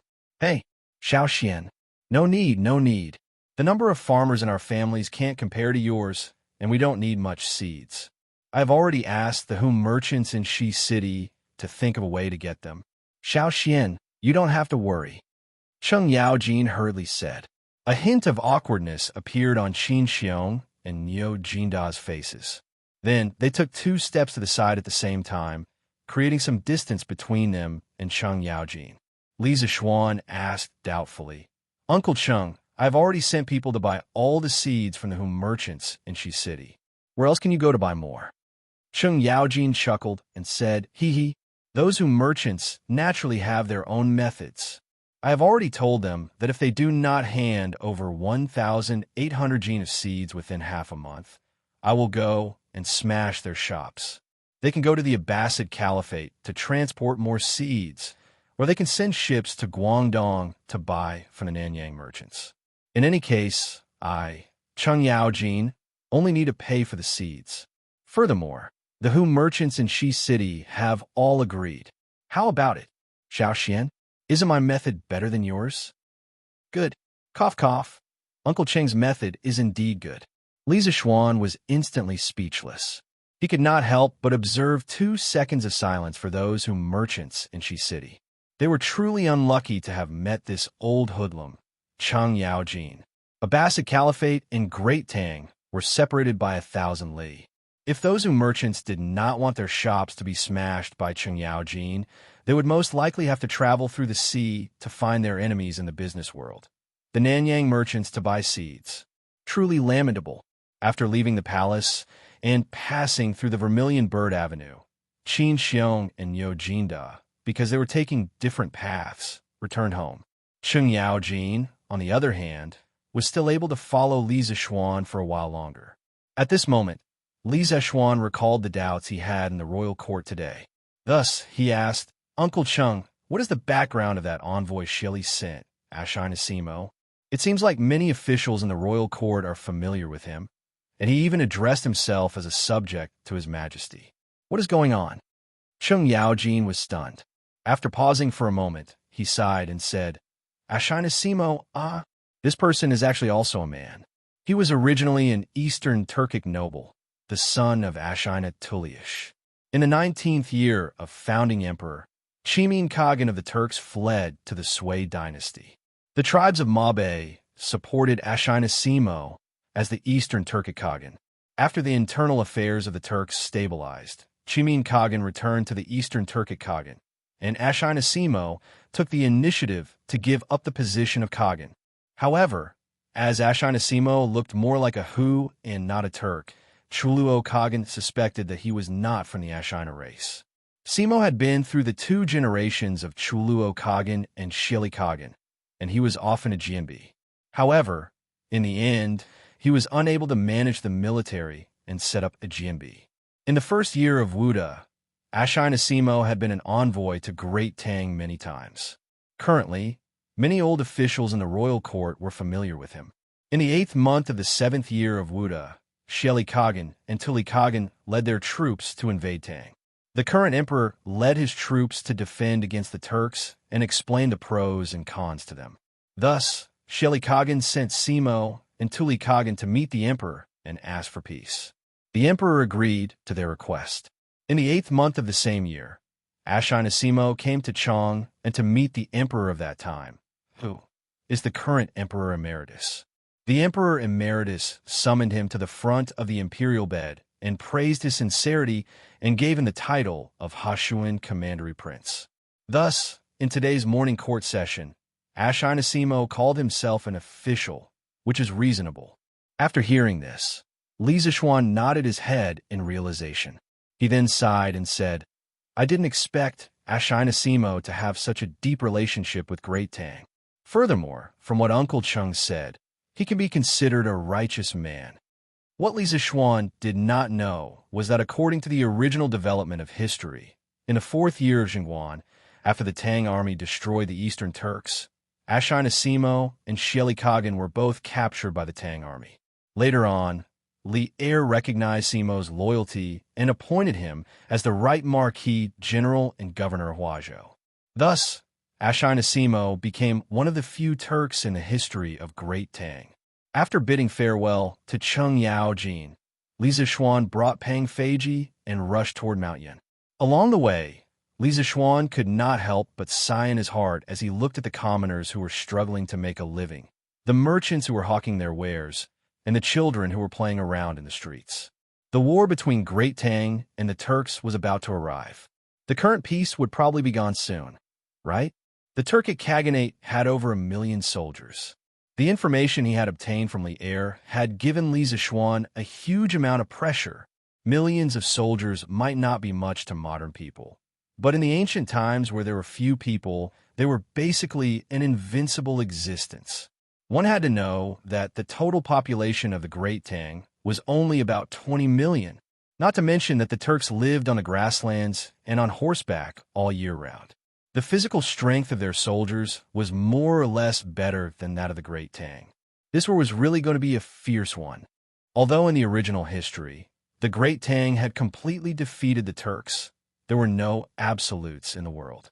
Facing such a strong Turk, if there was a slight mistake, the Great Tang had the possibility of being overturned. Furthermore, the current Great Tang had already deviated from the original historical path in many areas. Who could guarantee that they would be able to win again? Once the Great Tang was defeated, everything he had in this world would be destroyed. Li Zishuan would definitely not allow this to happen. Marquis, Li Zishuan, who was meditating, suddenly heard Pang Feiji shout. He could not help but frown and ask, "What's the matter?" Pang Feiji asked carefully, "Marquis, is there going to be a war again?" Li Zishuan did not want to hide it from him, so he nodded and said, "How did you know?" Pang Feiji replied, "In the morning, I saw 3 groups of foreign envoys in front of the palace gate. They all seemed to be Turks, so I guess that something must have happened at the borders of the Great Tang." Li Zishuan let out a faint sigh and said, "You guessed right. Our peaceful days are almost coming to an end right away. Let's go back to Yinshan." "Hiya." "Yes, Marquis." Pang Feiji looked worriedly at Li Zishuan's back, then hurriedly urged his horse to chase after him. As he ran, he asked, "Marquis, did His Majesty send you to lead the army to war this time?" "Not this time, but it might not be the next time. If Marquis goes to war, I will definitely follow by Marquis's side." The imperial court wanted to send troops to attack Liang Shidu, and the right guard camp in Chang, and city was constantly being mobilized. The officials of the 6 ministries were also extremely busy, and the various government offices were still brightly lit even in the middle of the night. The war had just ended not long ago, and the people of Chang and city once again smelled the scent of war. Thinking back to the day when the Turk envoys appeared in Chang and city, the people could not help but talk about it. Was the crisis of the Turks 2 years ago about to happen again? Were the Turks going to break the treaty and attack the Great Tang again? In an instant, many people in the city were in a state of panic. However, this situation did not last long. The day before the army set off, the imperial court suddenly posted notices in the city, announcing that Liang Shidu had occupied the northern side for many years and did not practice benevolence, causing the people to suffer.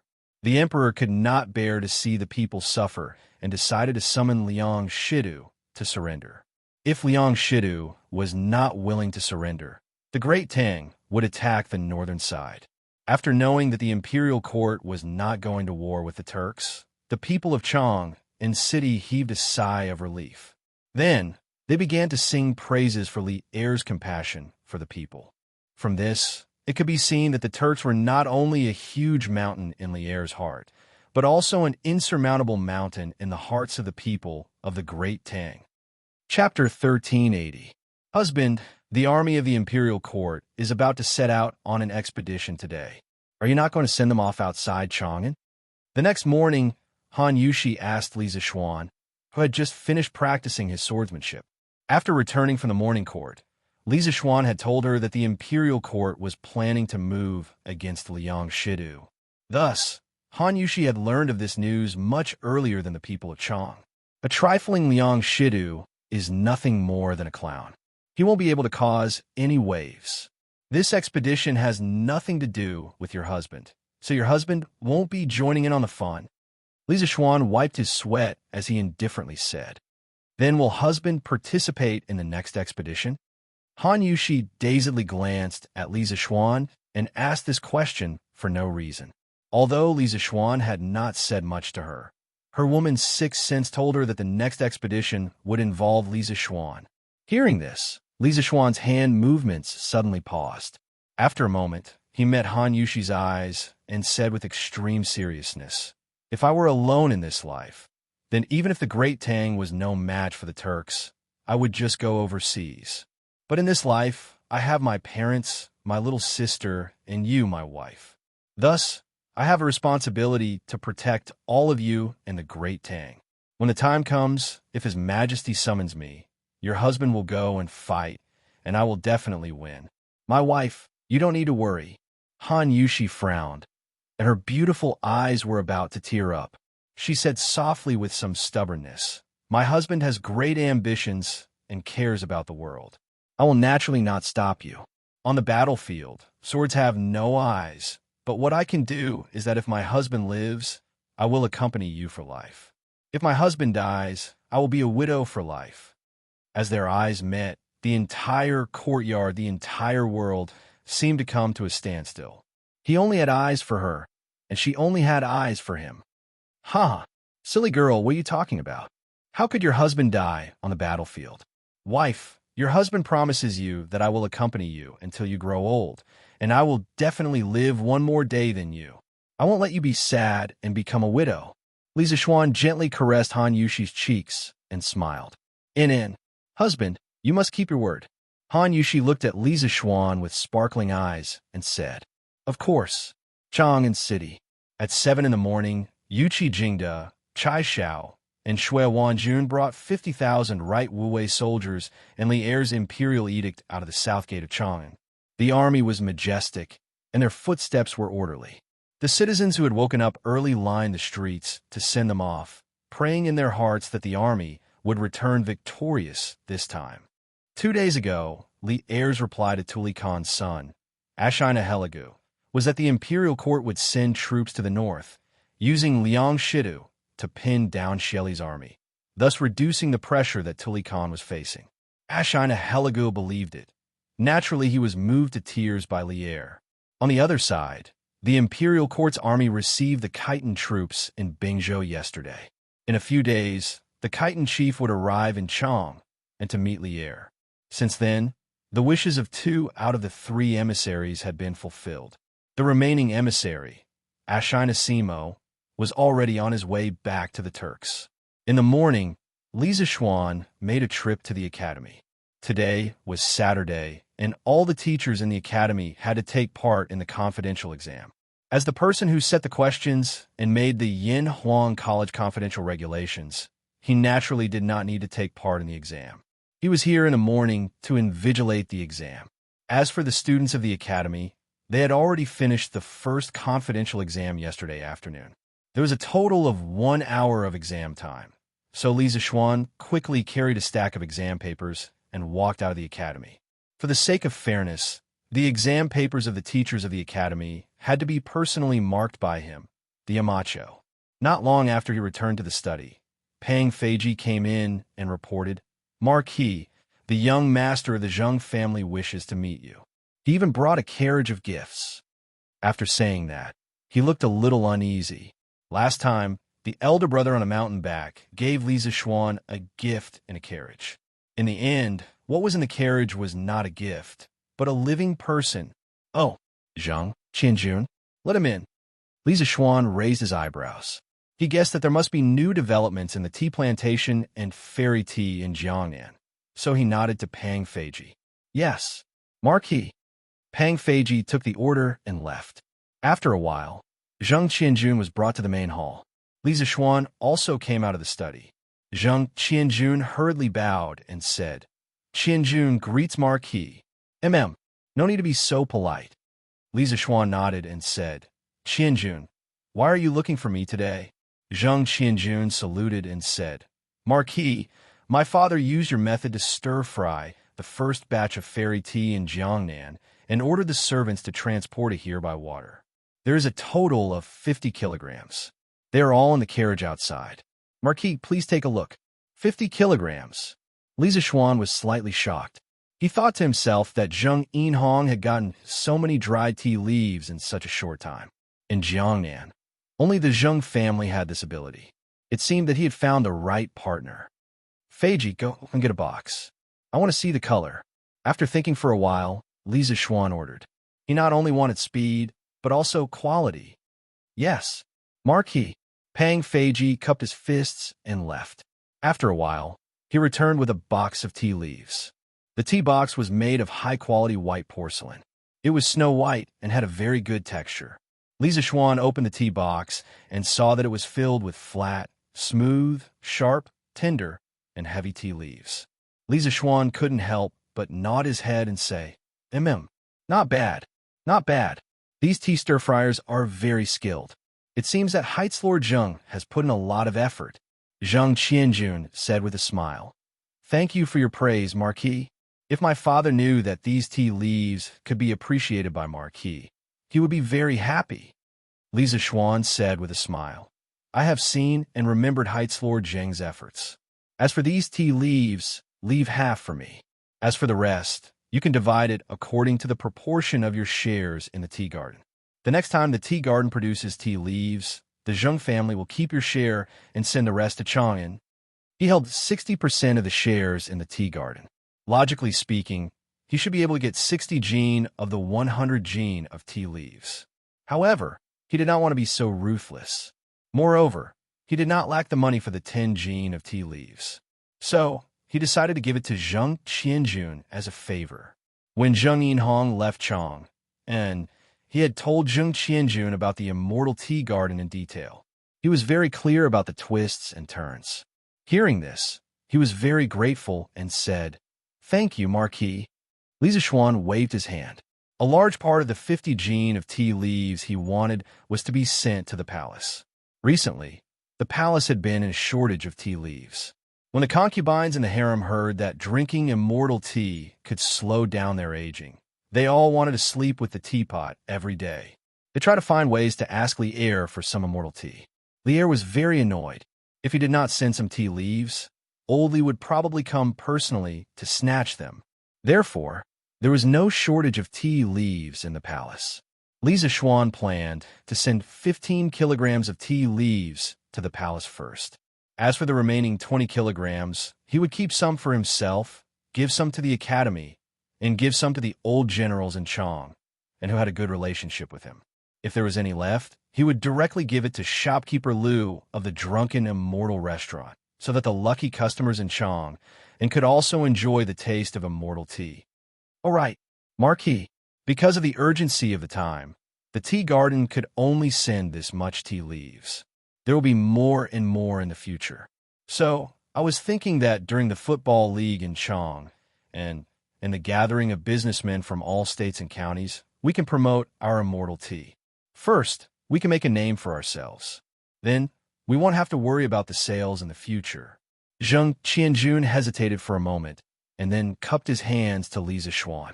Lisa Schwan narrowed his eyes and asked, "How do you plan to promote the immortal tea?"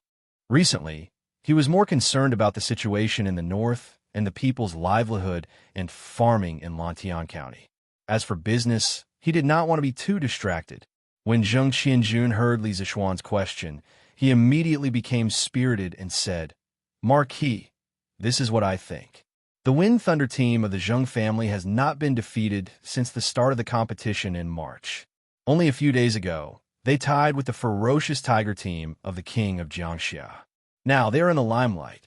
I plan to customize a batch of clothes for the Wind Thunder team with the words Immortal Tea embroidered on them.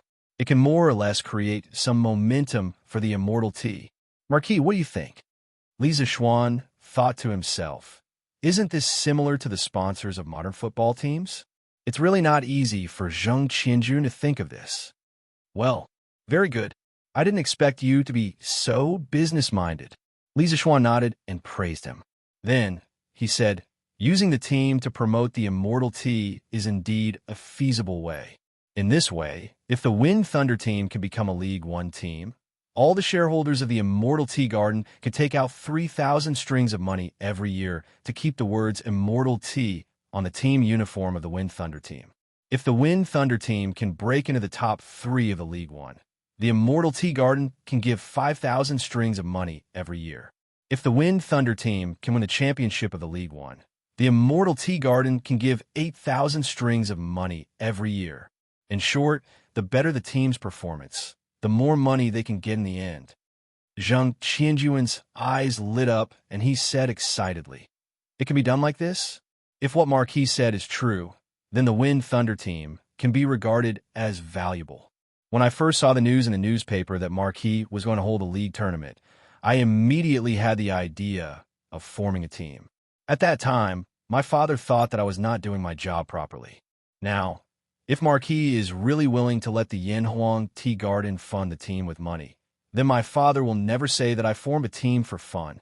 Li Zixuan saw that this child had a good temperament, so he wanted to give him some advice. So he nodded and said, "The existence of a team requires the local merchants to fund it. The team can make a name for the merchants, and the merchants can provide the team with money. Everyone takes what they need. This is the normal way for a team to operate for a long time. Correspondingly, if the team wants to get more funding, it must have good results. If you want to have good results, you must spend a lot of money to train or poach some players with good skills. In this way, people will be willing to pay more money to fund you. Now, I'm using the Immortal Tea Garden to fund the Wind Thunder team, to set an example for all the teams and merchants. I want to tell them that a team with good results should get more benefits while gaining glory. You are worth the price. Not only the Wind Thunder team, but also the ferocious Tigers of the King of Jiangxia or other teams eventually win a championship. I will let the Tea Garden fund them with 8,000 strings of cash in exchange for their future. In the next year, I will promote the Immortal Tea. This is the relationship between the merchants and the team." "Qianjun, do you understand?" Zheng Qianjun suddenly understood and said, "I understand. I understand. Thank you, Marquis, for your advice.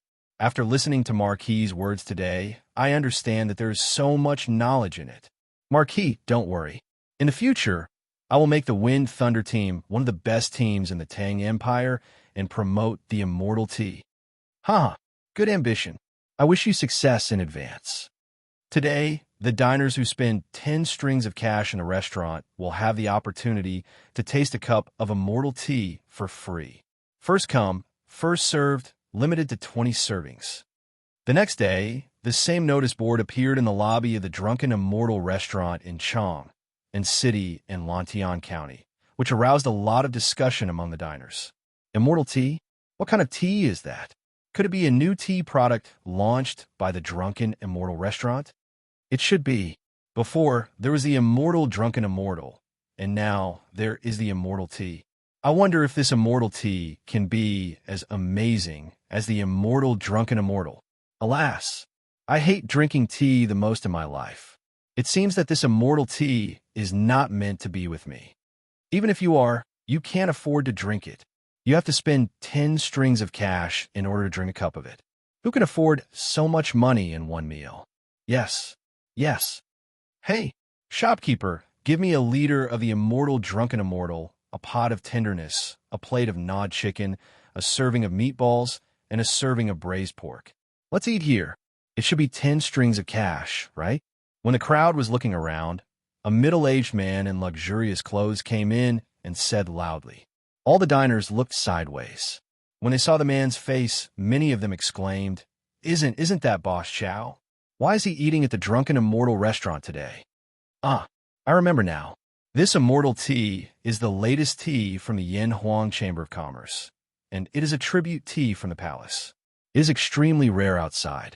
I didn't expect to see it in the Drunken Immortal restaurant. Tribute tea? This immortal tea is a tribute tea? Brother Dongfang, are you serious? Of course it's true. Look, this Boss Chow obviously came to the Drunken Immortal restaurant to taste the immortal tea. Alas, I won't talk to you anymore, waiter. Quick, give me 2 liters of the immortal Drunken Immortal to take away.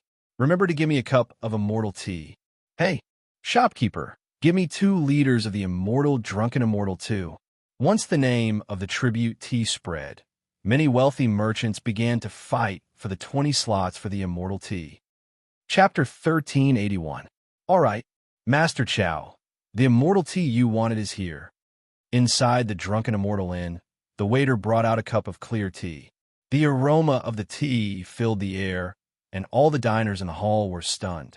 Why is this immortal tea so fragrant? I've never smelled such fragrant tea before. Hiss, that tea was clear and bright, not turbid. It's amazing. As expected of the immortal tea, it's different from those ordinary tea leaves in the world. TSK. If it smells so fragrant, it must be even more fragrant when it's drunk. No wonder this immortal tea could become the imperial tribute tea. The Drunken Immortal Inn is amazing. They can even get their hands on the tribute tea. Isn't that obvious? This Drunken Immortal Inn is owned by the Marquis of Yong'an. It's just that you have to spend 10 times before you can. Sigh, I wonder when this immortal tea will be sold separately. It should be soon. Now that the Drunken Immortal Inn can take out a batch of immortal tea for the diners to taste, it means that it's not far from officially selling immortal tea. The 20 servings of immortal tea had already been sold out. Chong and City never lacked rich people. Moreover, they didn't lose out because the immortal tea didn't require any additional fees. They could taste the immortal tea by buying 2 liters of immortal tea. As for the 2 liters of immortal tea, they definitely couldn't finish it here, so they could only bring it back. As for the diners who didn't get a spot, they looked on enviously as the rich people tasted the immortal tea. Hey, Boss Lin, you're here today too. Looks like we're thinking the same thing. It wasn't Chow Wendong's first time drinking immortal tea, but he still drank it very carefully and reluctantly. At this moment, he saw the back of the diner at the next table who seemed familiar. After taking a closer look, who else could it be other than Lin Wenyuan? He smiled. Yo, it's Boss Chow. Lin Wenyuan turned around and was shocked at first. Then he smiled and said, Haha, I can't help it. It wasn't easy to get some immortal tea from Marquis yesterday. I don't know where my friends got the news from, but they wanted me to give them some. Sigh, there were some favors that couldn't be ignored, so he had no choice but to give it to her. In the end, I didn't get much, so I might as well come to the Drunken Immortal Inn to drink some immortal tea. In the first batch of tea leaves, Li Zishuan took 50 caddies.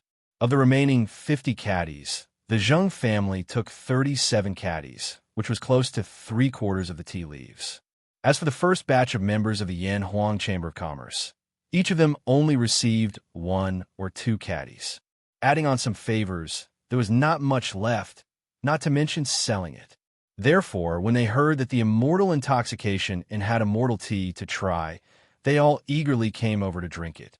Taking advantage of the fact that the commoners still didn't know about the deliciousness of the immortal tea, they still had the upper hand. Chow Wendong nodded in agreement and said, Sigh, Brother Lin is right. Every bit of immortal tea I can get is good. With the little stock I have at home, it's probably not enough for me to drink for half a month. Sigh, isn't that Brother Liao and Brother Zhang? Look, they're here too.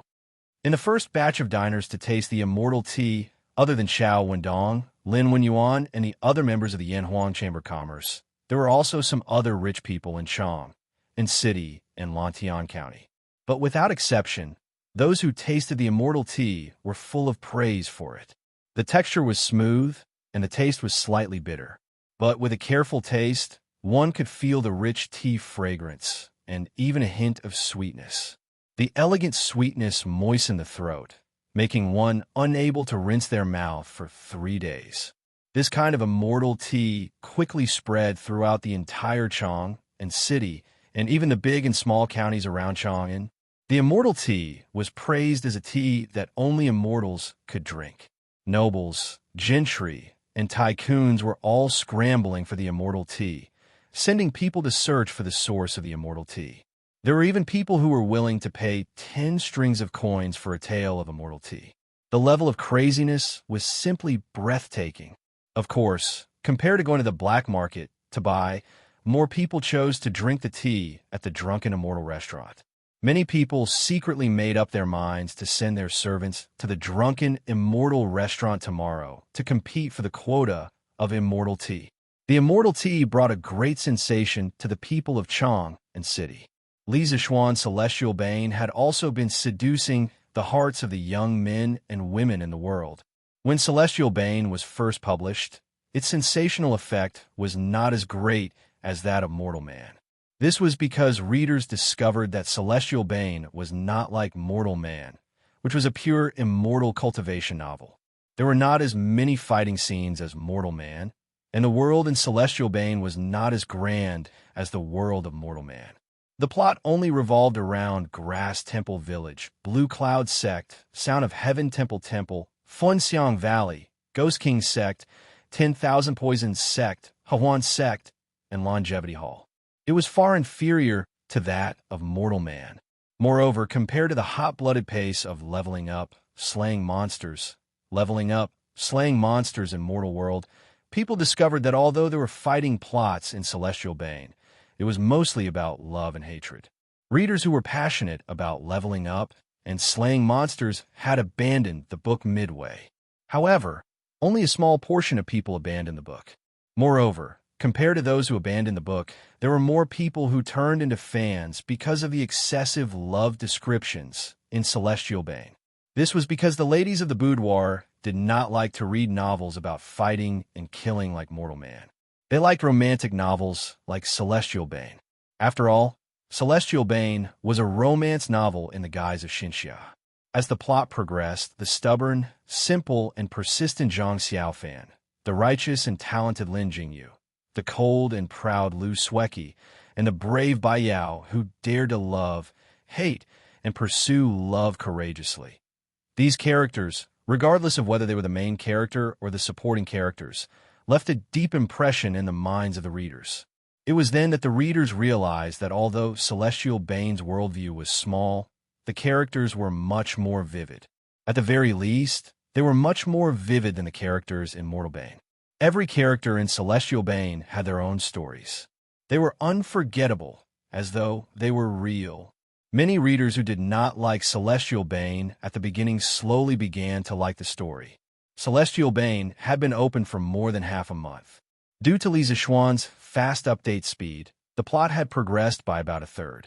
The main character, Zhang Xiaofan, had just followed Lu Sueki to Kongseng Mountain to investigate the abnormalities of the demonic sect. During the investigation, he and Sueki fell into the abyss of dead souls. During the crisis, the two of them did not leave each other and developed feelings for each other.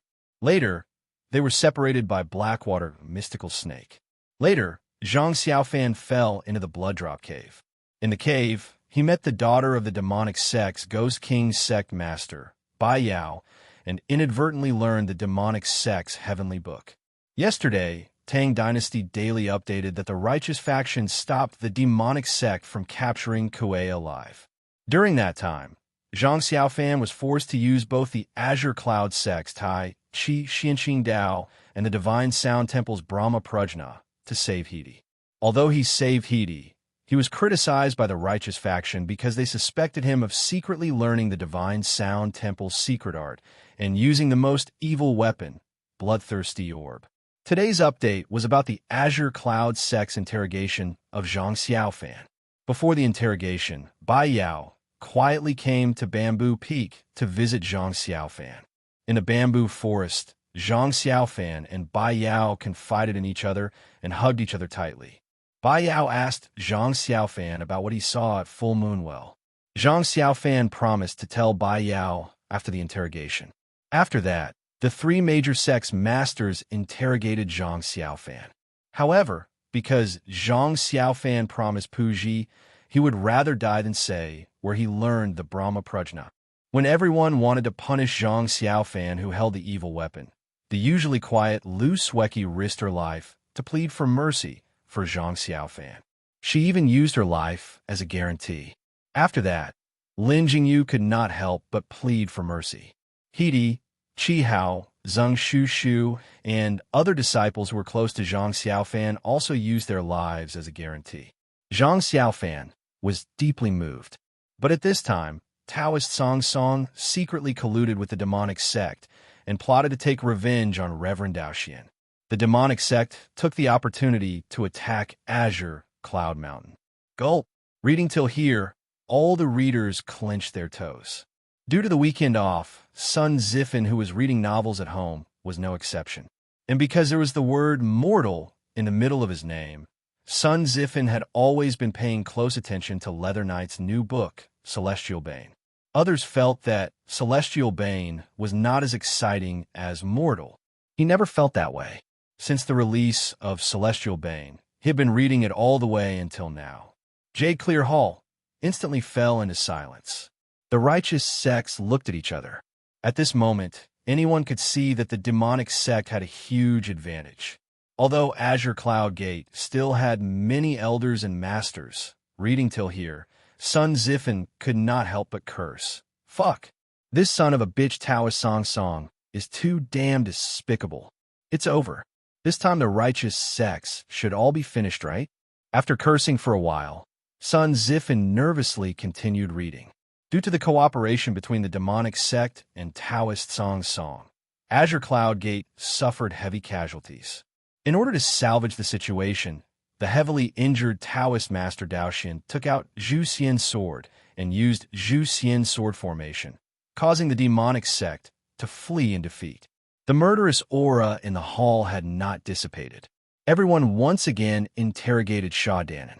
Unexpectedly, Tianyin Temple's Fa Xiang spoke of a horrifying past.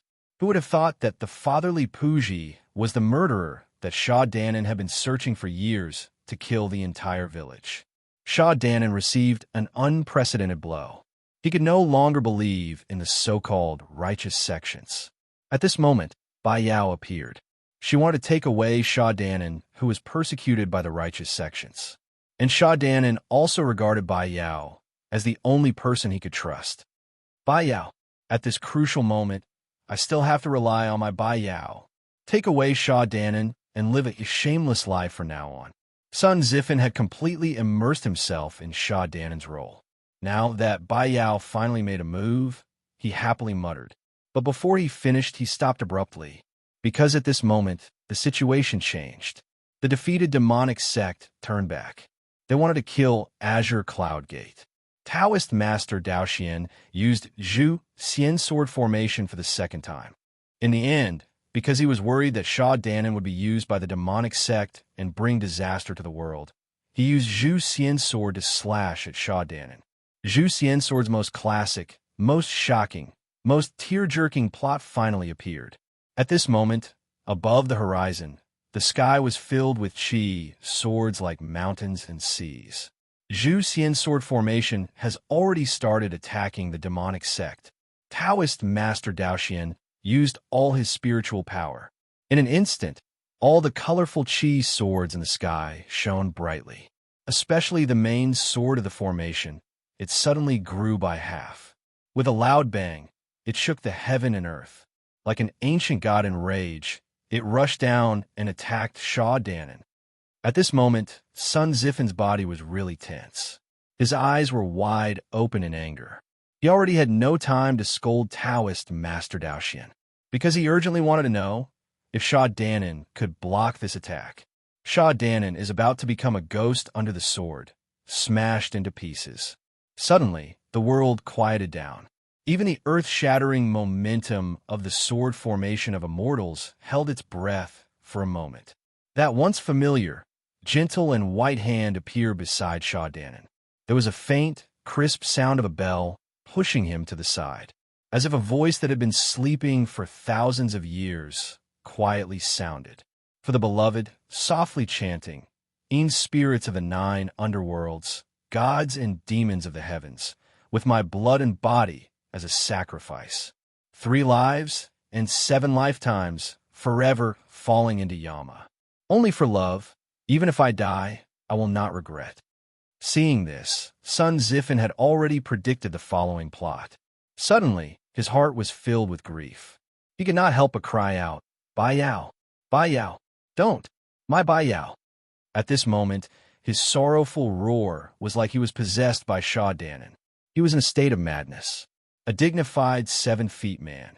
At this moment, he could not help but burst into tears. A man does not easily shed tears, only when the heart has not been broken. If even he was like this, there was no need to talk about those sentimental young ladies of the boudoir. 3 lives and 7 lifetimes, forever falling into Yama. Only for love, even if I die, I will not regret. Woo woo, Bai Yao is dead. Bai Yao is dead. Woo woo. Ah, my Bai Yao. Give me back my Bai Yao. Today in Chong, in city, everywhere could be heard the cries of women and the angry roars and roars of young men. Passers-by who did not know what was going on were all dumbfounded. They did not know what happened in the city today. 3 lives and 7 lifetimes, forever falling into Yama. Only for love, even if I die, I will not regret. This Bai Yao is really brave. Fong Fian, the courtesan of 100 Flowers Tower, was muttering to herself while holding a newspaper. Unknowingly, 2 lines of clear tears had slipped out from the corners of her eyes. Woo-woo. How did Bai Yao die? How could she die? Why did this leather knight write Bai Yao to death? It's too abominable. Woo-woo. Imperial City, Changle Palace. Changle was sitting in the attic and happened to see the plot where Bai Yao blocked the sword with her body. She immediately burst into tears. Bai Yao was her idol. She had always liked Bai Yao's character of daring to love and hate. But now, Bai Yao was buried under the celestial slaying sword. Changle's heart seemed to be broken as well. "Give me back my Bai Yao. Give me back my Bai Yao." At the same time, some radical fans spontaneously organized themselves and roared crazily as they headed toward the eastern city of Chang'an. Along the way, countless young people joined them. There were even many women in the group. Angry, they wanted to go to the editorial department of Datong Daily in Lantian County to seek an explanation for their goddess. Chapter 1382. In Zhuxian, Bai Yao blocked the sword with her body and died under the Zhuxian sword formation. The sensational effect was still fermenting. In the palace, Li Er, who had just arrived at the Li Zheng Hall in Shiyuan, saw Emperor Zhongxuan's eyes were red. He couldn't help but ask, "Guanyin, what's wrong? Why was she crying all of a sudden? Did some blind servant make you angry?" "Nothing. Nothing. I'm fine." Empress Zhongxun quickly wiped the corners of her eyes and said. Li Er asked curiously, "Nothing? Hey, today is really strange. Changle, Consort Yang, Consort Yin, Consort Wei, and Guanyin, you all cried like raindrops and your eyes were red, but you all said nothing. But if you're fine, why are you crying? This makes me really puzzled. Guanyin, tell me the truth. What happened to you all?" Seeing that Li Er insisted on getting to the bottom of things, Empress Zhongxun couldn't help but reveal a trace of embarrassment on her face. In any case, she was the mother of several children, but now she was still shedding tears because of the love, sorrow, and separation in these novels. If this were to be known, how embarrassing would that be? In the end, she couldn't withstand Li Er's aggressive gaze and said softly, "Your Majesty, it's really just a small matter. I just read a novel in Datong Daily today and saw a sad part, so I couldn't help but cry. The other sisters and Changle must have cried because of this reason, right?" Hearing this, Li Er was a little confused. "Novel? What novel can have such a great attraction? It actually made all of you cry. Empress Zhang was even more embarrassed. She said with a distressed face, "Your Majesty has the world's affairs in mind, so don't care about these trivial matters. It's just a novel for people to pass the time. It can't be taken seriously." Lier saw Empress Zhangxuan's distressed face and didn't ask anymore. He shook his head and said, "If that's the case, then I won't ask. But Guanyin, you're not in good health, so you have to maintain a good mood." "Thank you for your concern, Your Majesty. I understand." Empress Zhangxun smiled faintly. "Zhao Song, do you know the name of the novel that the Empress just mentioned?" Coming out of the West Court, Li Er walked with his hands behind his back and asked as he walked. Zhao Song hesitated for a moment, then bowed and replied, "Your Majesty, if I'm not wrong, the Empress should be talking about Celestial Bane, which is being serialized in Datong daily. Many nobles and nobles in the palace are reading this novel." "Oh, this novel was written by Leather Knight." Speaking, Zhao's antithesis. Not only did he know, Li Er also knew. Old Li's face darkened when he heard that, and he immediately said in annoyance, "This stinking brat only likes to cause trouble for us." Lee's says. Lee's could only Lee's, S's Lee's, by air. By air my air. Unlikely heir, who knew Leather Knight's identity. The ordinary people who did not know the inside story could only gather and surround the Datong Daily's editorial department. Back when Li Zishuan serialized his first novel, Mortal, he wittily used a pen name instead of his real name, other than to prevent the officials from impeaching him for writing novels that would bring shame to the imperial court. The main reason was that he was afraid that one day, readers would block his door or send him razor blades. Looking at it today, his decision back then was really smart. Otherwise, even if he was a marquis, the readers who were enraged by Heir's death would have rushed to the Yunshan villa to surround him. It was easy for people to lose their minds in anger. Bai Er was the dream lover of many readers.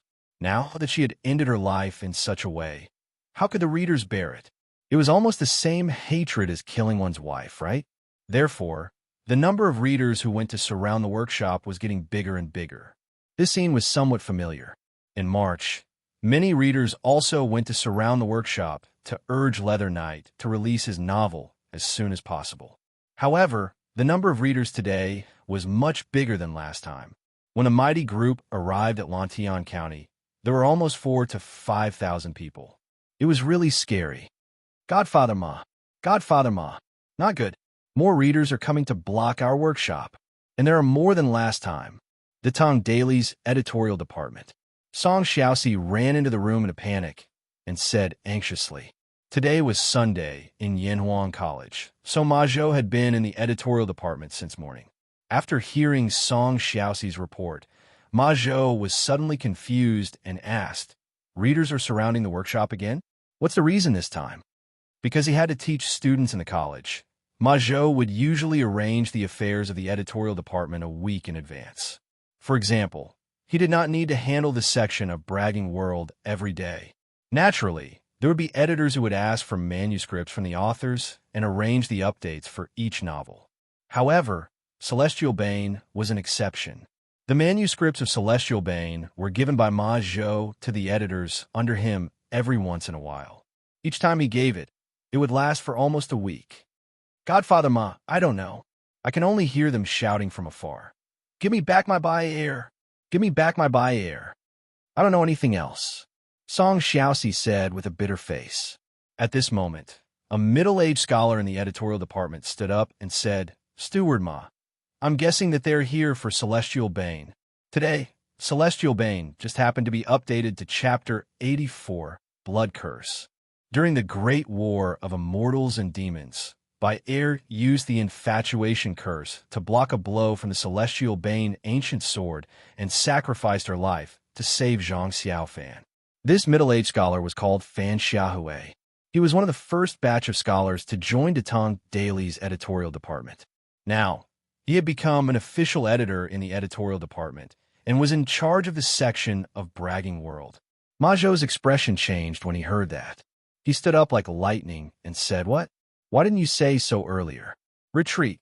Everyone in the editorial department, retreat. Let's end work early today. Work that isn't done can be done at night. Everyone, come back and continue working tonight.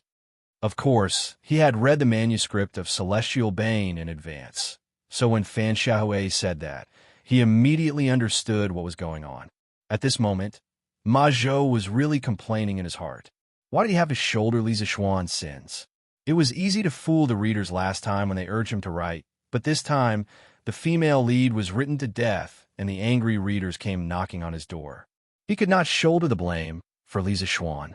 Someone would die. Ma, Steward Ma, are we really retreating?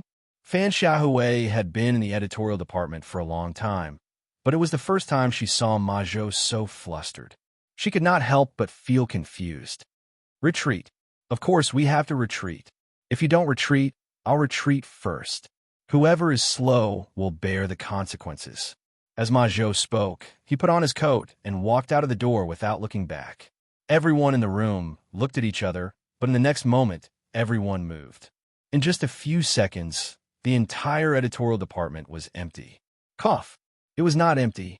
There was still Song Xiaoxi, who had not recovered from his shock. Master Ma, you're retreating just like that? Song Xiaoxi took a long time to react.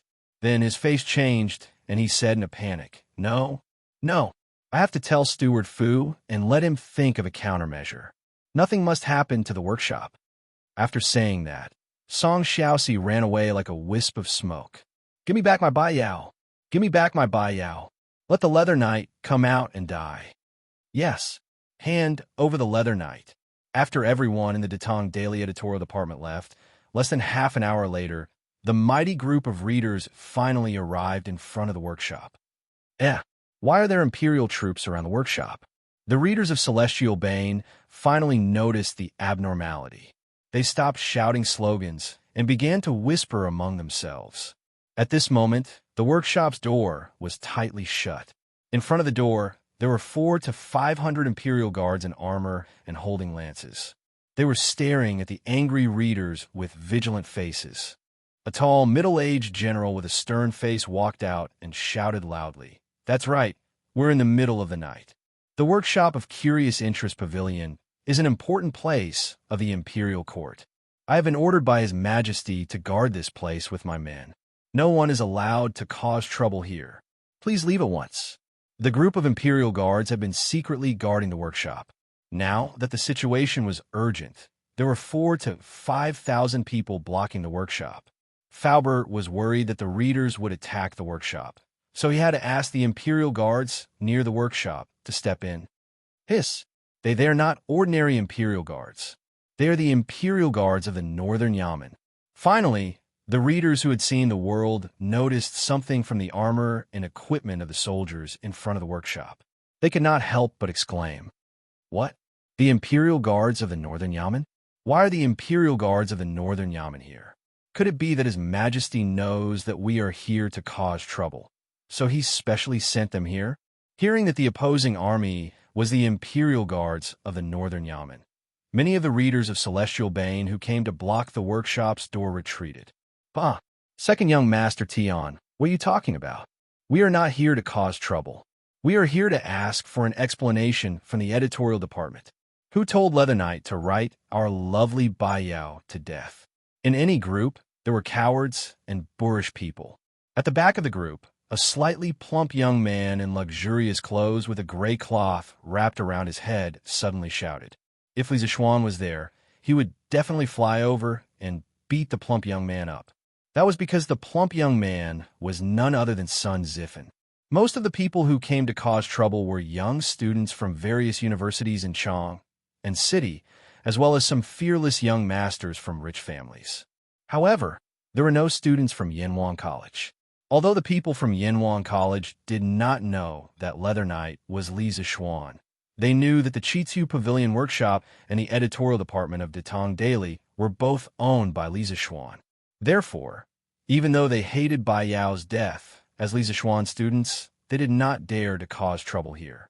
However, Sun Zifen was an exception. He had completely immersed himself in the role of Zhang Xiaofan. Naturally, he liked Bai Yao very much. Now that Bai Yao was written to death, he did not care about anything else. Seeing that someone was leading a group to cause trouble in the editorial department, he quickly disguised himself and followed them. In his mind, Bai Yao was written to death by the cruel Leather Knight. Even if he had to betray his master and destroy his ancestors, he had to get an explanation for Bai Yao. It would be best if he could force Leather Knight to revive Bai Yao. That's right. We are not here to cause trouble today. We are here to get an explanation for Bai Yao's death. Yes, let the editorial department of Datong Daily and Leather Knight come out and give us an explanation. Sun Ziffin's words gave the people who came to cause trouble a high-sounding excuse. Therefore, more and more readers began to shout, "General Liu, what should we do?" A soldier saw that the group of readers in front of him did not want to leave, so he was a little annoyed. The general furrowed his brows, then yelled, "Listen up, people on the other side. The editorial department of Tang Dynasty Daily has already left for work. The Pai Xiaojue you're looking for, I don't know who he is, but he's definitely not here. If you don't leave, I will send all of you to the Supreme Court for the crime of offending the workshop." What? The editorial department of Datong Daily has already finished work? Hearing this, many people were a little discouraged. After all, they were only here to cause trouble for the editorial department, not the workshop. Sun Ziffin curled his lips, then pinched his throat and shouted, "Who are you lying to? It's not even 5 in the afternoon. How could the editorial department have finished work so early?" General Liu's gaze froze. He wanted to find the source of the voice, but there were too many people in front of him. He could not tell who was deliberately causing trouble. Yes, it's not even 5 in the afternoon. The editorial department can't have finished work so early. You're lying. Yes, you're lying. The rest of the people reacted and shouted. General Liu's face turned cold and said, "Humph. If I say that the editorial department has finished work, then they have finished work. If you don't believe me, you can choose 10 people as representatives and go in to take a look." "Okay, let's choose." Hearing this, the readers immediately agreed, and Sun Zifan, who was in the crowd, suddenly became low-key at this moment because he was afraid of being recommended by others. After a while, 10 readers walked out of the crowd and entered the workshop under the lead of a military guard. After a quarter of an hour, they walked out dispiritedly. Judging from their expressions, they had returned empty-handed. "How was it? I ask you, is there anyone else in the editorial department?" General Liu asked loudly. No. The 10 readers shook their heads in defeat. They did not find anyone in the editorial department. The readers opposite them were in an uproar. General Liu took advantage of the situation and shouted, "Since there's no one in the editorial department of Datong Daily, then you should go back quickly. Don't disturb the security of the workshop. Otherwise, when His Majesty blames you, no one can afford to take the blame." Everyone looked at each other, and in the end, they could only scatter like birds. "Let's go. Let's go. There's no one in the editorial department. What else can we do? Let's go then." "Humph. I won't read Celestial Bane in the future." "Yes. Boycott Celestial Bane. If I read it again in the future, I'll be a dog." "Bah. If Leather Knight doesn't revive Bai Yao, I won't read any of his novels in the future." "That's right. That's right. If he doesn't revive Bai Yao, I won't read his books in the future." The angry readers left the workshop unwillingly. Then everyone's anger was transferred to Leather Knight. Chapter 1383. "I say, Marquis, this Ma has long advised you to change this plot, but you insisted on not doing so. Now that you've angered so many readers, the sales of our bragging world will definitely plummet in the future." In the Cloud Mountain Resort, Ma Zhou, who had luckily escaped, immediately came to complain to Li Zishuan. In fact, as early as 15 minutes ago, Li Zishuan had already received the news that the editorial department was being surrounded. Now that he saw a big man like Ma Zhou complaining pitifully, he found it funny. "Brother Ma, this kind of crucial plot is often the result of a slight change. How can it be changed at will?" Moreover, the later plot revolved around Zhang Xiaofan finding a way to resurrect Bai Yao. As for the readers boycotting Celestial Bane and Leather Knight, you don't have to take it to heart. I believe that they'll slowly understand me and persevere in reading it. Ma Zhou was speechless. He thought to himself, like hell I'll believe you.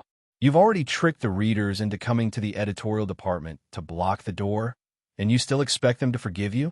You must be dreaming. However, the first half of Li Zixuan's words piqued Ma Zhou's interest. He quickly asked, "Resurrect Bai Yao?"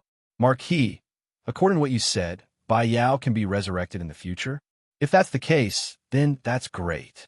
Those readers will definitely understand us. To tell you the truth, Marquis, when this Ma saw Bai Yao use the infatuation curse to block the attack of the celestial extermination sword and risk her life to save Zhang Xiaofan, I almost couldn't hold back my tears. Other things aside, Celestial Bane is indeed unparalleled in terms of emotional rendering. Mortal man can't be compared to it." In the end, Ma Zhou couldn't help but sigh with emotion. Today, he came to look for Li Zixuan for two reasons. Firstly, he wanted to complain. Secondly, he wanted to ask for the next part of the script. Because his stockpile of scripts happened to be gone, he did not know what the next part of the plot was. According to the original plot, Bai Yao's soul should have been destroyed when she used the love curse. However, Huan Ling took a part of her soul for her. So, the rest of the plot was Sha Danan running around to revive Bai Yao. Li Zixuan smiled. He didn't admit or deny it. He went back to his study and took out a stack of documents. "I can't tell you whether Bai Yao has been resurrected or not. It's a secret. These are the manuscripts for the last 80 chapters. Brother Ma, you could take a look at them yourself." Hearing Li Zixuan's words, Ma Zhou suddenly had an ominous premonition. He didn't immediately take the document. Instead, he asked, "Marquis, don't tell me you gave everyone hope and then made them despair?" He now felt that these manuscripts were a bit troublesome. Perhaps Li Zixuan was going to trick him again. Li Zixuan was silent. After a while, he sighed and said, "Is the result really that important? Sometimes the process is far more unforgettable than the result. Whether it's hope or despair, only after reading it can one understand the joys and sorrows of it." Hearing this, Ma Zhou was silent. After a while, he took the manuscripts from Li Zixuan's hands and said, "AI, I hope that when the time comes, the readers will be able to understand." Finished speaking, Ma Zhou cupped his hands and took his leave. Marquis, the Crown Prince, Princess Changel, and His Imperial Highness, the Prince of Wei, have all ascended Mount Yun and are rushing over. Not long after Ma Zhou left, Pang Feiji came in to report.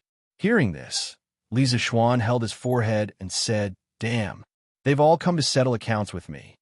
Back then, Li Tai had helped him copy the manuscripts for a mortal's journey to immortality.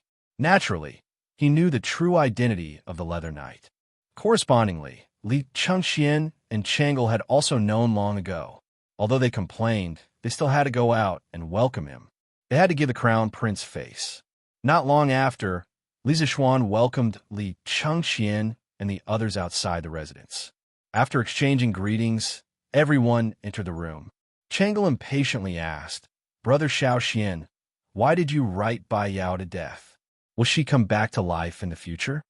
Her words carried 70% anxiety and a trace of blame. Obviously, she loved Bai Yao's character very much. "That's right. Yamacho, look at how cute Bai Yao is. Why did you write her to death? If others were to find out that you're Pai Xia Ku, do you think your Cloudy Mountain Resort will be surrounded by 3 layers of people inside and outside?" The little fatty, Li Tai, also slapped his thigh and shouted. Li Zixuan narrowed his eyes and looked at Li Tai with a faint smile. "If others knew my identity, then it must have been you who leaked it. I won't look for anyone else but you. You brat, just wait to be taught a lesson by me." Li Tai's face fell. He instantly became unhappy. "Why? Yamacho, this is unfair.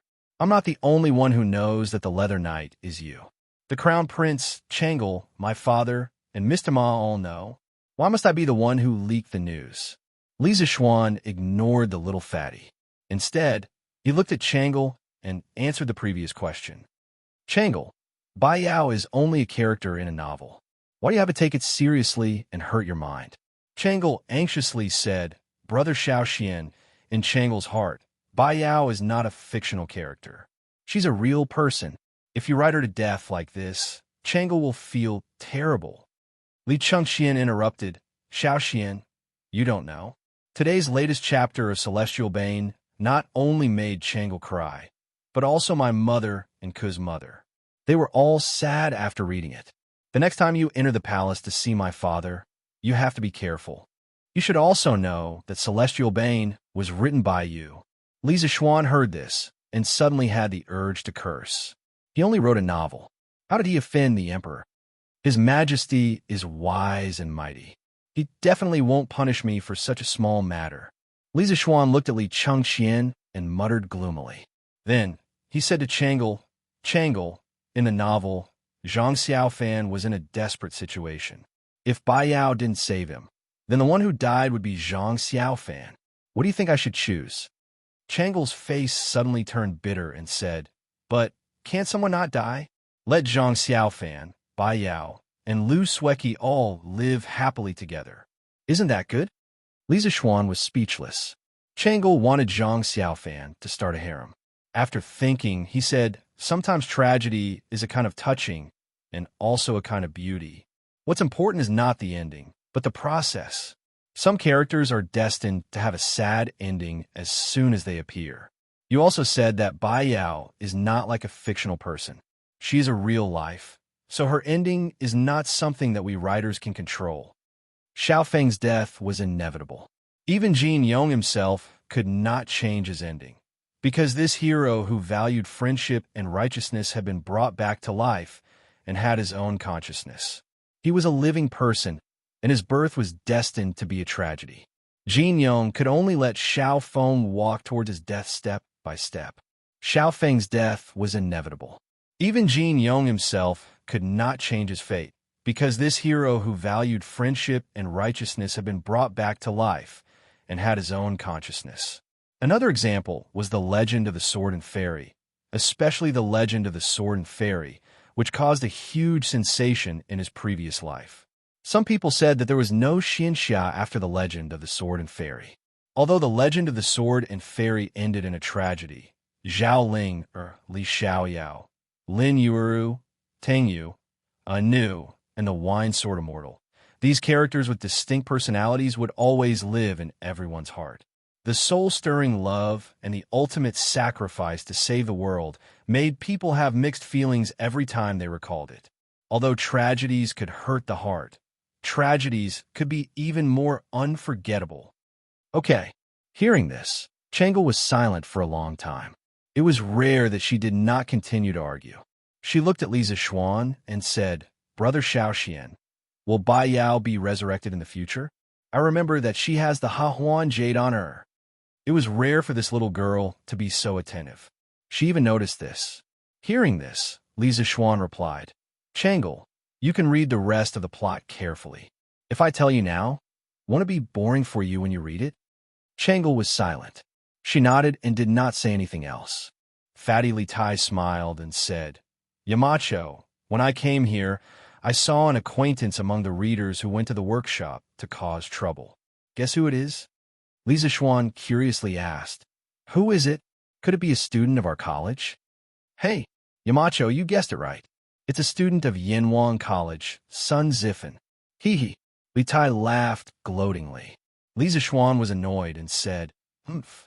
This brat dares to betray his master. I'll teach him a lesson when I go to the college tomorrow. Hong Yi. Something happened. In the student dormitory of Yinhuang College, Hua Hongyi was writing at his desk. Liao Feichen suddenly pushed the door open and shouted as he walked in. What's wrong? Feichen? What could have happened? Hua Hongyi looked up at Liao Feichen and asked curiously. Liao Feichen quickly replied, Something big happened. Hong Yi, stop writing. Listen to me first. Something big happened at the foot of the mountain. The readers of Celestial Bane collectively rioted and surrounded the editorial department. Hua Hongyi was startled and said, Oh, they're angry because of Bai Yao's death, right? Liao Feichen asked curiously, Hong Yi, you've also read the latest chapter of Celestial Bane? Of course. Celestial Bane is a good book. I can't compare to it. Hua Hongyi sighed and said with emotion, Liao Feichen thought for a while and suddenly laughed. You can't compare to it in the past, but that doesn't mean you can't compare to it in the future. Hong Yi, your novel concept is very attractive. The current results are much better than mine and Tianhua's. Today, the readers of Celestial Bane collectively rioted and said that they want to boycott Celestial Bane. Hong Yi, your dream of Great Qin has a chance. Maybe it can reach the top in one fell swoop. Since the start of Dream of Great Qin, Li Zixuan, in his real-life identity and Leather Knight identity, tipped 1,000 strings of coins each, causing quite a stir. Many people began to pay attention to this book at the first moment. Later, more and more people were attracted by this pseudo-time travel storyline. The protagonist of this book was actually very similar to Li Zixuan, or rather, he was a complete copy of Li Zixuan in the Qin dynasty. The protagonist's predecessor was a student at Yanhuang College. He knew martial arts and engineering. After the protagonist dreamt of the Qin dynasty, he wanted to use martial arts and engineering knowledge to change the Qin dynasty and prevent the Qin dynasty from walking down the path of destruction. Now, the plot had progressed to the point where the protagonist invented the curved plow. This kind of novel plot made people feel very happy. When the news of Li Zixuan's knighthood, because of the bent yuan plow, spread throughout the world, it was unknown how many people were envious and wished that they could replace him. After all, to be able to jump from a commoner to a baron, this kind of thing had the color of a legend. Many people secretly thought that if they had the engineering knowledge in Li Zixuan's mind, wouldn't they also be able to be knighthoods? It was rare that there was a novel that used this plot. It could be considered to have fulfilled the wishes of those envious people. Many people gradually fell in love with this novel and put themselves in the shoes of the protagonist. When they saw that it was enjoyable, they naturally wouldn't be stingy with tipping. Now, on the daily bestseller list of Bragging World, Dream of the Qin Dynasty was already firmly in second place. However, there was still a big gap between this second place and the first place, Celestial Bane. Feichen, you can't say that. After hearing Liao Feichen's words, Hua Hongyi couldn't help but shake his head and said, "The words of those readers can't be taken seriously. Don't listen to them now, saying that they want to boycott Celestial Bane. I can guarantee that when they buy Bragging World tomorrow, the first book they read will definitely be Celestial Bane. Because although Bai Yao died, it doesn't mean that she can't be resurrected. She has the Hahuan Bell on her. Not only do they want to read the plot later, but I also want to read it." When Liao Feichen heard that, he was instantly speechless. He thought to himself, "This is a typical case of the eunuch being anxious while the emperor is not. I worked so hard to help you plan, but you directly defected to the enemy." Seeing Liao Feichen's disappointed expression, Hua Hongyi smiled broadly and said, Feichen, you don't have to be so dejected. Today, so many fans went to the editorial department to cause trouble because of Bai Yao's death. This also shows the success of Celestial Bane's characterization.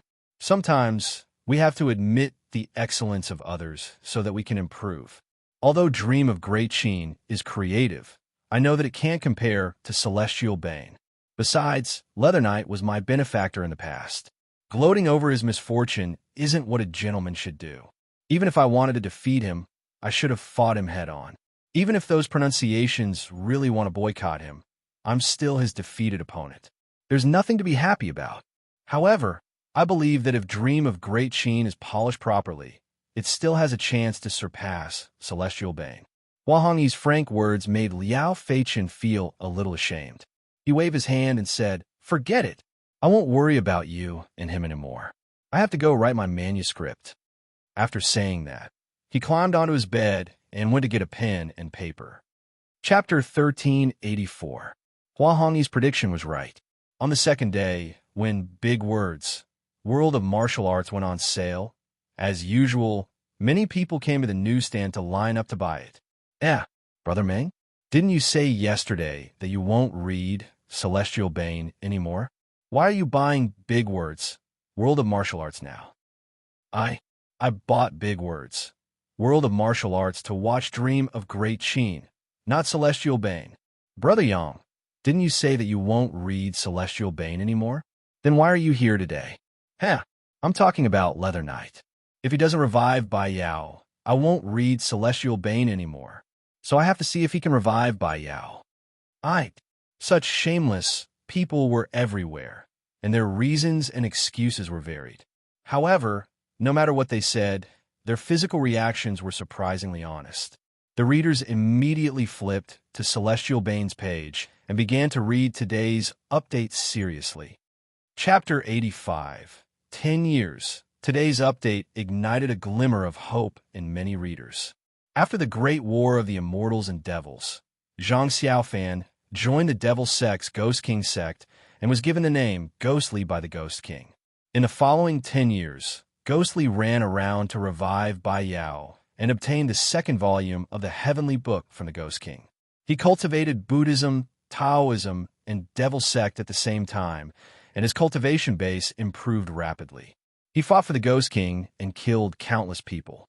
In the Devil Sect, he was known as the Blood Young Master, along with the Poison Young Master Qin Huiyin and the ingenious Young Master Jean Pinger.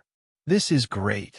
Bai Yao's soul was captured by the Joyous Bell, and her physical body is lying on the Frost Jade bed. There's still a chance of revival. That's great. As long as there's a chance. She'll definitely be revived in the end. I guess Pai Xia must have seen our wrath yesterday. No matter what, it's fine as long as Bai Yao can be revived. That's right. I've decided to continue supporting Celestial Bane. Let's tip him first. Let Leather Knight see our sincerity.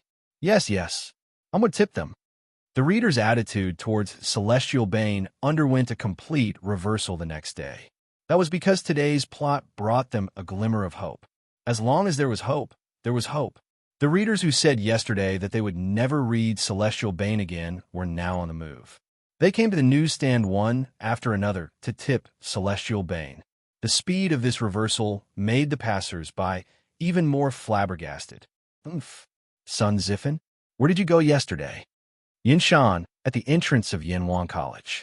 Sun Zifen, who had just come to school, was caught red-handed by Li Zixuan. Sun Zifen said guiltily, Shan, Yamacho, I didn't do anything yesterday. He's sleeping at home. Is that so? Why did I hear that someone went to the workshop yesterday and caused trouble with others? Li Zixuan said calmly. Sun Zifen's eyes widened. He did not know if Li Zixuan was deliberately tricking him or if he really got the news. Regardless, he was determined not to take the blame. Therefore, he quickly waved his hand and said, Yamacho, I'm innocent. How would I dare to cause trouble at the workshop? Who doesn't know that the workshop is your property? I really slept at home yesterday. My dad can testify. If you don't believe me, you can ask him. Sigh. I have to write a letter to my dad to collude with him. Sun Zifen added in his heart. Li Zixuan stared at Sun Zifen for a while until the latter felt a little scared. He then smiled and said, All right, you didn't go, so be it. I want to ask Sun Tingwei. Go to class. If you don't do well in the midterm exam, I'll personally talk to Sun Tingwei. After all, Sun Tingwei was the top scholar. How can his son's results be bad? Sun Zifen shuddered. What a devil. This is obviously using public office to avenge private grudges. He really wanted to ask Li Zixuan, Are you the devil? Yamacho, this midterm exam is just a small exam. Don't you think it's a little inappropriate for you to make such a big trip? Sun Zifen said with a bitter face. Li Zixuan waved his hand and said casually, What's inappropriate about this? As a Yamacho, isn't it normal to care about the students' results? Coincidentally, Sun Tingwei and I haven't had a drink together in a long time. All right. Why don't you go to class? After that, Li Zixuan pretended to kick Sun Zifen's butt. Sun Zifen was so scared that he did not dare to talk anymore and quickly ran away. This little bastard. Li Zixuan looked at Sun Zifen's back and scolded him. Then he turned to Mo Zhong and said, Mo Zhong, after school ends at noon, go to class 3 and call Hua Hongi to my office. Tell him that I have something to talk to him about. Mo Zhong had never heard of this student's name before, but since Li Zixuan pointed him to the class, it was easy to find him. He quickly bowed and said, Yes. Yamacho. Li Zixuan nodded and then walked towards Guanghua Building. Yamacho, you're looking for me? After the 4 classes in the morning, Imo Zhong took Hua Hongyi to Li Zixuan's office. This was the first time he had come here. Looking at the luxurious decorations inside and the man he had always looked up to, Hua Hongyi cupped his hands and said respectfully, "Yes, you're here. Come in and have a seat." Li Zixuan raised his head and then greeted him very casually. Seeing that Li Zixuan was about to get up to pour water, Imo Zhong took the initiative to pour 2 cups of tea. Then he said goodbye to Li Zixuan and left. Half of his buttocks rested on the soft sofa. Smelling the faint fragrance of the immortal tea, Hua Hongyi was not in the mood to enjoy it at the moment. His heart was hanging in the air. "Mountain leader, I wonder what instructions do you have for me?" After hesitating for a moment, Hua Hongyi took the initiative to break the silence and asked. Li Zixuan smiled and said, "Don't be so nervous. I didn't ask you to come here for anything important.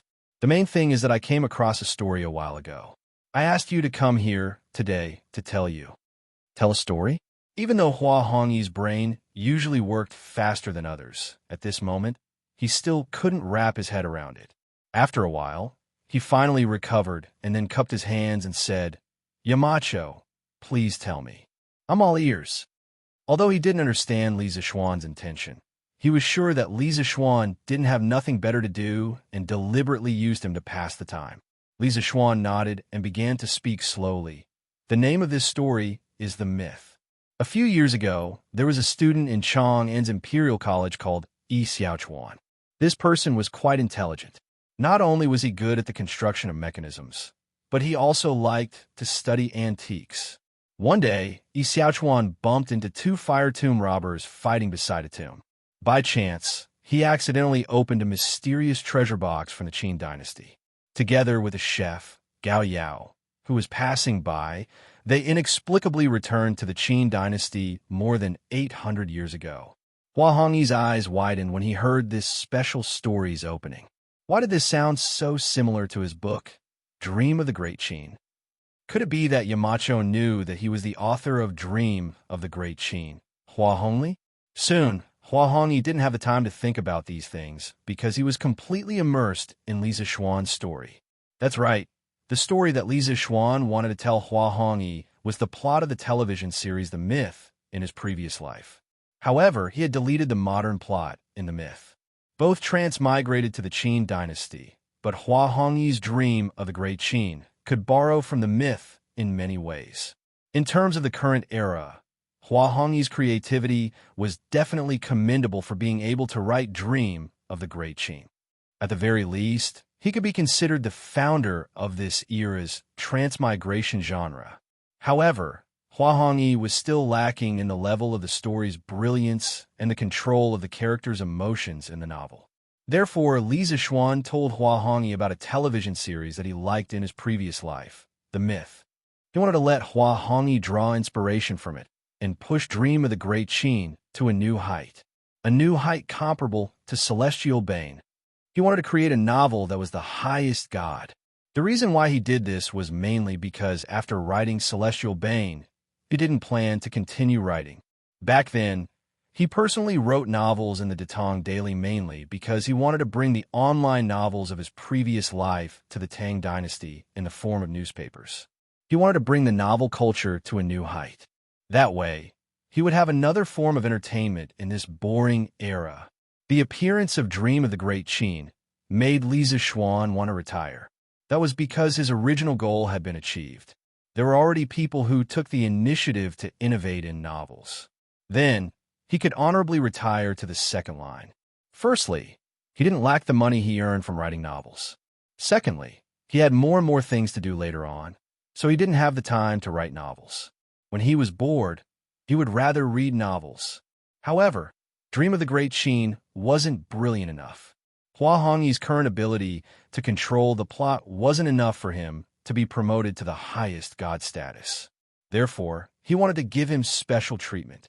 Hua Hongyi was creative and willing to work hard. Therefore, Li Zixuan was willing to train him.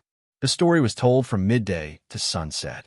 If Mo Zhong didn't personally ask for a leave of absence for Hua Hongyi from the head teacher of Class 3, the teachers of Class 3 would probably be looking everywhere for Hua Hongyi. At this time, their bodies emitted a blue light. Their hair instantly turned white, and they became exhausted. The blue light was summoned by the stars and left their bodies.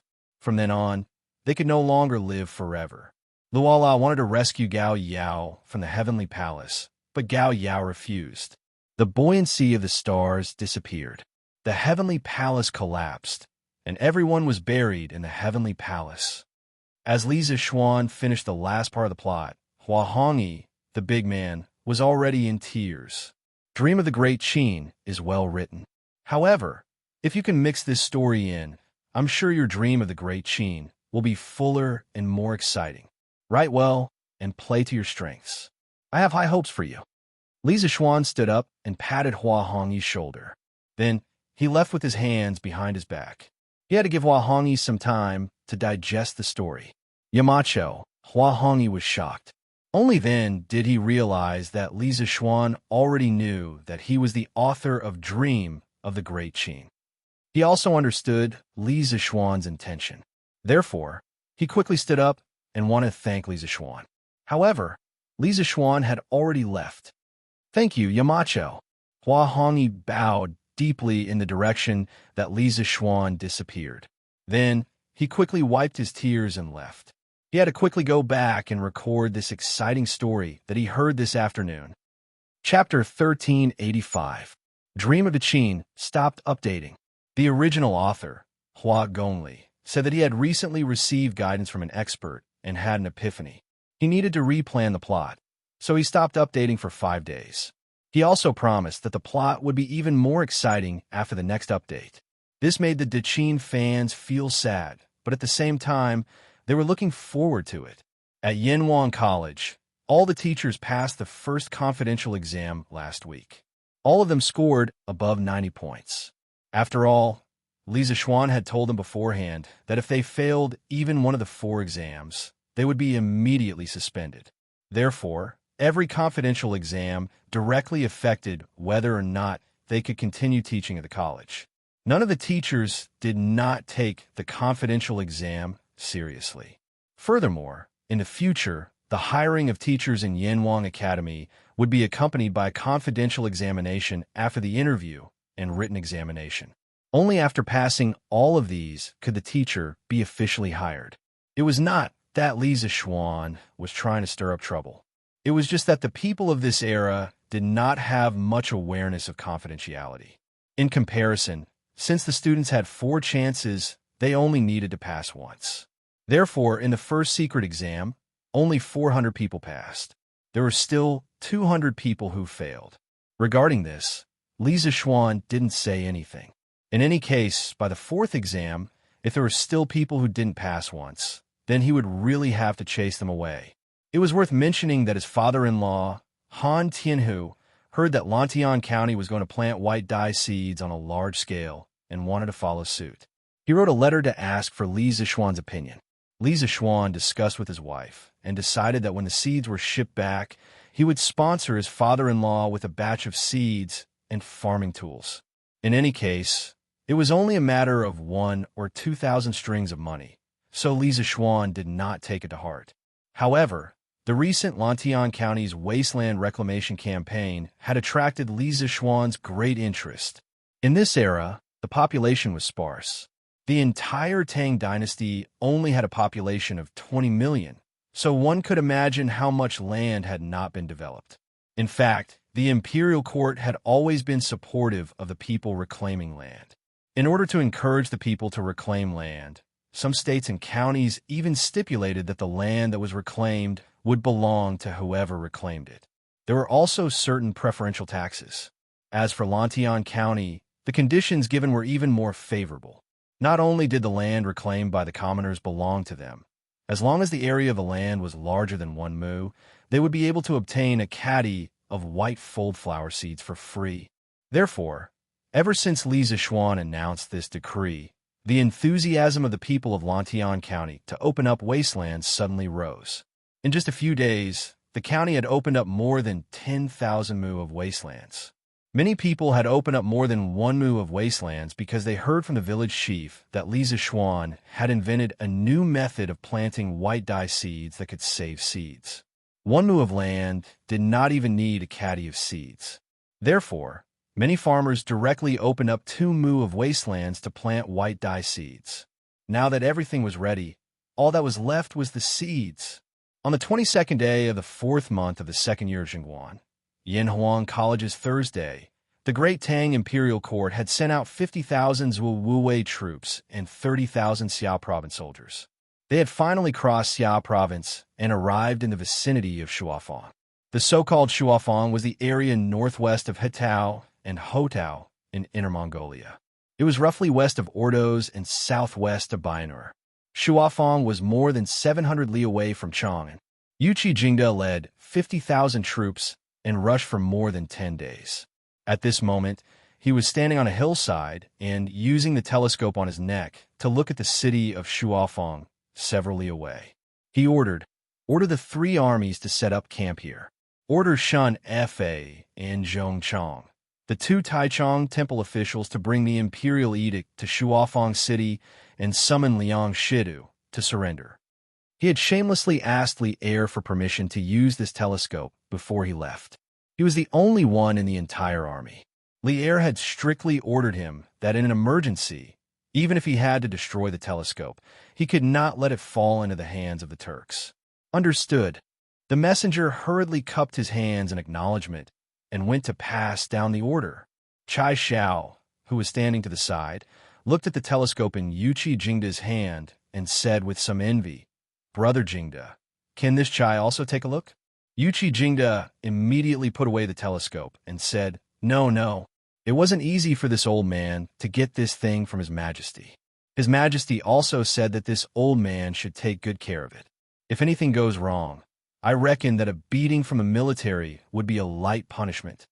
Li Zishuan had indeed produced many handheld binoculars for the Great Tang military, but they had all been sealed up by Li Er and strictly controlled. Each one had a serial number, and there was a detailed record of who it was given to or lent to.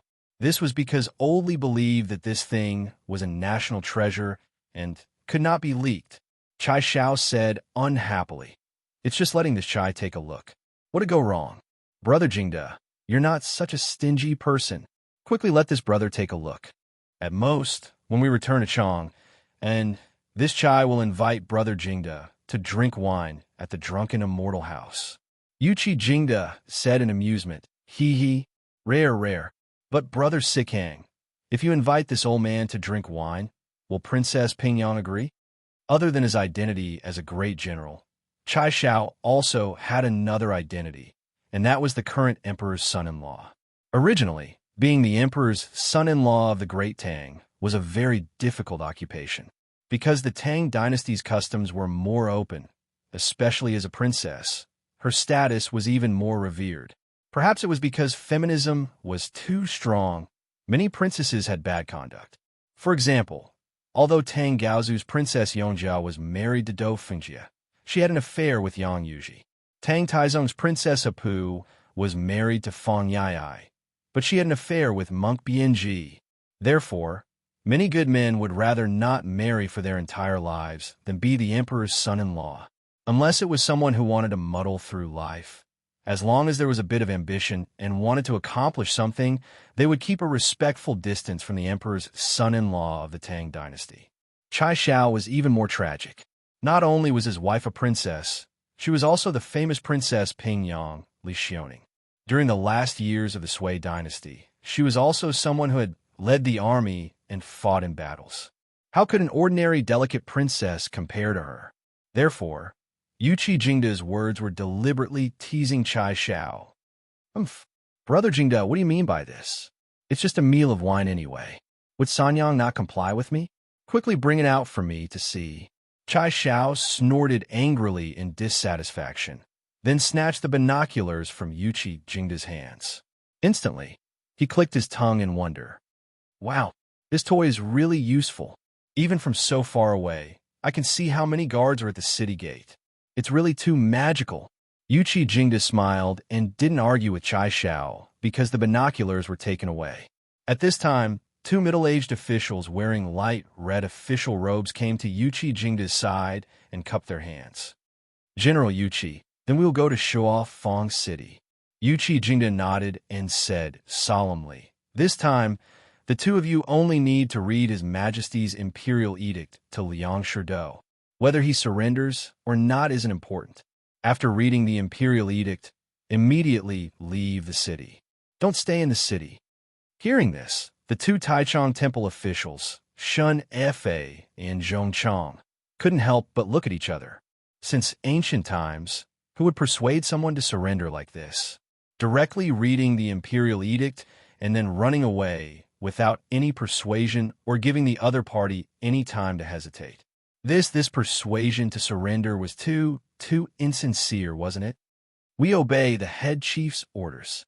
Although they didn't understand, Yuqi Jingda was now the head of the three armies and the head chief supervisor to destroy Liang Sherdou. The two Taichung Temple officials still cupped their hands and accepted the order. Yuqi Jingda nodded and said, "Then go." "Yes, sir." The two of them took a few soldiers and left to carry out the order. Brother Jingda, this Shuo Fong City security is lax and looks like it's normal. Could it be that Liang Sherdou hasn't received the news that His Majesty wants to send troops to encircle and annihilate him? Chai Xiao held the binoculars and saw that Shuo Fong City's gates were wide open. Pedestrians and merchants were going in and out, and there was only a group of soldiers guarding the gates. It didn't look like a battle was about to break out. "Duke Xiao, can you lend me the binoculars to take a look?" Shui Wanjun said at this moment. Here you go." Chai Xiao nodded and reluctantly handed the binoculars to Shui Wanjun. Yuqi Jingda said, "Ever since Liang Sherdou was repeatedly defeated by our Great Tang, he no longer dared to fight with the Great Tang and has been holed up in Shuo Fong City. We're leading troops to encircle and annihilate Shuo Fong City, so it's normal that he doesn't know about it. However, as long as our tens of thousands of men make any strange movements, he'll definitely sense it and immediately lock down the city gates." Shui Wanjun said. "Then, according to the head chief's words, sneak attacks are not advisable, and we can only attack head-on." Yuqi Jingda's gaze darkened, and he thought for a moment before replying, "Shuo Fong City's walls are tall and sturdy, so attacking head-on will be difficult. Moreover, according to what I know, Shuo Fong City isn't a monolithic block, and there are many people who are greedy for life and afraid of death. Last time, the Imperial Court's army surrounded and attacked Guan City, and they used the strategy of dividing the city from the inside and attacking from the outside. This time, we might be able to use the same tactic. However, everything will have to wait until the two Taichung Temple officials come out of the city. Reporting, Your Majesty, two Tang Empire officials have arrived outside the city. They say that His Majesty, the Emperor of the Tang Empire, has an imperial edict for you. Shuo Fong City, Liang Kingdom's palace." It was the morning court session of the Liang Kingdom. A soldier quickly ran into the main hall of the palace and reported loudly to Liang Shidu, who was seated high above. In the 3rd month of the 13th year of the Dai dynasty, Liang Shidu sent troops to attack and occupy Jiaoyin, Honghua, Yan'an, and other prefectures. He became the emperor, and the country's name was Liang. He prayed to the heavens in the south of the city, and when he buried a jade in the ground, he obtained the seal, which was Fu Ruwei, and established the era's name as Yonglong. Therefore, this fellow had been the emperor for a full 11 years, and he could be considered to have had his fill of being the emperor. As soon as that soldier finished speaking, the officials in the Liang Kingdom's imperial court instantly burst into an uproar. What? Tang Empire officials came with an imperial edict? What should we do now? Is the Tang Empire going to attack our Daliang again? Bam! When Liang Shidu saw the panicked officials in the hall, he couldn't help but slap the table and shout, "Silence, all of you. Just two Tang Empire officials, and you're already panicking. Where's your decency? Didn't he, Li Shimin, send 100,000 troops? What are you afraid of? Don't forget, we have Great Khan Shili backing us up behind the state of Liang."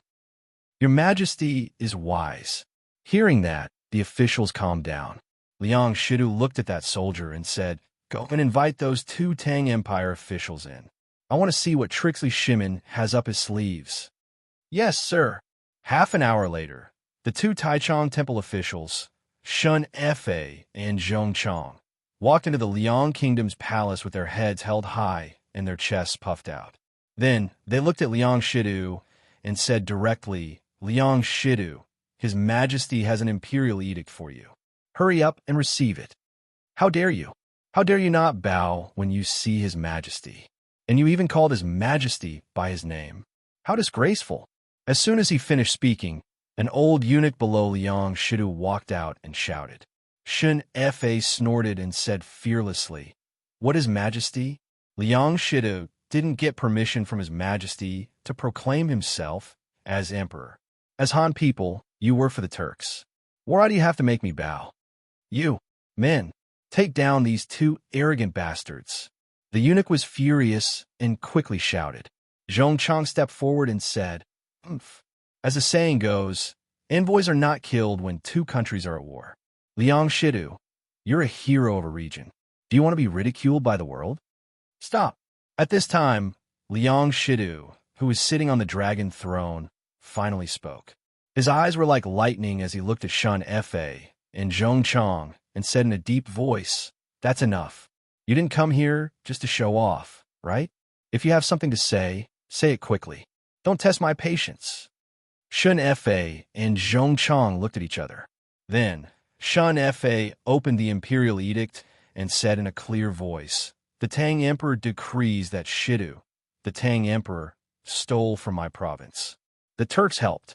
Now that the rebellious kings have been suppressed, the Khitans and Turks have also surrendered to me, leaving only you to occupy the northern side. If you surrender, I will give you the title of king. If you refuse to come to your senses, I will kill you. If the officials of the Liang Kingdom want to surrender, I will also give you the title of king. I hope that you can see the situation clearly and abandon the darkness to the light. Do not resist stubbornly and bury yourselves. This is the emperor's decree." Old Li's imperial edict was ruthless. He directly said that Liang Shidu was a thief and even persuaded his officials to abandon the darkness to the light in front of Liang Shidu. At this moment, Liang Shidu was so angry that his nose was crooked. At this moment, the officials in the main hall were somewhat flustered and began to discuss in low voices. "Bastard! How dare Li Shimin bully me?" Liang Shidu slammed the table and said angrily, "I swear here that I will not surrender to the Tang Empire. If Li Shimin wants to attack the northern side, then let him send his army. I will be waiting for him at the Shuafang city. Men, send these two people out of the city. Never let them enter the city again." Shun Fa said loudly, "Liang Shidu, don't be stubborn. His Majesty is wise and can command 1,000,000 troops to flatten the Shuafang city at any time." Arrogant. If Li Shimin really has the ability, then let him attack the city. Men, chase the two of them out. Liang Shidu's expression changed as he roared angrily. Liang Shidu, you will regret it." Shun Fa flung his sleeves and pulled Zhong Chang out of the hall. Chapter 1386.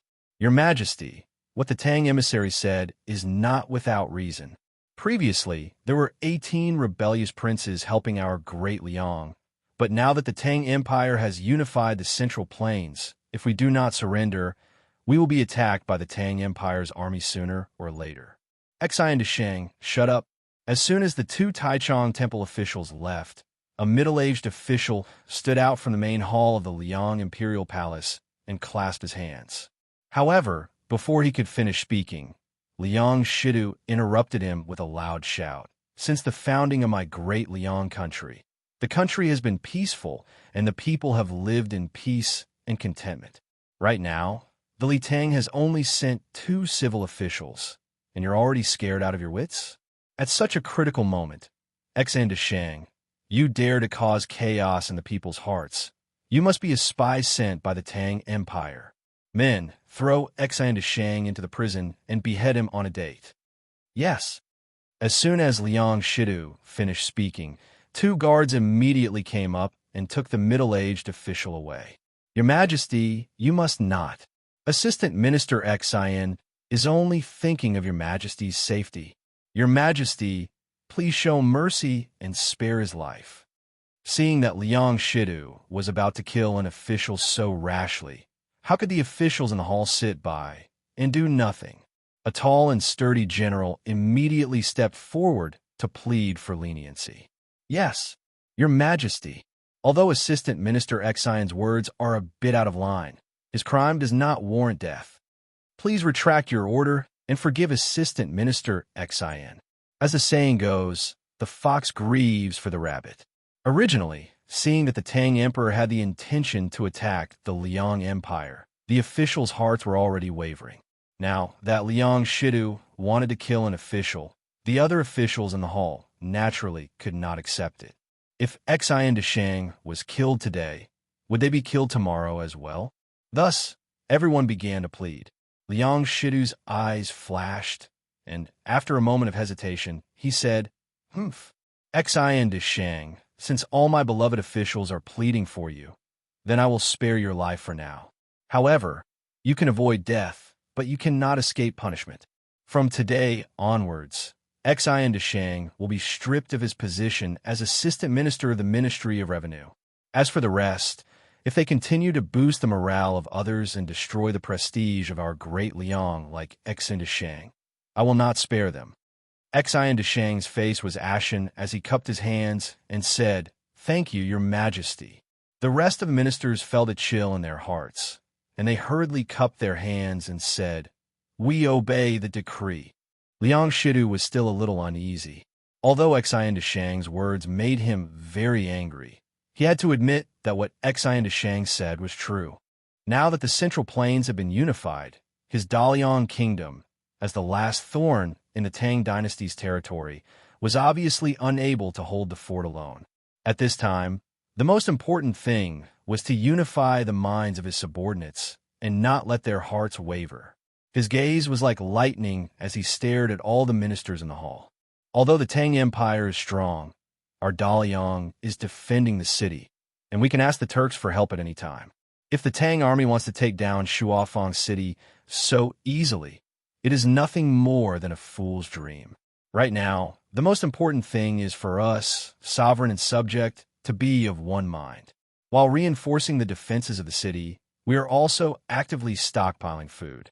Even if we are besieged by the Tang army, we will be able to hold out until the Turkic army comes to our rescue. I advise some people not to have any thoughts of seeking refuge with the Tang army. Li Shimin hates our Liang to the bone. Even if you seek refuge with the Tang Empire, you will not have a good ending. Thus, there is only one path left for you, and that is to follow me and protect the Dalian kingdom. Only this way can you enjoy a lifetime of glory and wealth." Liang Shidu's warning and tempting words drifted through the hall. When the ministers in the hall heard this, they all had different thoughts, but on the surface, they were all sincerely convinced and cupped their hands and said, "We swear to live and die with the Dalian kingdom." Liang Shidu laughed heartily and said, "Good. But today, after those two Tang officials return, Li Shimin will definitely be unwilling and may even send troops to attack Dalian. For the sake of today, you all need to reinforce the defenses of Shuafang City as soon as possible. Rolling logs, crossbows, kerosene, and other defensive items must be prepared as soon as possible. All officials must work together to build Shuafang City into a steel fortress that no one can break through. If Li Shimin dares to send troops over, then his people will not be able to return. We obey the decree." In the forest 3 leagues south of Shuafang City, the Imperial Court's army was hiding and waiting for orders. As there were many signs that Liang Shidu had not discovered the arrival of the Imperial Court's army, Yuqi Jingda ordered the army to hide and act according to the situation. In order to not be discovered, the army definitely could not start a fire to cook. They could only eat some dry rations and drink some water to fill their hunger. Report.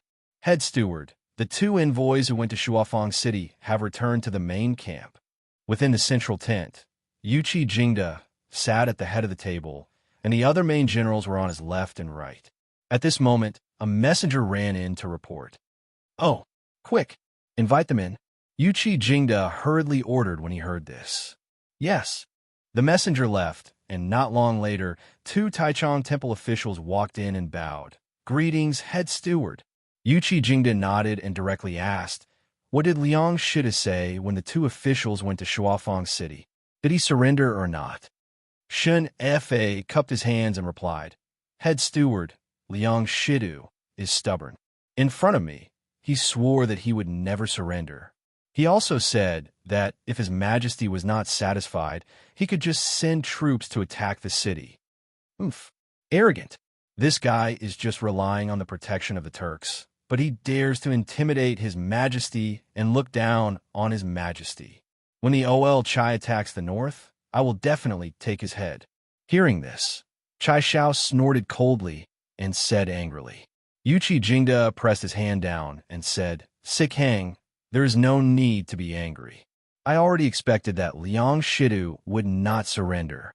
2 years ago, Xiexi's troops were able to reach Chang, and because of Liang Shidu leading the way. He knows that His Majesty hates him to the core, so he will not surrender. Letting the 2 Taichung temple officials go to summon the surrender is to show His Majesty's benevolence to the world, and also to divide the hearts of the people of Liang." Deputy Shun, this general asks you, how did the civil and military officials of Liang react after hearing the imperial edict to surrender? The Turks had always been a great threat to the Tang dynasty. Their cavalry was too mobile, coming and going like the wind. However, in reality, it was not so easy for them nomads to come to the Central Plains. The Central Plains had big cities, many villages, and complicated roads. It was easy to get lost. Perhaps Xieshi originally came to attack Chang, but ended up going the wrong way and went to Taiyuan. Wouldn't that be a waste of time? Therefore, every time they came to rob, they would find a way to find a few Central Plains people to be their guides, living compasses. It was not only worry-free, but also laborious. Shuafang City's Liang Shidu was a famous guide, the ancestor of the tour guide world. He especially liked to lead the way for the Turks and even help them come up with ideas. It was not an exaggeration to call him Tang Dynasty's #1 guide. In the 9th year of Wuda, Li Er had just ascended the throne when Xieshi Khan led an army of more than 100,000 to crash the scene, making Old Li almost unable to get out of the situation. This face-slapping operation was related to Liang Shidu. The Wei River Alliance was the shame of Li Er and all the Tang dynasty officials. Therefore, the entire imperial court hated Liang Shidu to the core and wanted nothing more than to capture him and tear him into pieces. Shin Fa recalled, "At that time, after I finished reading the imperial edict, many of the officials in the hall began to discuss in low voices. They seemed a little moved or fearful." Yuqi Jingda nodded and laughed. It seems that although Liang Shidu is stubborn, the other Liang officials are not willing to be defeated and die with him. In this way, we have a chance to divide the officials in Shuafang City and have them cooperate with us from the inside. Shui Wanjun cupped his fists and said, "Head chief is wise. In this way, we can also reduce our casualties and fully guard against the Turks' sneak attack. Head chief, I have a plan. I wonder if it will work." At this moment, a general sitting on the right side of the hall stood up and bowed. Yuqi Jingda nodded and said, "Governor Liu has been in charge of Summer Province for many years. You must know the situation in Shuafang City better than we do. If you have a brilliant idea, feel free to say it." It turned out that this person was Summer Province's Governor Liu Min. This time, Summer Province's 30,000 soldiers were under his command. Liu Min cupped his fists and said, "I wouldn't dare to speak of a brilliant idea. I feel that since Liang Shidu still doesn't know that our army is lying in ambush outside Shuafang City, we can first send some spies into the city to act as spies from the inside. Then we can send out a few teams of cavalry to trample on the crops outside Shuafang City to disturb the hearts of the people in the city. Without the supply of food from outside the city, the people in the city will definitely panic. At that time, not only will the people flee outside the city, Liang Shidu's officials might also take the chance to escape. At that time, when we send out troops to besiege the city, Liang Shidu will definitely seal the 4 city gates and not come out. Our spies can then spread the news of Liang Shida's cruelty to the people in the city and promote the benevolence and righteousness of the current emperor, encouraging the people in the city and those generals who have the intention to rebel against Liang Shidu to help us take the city. With cooperation from the inside and outside, won't it be easy for us to take down Shuafeng City? Yuqi Jingda laughed loudly and said, "Good. Governor Lu's plan is excellent. Shuafeng City's walls are sturdy. If we want to take it head-on, we will definitely suffer heavy losses. Cooperating from inside and outside is the best plan. Governor Lu has lived in Summer Province for a long time, so you must know Liang Shidu's evil deeds like the back of your hand. You will send spies into the city. When the time comes, let them use Liang Shidu's crimes to encourage the people in the city to help us take down the city." From the beginning, Yuqi Jingda had never thought of taking the city head-on because Lier had only given him 80,000 soldiers. If he wanted to take down Shuafeng City with this amount of people, it was undoubtedly wishful thinking. Therefore, he had always had the idea of cooperating from the inside and outside to take down the city. It was just that he hadn't formed a complete plan like Lu Min's. Lu Min hurriedly cupped his fists and said, "Yes, head chief." Yuqi Jingda then looked at Shui Wanjun and said with a serious face, "General Shui, you will lead 1,000 light cavalry. After Lu Min's spies have infiltrated the city, you will lead the cavalry at night to trample on the crops outside the city. Be careful. You must not harm the innocent people." Shui Wanjun stood up and cupped his fists. This general understands. After instructing Shui Wanjun, Yuqi Jingda continued, "Sikhang, I order you to lead 30,000 elites and lie in ambush on the east side of Shuafeng City. Once Xieli sends reinforcements to Liang Shidu, they will definitely pass by the east side of the city. You will wait at ease and annihilate them with all your might." Chai Shao said seriously, "This general understands." Yuqi Jingda said loudly, "Liang Shidu has been stealing from Shuafeng for many years. In this battle, not only will we lure the Turks to send out their troops, we will also take down Shuafeng in one fell swoop and pull out this poisonous thorn that is deeply rooted in the north of our great Tang." Yes, all the generals in the tent roared in agreement.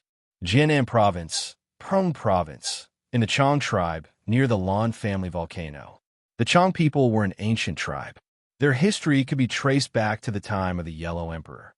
Back then, the Yellow Emperor's tribe had a great battle with the Yin Emperor's tribe. After the defeat, the Yin Emperor led his tribe and merged with the Yellow Emperor's tribe to form the Huaxia, Han Chinese. Later on, a small number of Han Chinese migrated to the west and merged with the local natives, forming the Tibetan, Chong, and other ancient tribes. Most of the Chong people had lived in the land of Sichuan for generations. After thousands of years of reproduction, they had already split into hundreds of tribes of various sizes. Usually, they would help each other and live a peaceful life. The Chong tribe near the Lan family volcano was the largest Chong tribe within a radius of 100 miles, with tens of thousands of people. The leader of the tribe was Qiao Feng. His ancestor, Qiao Zhou, was a high-ranking official in the Shu Kingdom during the Three Kingdoms period. During the Northern and Southern Dynasties period, the Qiao family was considered one of the top families in the Shu Kingdom. Later on, with the unification of the Sui and Tang dynasties, the Central Plains dynasty's military penetration into the land of Shu became stronger and stronger. Thus, the power of the Chong family was weakened to a certain extent. At this moment, the Chong family's courtyard was filled with all kinds of people. Most of them were Chong people. There were only a few Han Chinese. Ku Shiqing, a student of Yanhuan College, and Gao Shilian, the chief secretary of the Yi Protectorate, were among them. Ku family's Dalong, you were able to enter the Imperial College a few years ago. You have indeed brought honor to the Chong tribe in this area. Hee. When you pass the Imperial examination, even if your tribe's old Liang doesn't hold a banquet to celebrate, this old man will definitely hold 100 tables for you to celebrate. In the courtyard, a hale and hearty old man with white hair looked at Ku Shiqing and said with a kind smile. Ku Shiqing quickly clasped his hands and said, Thank you for your kindness, Grandpa Chong. However, Grandpa Yang has already told me that as long as I pass the imperial examination or enter the imperial court, he will definitely hold a banquet for me to celebrate. If Grandpa Chong doesn't mind, please come and have a drink. Hey, you child, what's there to mind? You're a member of our Chong tribe. This old man is more than happy to see you succeed. Why would I mind? When the time comes, this old man will definitely go and have a good drink. I'll drink all the good wine that old Liang has hidden away. Xiao Feng laughed heartily. At this moment, the person sitting next to Ke Shiqing looked at him and scolded. Humph. Our great clan chief Chong is getting more and more shameless as he gets older. I see that you've hidden away a lot of good wine these past few years. Xiao Feng stroked his beard and smiled. Hee. Shiqing is from your tribe. When the time comes, it should be your turn to treat him to a drink. Hey, if you can't afford it, just say the word and this old man will do it for you. Who can't afford it? When the time comes, let's see if you won't be drunk. Clan Chief Liang said unhappily. Even if he lost, he couldn't lose. He didn't want to be such a petty person. All right, Grandpa Liang, Grandpa Chong, thank you for your kindness. If that day really comes, Shiqing will treat you to a drink of immortal drunkenness. Today, this junior has come here to discuss some matters with Grandpa G. Chapter 1387. The Qiao Family Compound. Hearing that Ke Shiqing had something to ask of him, Xiao Feng's eyes narrowed. His weathered eyes contained a cunning insight into the mortal world. He took a sip of tea and said indifferently, Shiqing, there's nothing to discuss about the Divine Mountain. Don't ask for it. Our Chong tribe has been passed down since ancient times. We can't be disrespectful to the gods, or we'll be punished by the heavens. That one sentence completely blocked Ke Shiqing's path of retreat. Although news was limited in Sichuan, Xiao Feng, as the chief of the tribe, still knew that Ke Shiqing was studying at Yanhuang College. In addition, San Bao, who claimed to be a servant of the Marquis of Yong, had just escaped from him a month ago. Today, Ke Shiqing, a student of the Marquis of Yong, and had brought the chief of staff of the Yi Protectorate to his door. How could he not guess Ke Shiqing's intentions? Chief Qiao, don't speak too confidently. It's hard to say whether or not there are gods on that mountain. Gao Shilian, who was sitting to the left of Xiao Feng, finally spoke up. That's right, Grandpa Qiao, that mountain is a mine, not a divine mountain. Previously, my Yamacho, the current Marquis of Yong, and sent people to take 2 pieces of stone from that mountain. Before I came, the Yamacho had already refined iron and vanadium from those 2 pieces of ore. That's why that mountain is filled with vanadium titanium magnetite, which contains a large amount of magnets. That's why it's so attractive to metal weapons. This is just the natural attraction of magnets to metal. It's definitely not the power of gods. Ke Shiqing hurriedly followed up on Gao Shilian's words. Magnetite? You're saying that the Divine Mountain is filled with magnetite? Xiao Feng frowned as he asked. Ke Shiqing took out a gray stone the size of a soccer ball from his bag and said, Grandpa Qiao, this is absolutely true. Shiqing dares to guarantee it with his life. Look, this is the ore that was moved down from mountain. In fact, the main component of this ore is the magnet. If an iron saber gets close to it, it will be strongly attracted to it. Ke Shiqing took out a dagger and handed it to Xiao Feng. Grandpa Qiao, if you don't believe me, you could try using this dagger. Yes. Xiao Feng hesitated for a moment before taking the dagger with one hand. He pulled the dagger out of its scabbard and brought it to the magnetic ore that Ke Shiqing had taken out. Suddenly, an inexplicable force sucked the dagger over. The Chong people in the courtyard could not help but discuss. There really is a magnet inside this rock. No wonder every time I get close to the mountain, the hoe in my hand will inexplicably fall down. It turns out that it's a magnet mountain, so it's not the power of an immortal, but the attraction of a magnet. In front of everyone's eyes, Xiao Feng had done the experiment himself, and the ore was indeed a rock from the Divine Mountain. The Chong people in the courtyard had no choice but to believe it. Xiao Feng put down his dagger and was silent for a while. After a moment of silence, he said, "Brother Ku, how can you be sure that this rock contains a magnet and not divine power?" In addition to the strange phenomenon of attracting soldiers, there was another strange phenomenon in this deep mountain. Every time there was a thunderstorm, there would be very little thunder and lightning in other places, but there would be frequent flashes of lightning and roars of thunder on this mountain, so much so that it would not rest for the entire night. Since ancient times, no one knew how many hunters had been struck to death on this mountain, so no one dared to go up the mountain on a rainy day. Tell me, if there's no divine power on that mountain, why would it attract lightning? Yes, yes, yes. The chief is right. When it rains, there's lightning and rumbling thunder on that mountain, and no one dares to go near it. That's a divine mountain, but when it rains, it becomes hell. As soon as Xiao Feng finished speaking, the Chang people in the courtyard all began to talk at once. Ku Shirqing's brows furrowed slightly, then relaxed. He smiled slightly and said, "Grandpa Xiao, the reason this mountain can attract lightning has nothing to do with divine power. It's because of the magnetic ore inside." Xiao Feng frowned and said, "Shirqing, don't lie to me. This ore isn't iron, so how could it attract lightning?" Gao Shilian also frowned.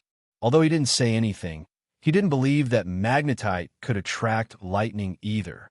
Ku Shirqing smiled and said, "Grandpa Xiao, Shirqing isn't lying to you. The theory behind this can be completely explained with my knowledge of engineering from Yanwang College. First of all, the magnetite in the mountain would produce a very strong magnetic field. These magnetic fields would have a strong attraction to the electric charges in the thunderclouds. Therefore, there would often be some thunderclouds with electric charges gathered above the mountain. Once someone entered, they would become a live target and be struck by lightning in an instant. You don't understand these theories from Yanwang College's engineering, so you might not understand. However, all of Yanwang College's theories can be proven through experiments. Right now, we don't have the conditions here, so it's very difficult to simulate this scene. If Grandpa Xiao doesn't believe me, you can send a few people to follow me back to Chang'an. Yamacho will definitely have a way to simulate this scene for everyone to see with their own eyes." At first, Xiao Feng was also confused. He didn't understand anything about magnetic fields or electric charges.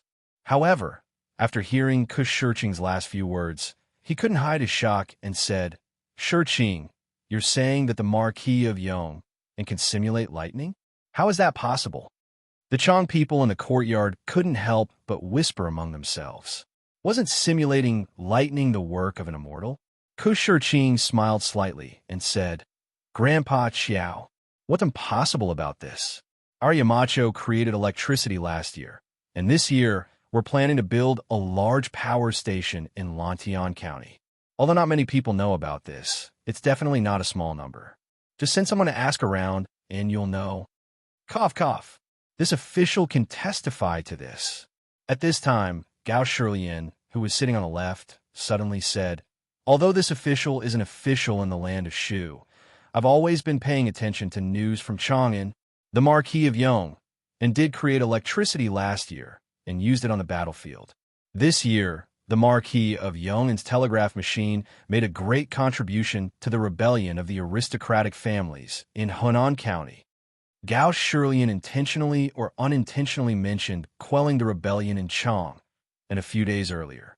Those who understood would naturally understand the deeper meaning behind it. Xiao Feng's eyes flashed imperceptibly. Then he smiled and said, "Since Chief Gao has said so, then this Xiao naturally won't have any doubts. It's said that the Marquis of Yong is the descendant of our ancestors. Although I don't know whether it's true or not, just the ability to create lightning is unparalleled. Yes, the Marquis of Yong is really capable. Amazing, amazing." The Chang people in the courtyard all exclaimed in amazement. Gao Shilian had been an official in the land of Shu for more than a year, promoting irrigation, running schools, and getting rid of vulgar practices. He had a very high prestige among the people. Now that he was personally supporting Li Zishuan and Ku Shirqing, they naturally believed him without a doubt. Ku Shirqing saw that Xiao Feng was interested, so he struck while the iron was hot. Grandpa Xiao, even if there are gods watching over us, Shurqing can guarantee that there are no gods on this mountain. This is just an ordinary magnet mine. Not only do we have one here, but there are also mines in other places in the Tang Empire that can attract weapons and thunder. The only difference is that the mine near us contains an extremely rare and special material that our Yamacho greatly needs. If Grandpa Xiao can convince your clansmen to allow our Yamacho to mine this magnetic iron mine, it will bring endless benefits to the tens of thousands of Chong people around us. What benefits? Xiao Feng asked after a moment of thought. Ku Shurqing's expression shook as he hurriedly said, "Naturally, there will be many benefits. Before coming here, the Yamacho already told me that the mining of this mine will all be done by the local Chong people. The wages will be 3 to 5 times that of other mines, roughly 50 to 100 copper coins a day for a miner. In addition, the Yamacho will pay to help our Chong people build roads, schools, and shops. In the future, we will be able to buy all the high-quality goods in Chang'an. Grandpa Xiao, you must have never sat in the strange taste pavilion's Don't Touch Me, eaten the Drunken Immortal's chicken, or drunk the Drunken Immortal's wine and delicacies in Chang'an, right? These things are in short supply in Chong, and the Shu lands are remote, so they naturally won't spread here. But once our roads are built, the Yamacho will call for merchants to open shops here. The fine goods that Chong and people can enjoy can also be enjoyed by us without leaving the Shu lands. In addition, the Yamacho will also spread the advanced planting techniques that they promoted in Lantian County to the Shu lands. Grandpa Xiao, you should have heard of the curved plow, right? This type of plow that can be pulled by humans was created by the Yamacho. In addition, the Yamacho is also very knowledgeable in the field of farming. With their technology, we can guarantee that the fields of our tribe will be able to produce high yields every year. As Ku Shurqing spoke, the Chong people in the courtyard all widened their eyes, and their breathing quickened. By the time he finished, they were already whispering to each other and discussing spiritedly. What? The Marquis of Yong, and is willing to pay each miner 50 to 100 copper coins a day? Doesn't that mean that we can earn at least 2 strings of money every month just by working in the mines? It's not just the mines. The Marquis of Yong wants to build roads for us, so he must hire people to build roads, right? When the time comes, we can earn quite a bit of money. Hey, you guys are really short-sighted, only seeing these small benefits. Most importantly, the Marquis of Yong wants to build a school here. In that case, won't our children have the opportunity to learn immortal knowledge like the Ku family's Dalong and become successful? That's great. That's right. Didn't you guys hear what Official Gao said? The Marquis of Yong is an immortal disciple, and he can even create lightning. How can his knowledge be lacking? Tis TSK. Chong and city's drunken immortal, the land of warmth. These are things that I heard people talking about when I went to Chengdu. It's hard to buy a cup of drunken immortal with money. I heard that the taste is so good that mortals will get drunk after drinking 2 cups. It's really a wine for immortals. It's that magical? Isn't that so? And this curved plow, the Ku family's Dalong was right. This thing was indeed made by the Marquis of Yong last year. Last year, there was a drought near Chong, and the farmers couldn't plow the fields. In the end, they relied on this curved plow to make it in time for the spring plowing. Whoa, then this is a good thing. Since this mountain is not a sacred mountain, then let the Marquis of Yong mine it. When the time comes, our tribesmen will also benefit from it. Don't you guys think so? That's right. That's right. Since it's not a sacred mountain, what's there to worry about? In this world, there were very few hermits who didn't value profits. Most of them were mortals. As mortals, they had to work hard every day to find food, oil, salt, soy sauce, vinegar, and tea. When Ku Shurqing spoke of the great benefits that this mine could bring to the Chong tribe, the Chong people in the courtyard were all tempted. After they were tempted, they all looked at Xiao Feng with hopeful eyes. They were only small leaders in the tribe, and the one who made the final decision was still Xiao Feng, the big leader. Xiao Feng was deep in thought and didn't say anything. He was probably still making the final decision in his heart. Seeing this, Gao Shirlian smiled and said, "Ever since the Marquis of Yong and took over Lantian County last year, the tens of thousands of households in Lantian County, although not all of them are wealthy, but at the very least, every household can afford to eat meat and wear clothes. Their children can even afford to study." This official is not making this up. The Marquis of Yong and's achievements in governing Lantian County are obvious to all.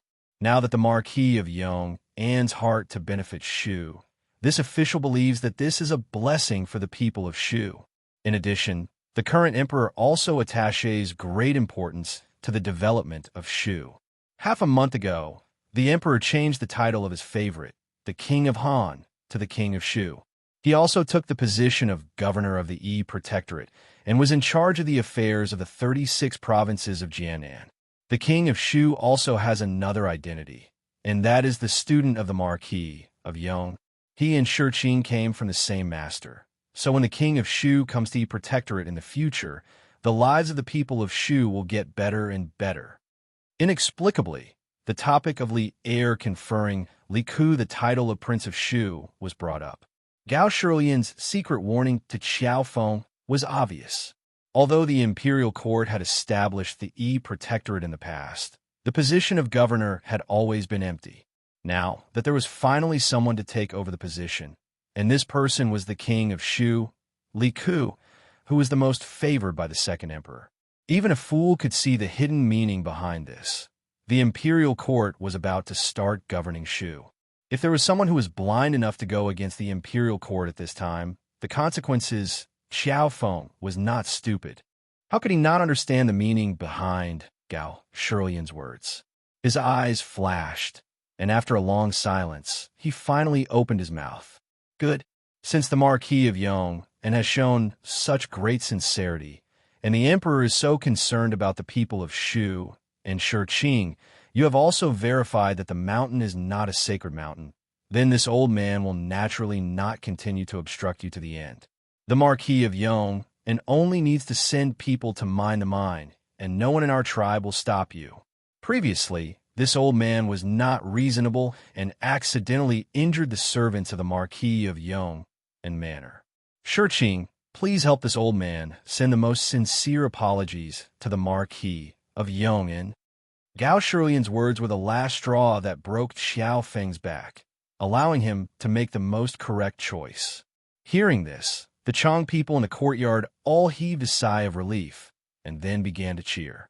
Shiqing was also overjoyed and said, "Grandpa Ji is wise and righteous.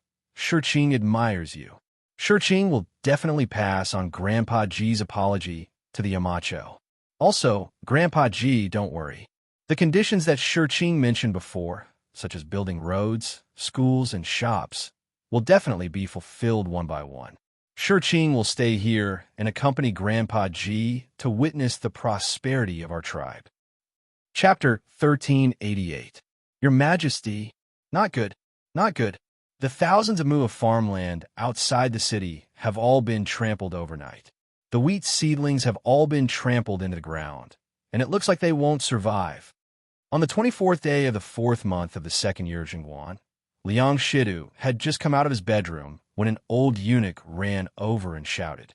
Liang Shidu's expression froze, and his face instantly darkened. He angrily said, "What? Thousands of mu of farmland have been trampled? Did you find out who did it?"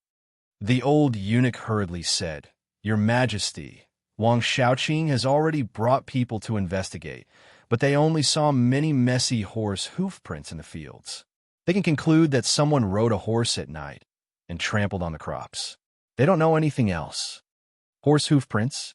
Has the Great Tang cavalry already arrived outside Shuafang City? Liang Shidu's heart skipped a beat, and he suddenly had a bad premonition.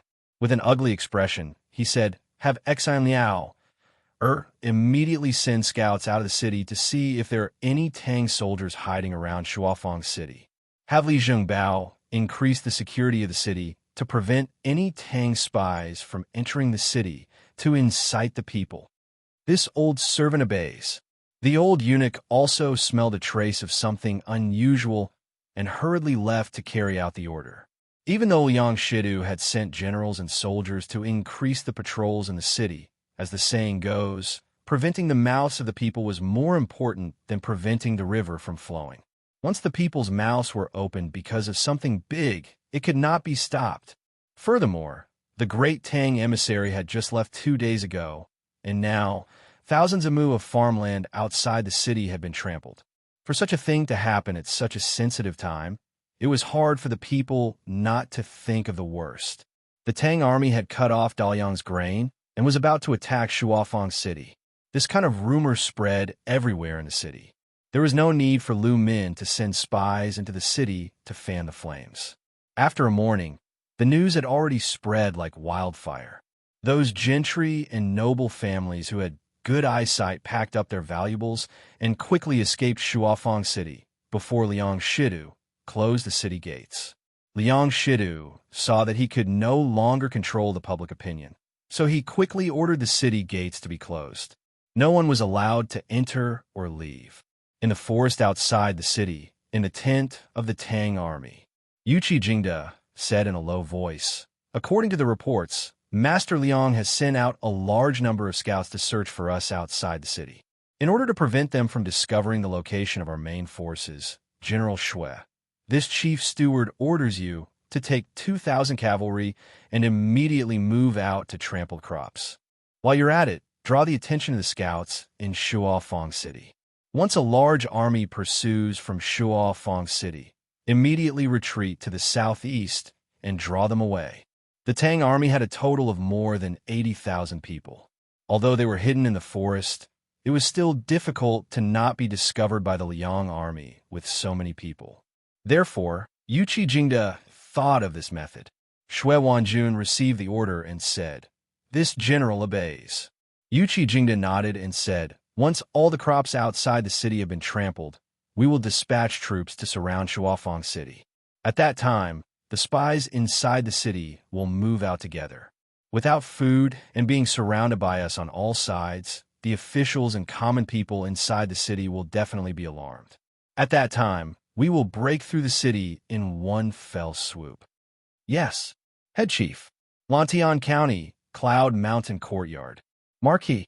Boss Feng's fleet has returned. They are now nearing the Ba River Pier. When it was close to noon, Pang Feiji rushed into the house and reported to Li Zishuan. Li Zishuan's spirit was lifted. He could not help but be overjoyed and said, "Really? That's great. Immediately go to Lantian County and find County Magistrate He. Tell him to send all the bailiffs in the county to the pier to transport the seeds. At that time, you will bring all the guards and the residents over as well." It was already the end of April. Logically speaking, it was a little late to plant cotton. However, if they wanted to plant it, they would definitely be able to do so. Moreover, the nutrient bowl method could also increase the survival rate of the seeds.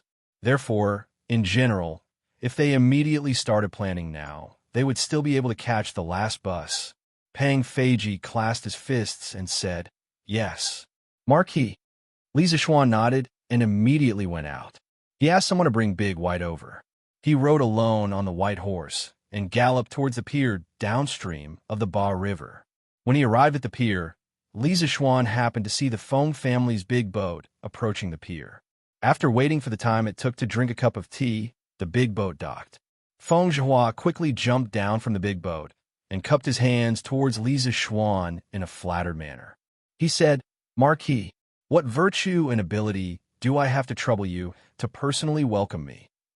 Li Zishuan laughed and said, "Boss Feng, you have traveled thousands of miles to buy the white full flower seeds for me. How can you not be worthy of me personally welcoming you? Boss Feng, you have worked hard on this journey." Feng Zhihua cupped his hands and said, "It's not hard at all. It's not hard at all. It's my honor to work for Marquis. Fortunately, I did not disappoint you on this trip south to Guangdong. I used the immortal mirror and color glass items that Marquis gave me to exchange for a total of 16,000 caddies of white fold flower seeds. I have a balance of more than 3,200 strings of silver. If it weren't for the fact that the Nanyang Sea merchants are running out of seeds, I would have exchanged for even more white fold flower seeds for Marquis." Li Zishuan said in surprise, You actually managed to exchange for so many flower seeds? And there's still a balance? Back then, he had given Feng Zhihua 80,000 strings of cash worth of rare products from the workshop and asked him to bring them to Guangdong to exchange for 10,000 caddies of white fold flower seeds with the Nanyang Sea merchants. Although the merchants of small Nanyang countries loved the items in the immortal mirror and color glass cups and would give a lot of premium, Li Zishuan did not expect that there would be so much premium. After calculating, the 80,000 strings of cash worth of goods had been sold to the Nanyang merchants for almost 160,000 strings of cash.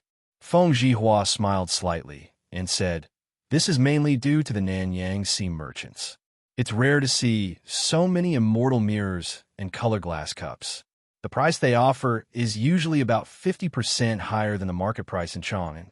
Moreover, Marquis, don't think that the white fold flower seeds in Chang and City are expensive. That's because the barbarian merchants raised the price. In the Nanyang Sea merchants, 1 or 2 white fold flower seeds only cost 300 copper coins.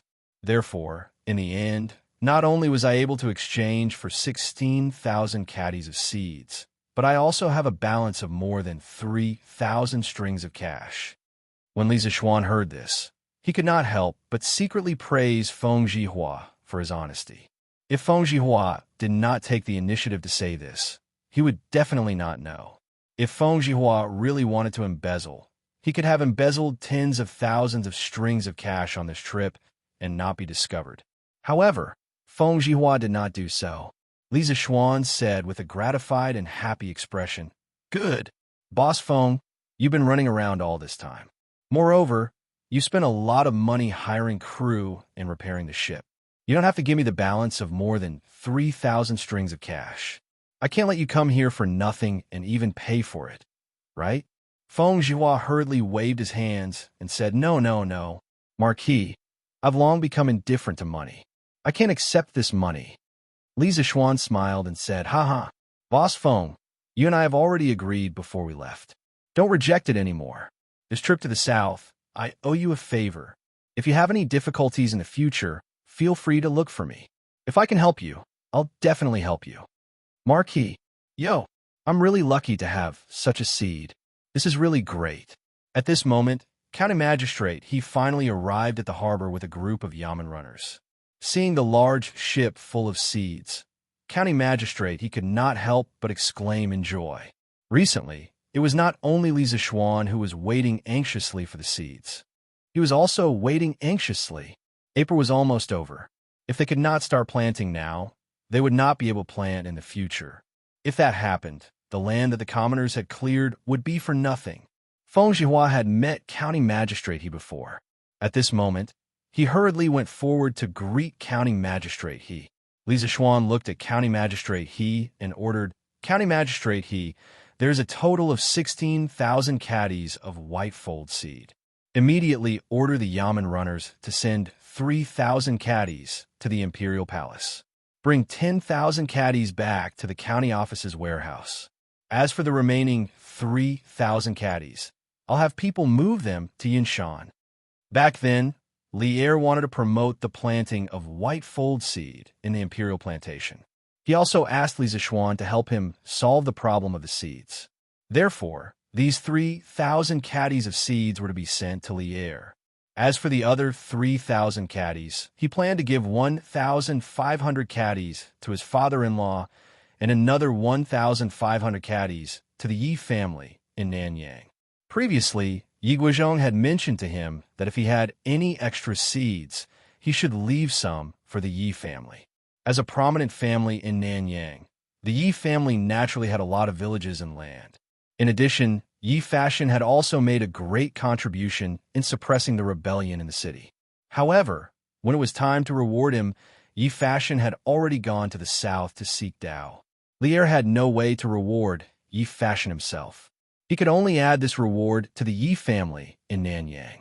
In total, he rewarded Yi Fashion's father, Yi Huiming, with a total of 400 villages. Therefore, the Yi family had the ability to digest these 1,500 caddies of seeds. "Yes, Marquis." County Magistrate, he cupped his hands in response. Then, he ordered the dozens of yamen runners behind him. Did you all hear that? Hurry up and help unload the goods on the ship. Yes. The group of yamen runners accepted the order and left. Feng Jihua was very perceptive and said, "Ha ha, I'll get the crew and the commoners to help. This way it will be faster."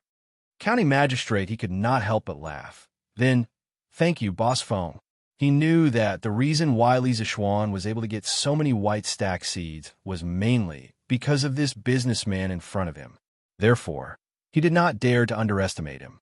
"County magistrate, you're too polite." Feng Jihua cupped his hands and smiled. At this moment, Li Zixuan instructed, "County magistrate, remember to send someone to inform all the farmsteads in Lantian County.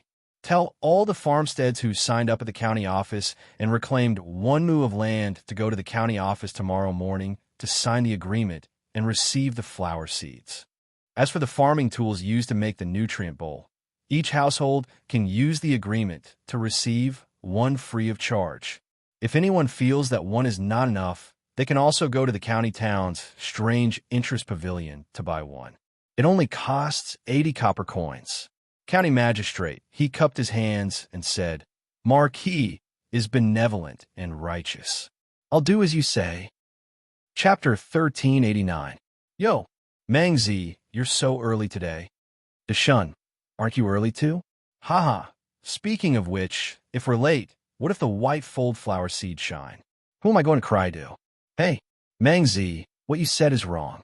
Back then, we all went to the county office to register. What kind of person is Marquis? Would he cheat on our seeds? Then why did you wake up so early? Isn't it because you're feeling uneasy? Hey, I'm different. I want to get the seeds earlier and start planting them immediately. It's already the end of April now. Planting 1 day earlier is 1 day earlier. I heard that the nutrition bowl that Marquis' family planted in Cloud Mountain has already sprouted and transplanted into the mountain. It's growing vigorously. If my white fold seed flower can grow as well, I'll be burning incense to thank the gods. I feel that as long as we use the method that Marquis taught us, the final growth will definitely not be bad. After all, we're using the same method. After I get the seeds today, I plan to go to Chitu Pavilion to buy 2 alms-making utensils. It's 80 copper coins for 1. If I buy 2 more, I can turn all these seeds into nutrition bowls 2 days earlier. Moreover, the utensils can be used next year. It's not a loss. Hey, Mangzi, your idea is not bad. After we get the seeds, I'll go with you to buy the utensils. When the time comes, my eldest child and my wife will make the nutrition bowls with me. We can plant all the seeds a few days earlier. Huh, that's right. That's the logic. Early in the morning of the 2nd day, all the villagers of Lantian County woke up early and headed straight for the county seat of Lantian County.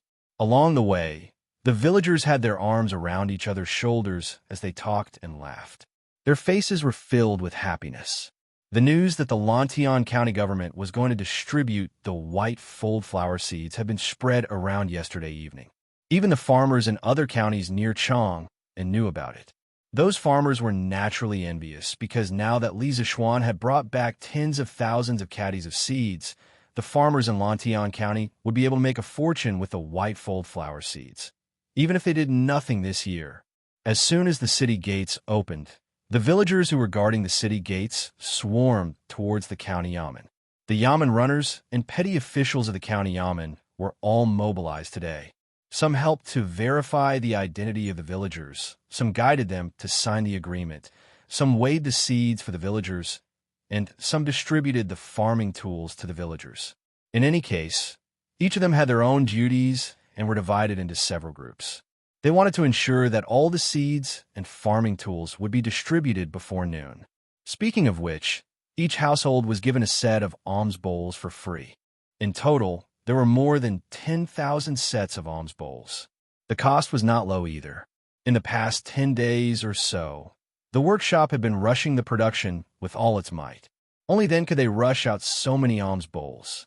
As for the majority of the farmers, after receiving the seeds and farming tools, they immediately went to Curious Pavilion.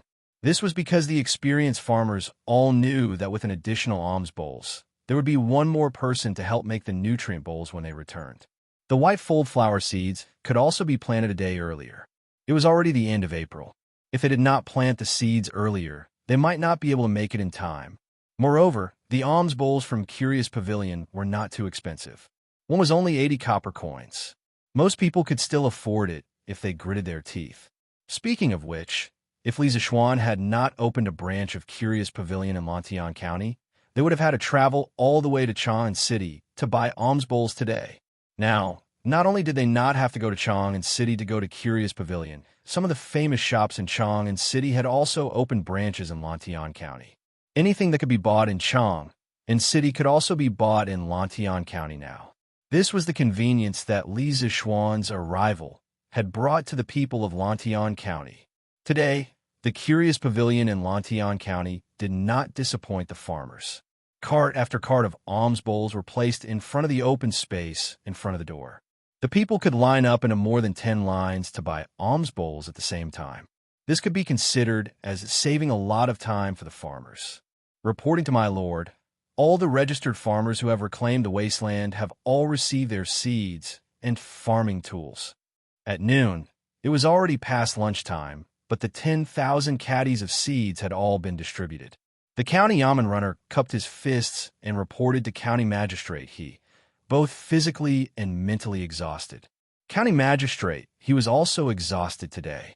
His throat was almost smoking from shouting at the side. Hearing this, he let out a sigh of relief and laughed. Ha ha, good, good. Arrest her son. Immediately get all the officials in the county yamen to pack up. In a while, we will go to the Drunken Immortal restaurant in the county to have a meal. Marquis said that everyone has worked hard and specially prepared a banquet at the Drunken Immortal restaurant to entertain us. Arrestor's son was pleasantly surprised. Marquis is benevolent. This subordinate will go and inform the brothers right away. The registration of the 10,000 farmers and the distribution of the 10,000 caddies of white fold seed was not an easy task. The officials of Lantian County contributed a lot, and almost everyone worked hard.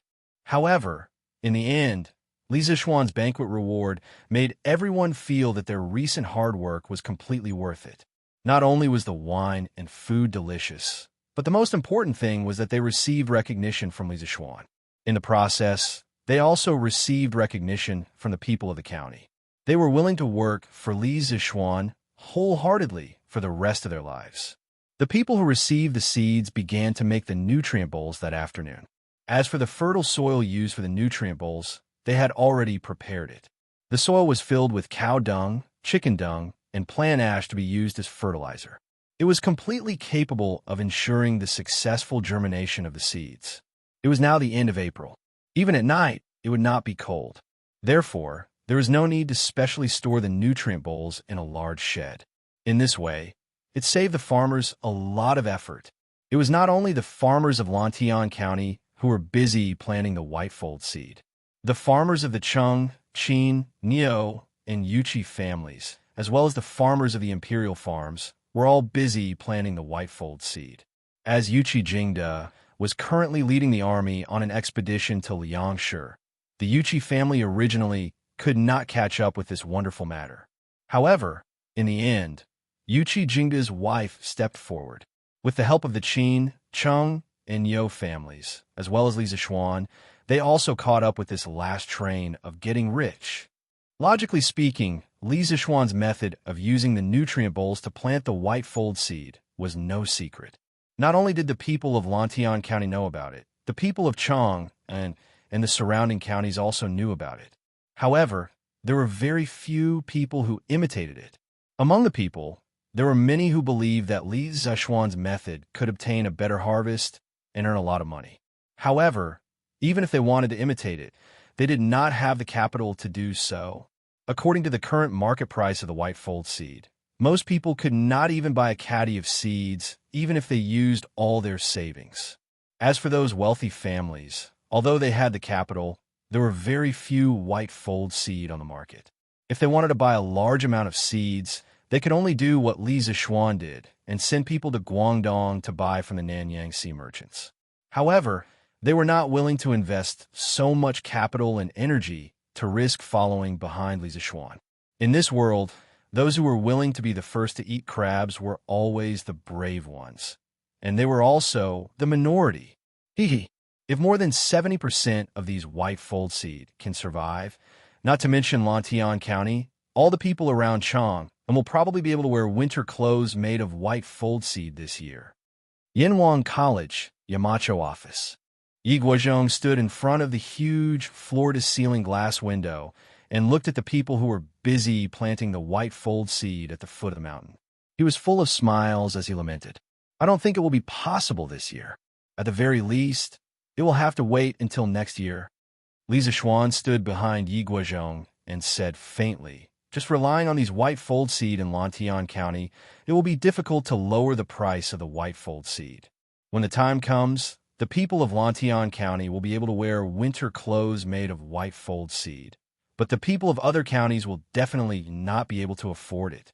The extra white fold seed will probably be bought by the merchants and sold to the officials and nobles. After all, who would like the warmth of this thing? However, when this batch of white fold seed blossoms, we will be able to obtain hundreds of thousands of caddies of white fold seed. When the time comes, we will really have the conditions to promote the planting of white fold seed in all the counties around Chang'an. It all depends on whether His Majesty has this intention." Yi Guozhong nodded and said, "That's true. Relying on Lantian County alone, it's indeed impossible to suppress the price of the white stack tidbits. However, little Xian, you've truly benefited the people. Grandfather is very gratified. Your father and mother are also proud of you. Grandfather is too kind. Grandson just doesn't want to see so many people suffer." Li Zishuan said honestly. It wasn't that he was a saint, but that he really didn't like to see the people around him suffer. Although he was now a true marquis, if he couldn't lead the people in his fief to prosperity, then when he went out, he would only meet pitiful people who couldn't even afford to eat. Then what was the point of him being a high and mighty marquis? Yi Guozhong looked at Li Zishuan with appreciation. The more he looked at this grandson, the more he liked him. After a long time, Yi Guozhong sighed with emotion. "The Yi family has also benefited from you, little Xian. 1,500 caddies of seeds is enough for the Yi family's farmers to work hard. Last time when Guan City quelled the rebellion, Fashion received your help and made a great contribution. However, in the end, this child still insisted on going to the south to seek Tao.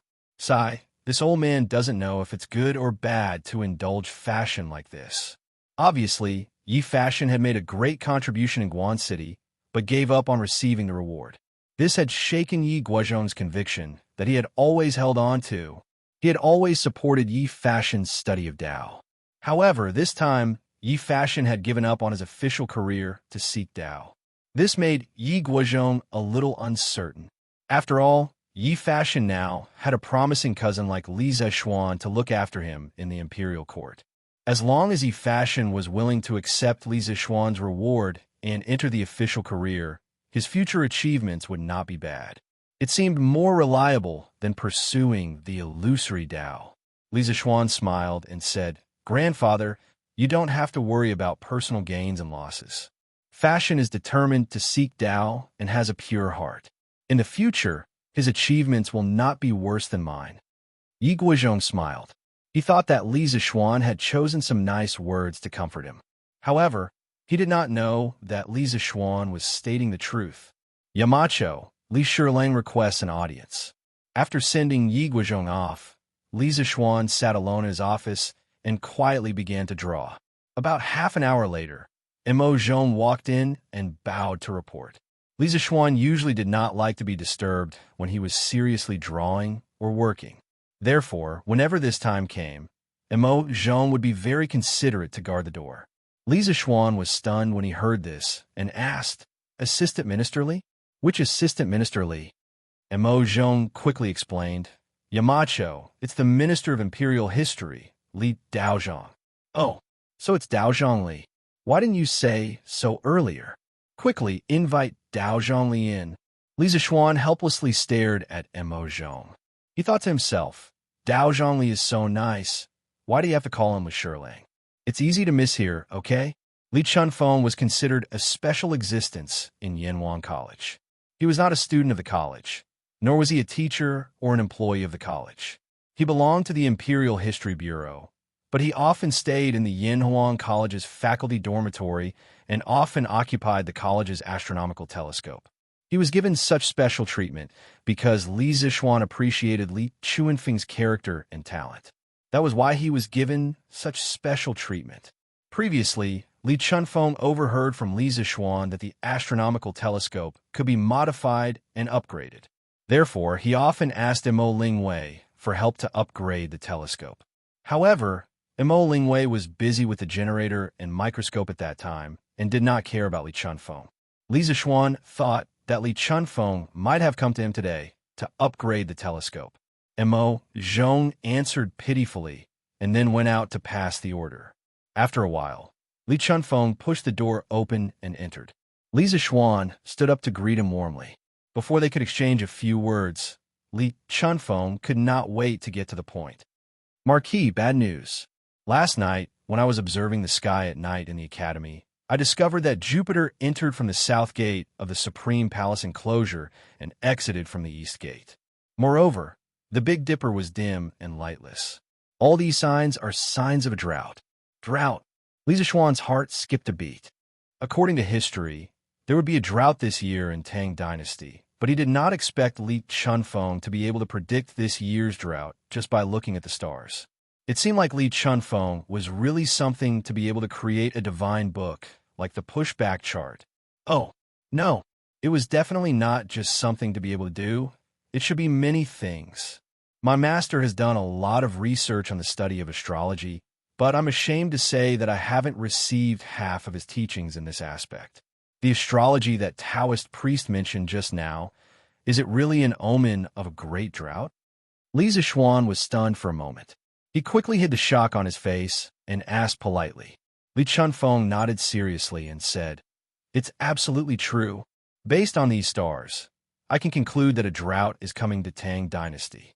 I plan to return to Chong and report this to His Majesty, so that His Majesty can be prepared." Chapter 1390. When people looked up at the sky, they saw glowing objects. Those were the stars. The stars were not isolated. People used their imagination and organized them into various shapes. That was how the image came to be. The Book of Changes said, "Images formed in the sky and on the earth. Changes can be seen." The changes in the sky were originally caused by the stars. When people looked up at the sky, observed the stars, and thought about their periodic changes, they would find that the sun rose in the east and set in the west every day. They would find that the moon was full and then full again. If they were in the northern hemisphere, they would find that the North Star was always shining and the other stars were moving around. If they were a persistent observer, they would find that the movement of the sun and the moon was related to the seasons, and the seasons were related to the harvest of agriculture. The distant celestial phenomena were not unrelated to the fate and production of human beings. However, when people looked at the stars, different people saw different worlds and gained different experiences. Some people strived for the accuracy of their observations and explained them mathematically. That was how astronomy was formed. Others used their imagination and explained it in words. That was how the myths of the stars were formed. These myths often evolved into legends, stories, and folk customs. In ancient China, astrology was the same as astronomy. It was an ancient and mystical knowledge. Astrology had a history of at least a few thousand years in China. In fact, its history might be even further back. In essence, astrology, along with Tai Chi, Hichu, Luo Shu, Zhou Yi, and Bagua, all originated from prehistoric civilization. The ancients believed that heaven and man are one, and heaven and man are one. They could predict what was going to happen to human beings from the changes in the sky. When people followed the heavens would show auspicious signs. The human world would have a bountiful harvest, good weather, and peace. If people went against the heavens and did bad things, the heavens would send bad omens. The human world would experience droughts, floods, rebellions, and so on. That was why the ancients attached great importance to the observation of celestial phenomena. During the Tang Dynasty, the imperial court set up the Imperial Historian Bureau and the Imperial Astronomer. They were responsible for observing celestial phenomena and predicting good and bad luck. Li Zixuan had never come into contact with astrology before. His first reaction was disbelief. However, the person in front of him was Li Chunfeng, and the prophecy was exactly the same as history. Therefore, he could not help but admire and respect this knowledge. The study of astrology is extremely mysterious. I'm afraid that your majesty will find it hard to believe just based on the Taoist priest's words. Li Zixuan pondered for a moment and said. Li Chunfeng's eyes darkened. His majesty will believe me. This is because according to my observations and calculations through the astronomical telescope, the heavenly dog will devour the sun in 3 days. According to ancient records, a solar eclipse in the first month would cause many people to fall sick. A solar eclipse in the second month would cause many deaths. A solar eclipse in the third month would cause floods. And a solar eclipse in the fourth and fifth month would cause a great drought and starvation. If Marquis and your majesty don't believe me, you can just wait for the heavenly dog to devour the sun in 2 days. Li Zixuan was shocked. A solar eclipse might seem like a normal astronomical phenomenon to modern people, but in the eyes of the ancient people, it was not normal at all. Most of the time, a solar eclipse was an omen of great misfortune. It indicated that there was a traitor in the country, a fatuous ruler, or a great disaster.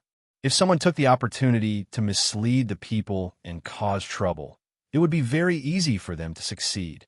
Li Zixuan looked at Li Chunfeng sternly and said, "The heavenly dog devouring the sun is a very important matter.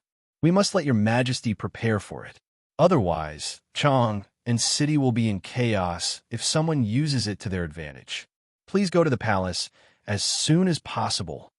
Li Chunfeng nodded and saluted. "Then I will go to the palace and request an audience with your majesty. I would like to thank Marquis for providing me with the astronomical telescope. If not, I would not be able to predict that the heavenly dog will devour the sun in 3 days." You are too kind." Li Zixuan saluted and smiled. Li Chunfeng saluted and turned to leave. Li Zixuan, who was in the office, suddenly looked serious. He turned to look out the window and looked at the busy farmers at the foot of the cloud mountain. He thought about how there would not be a single drop of rain in the next few months. After the drought, there would be a plague of locusts. His heart ached for the people who were working in the fields.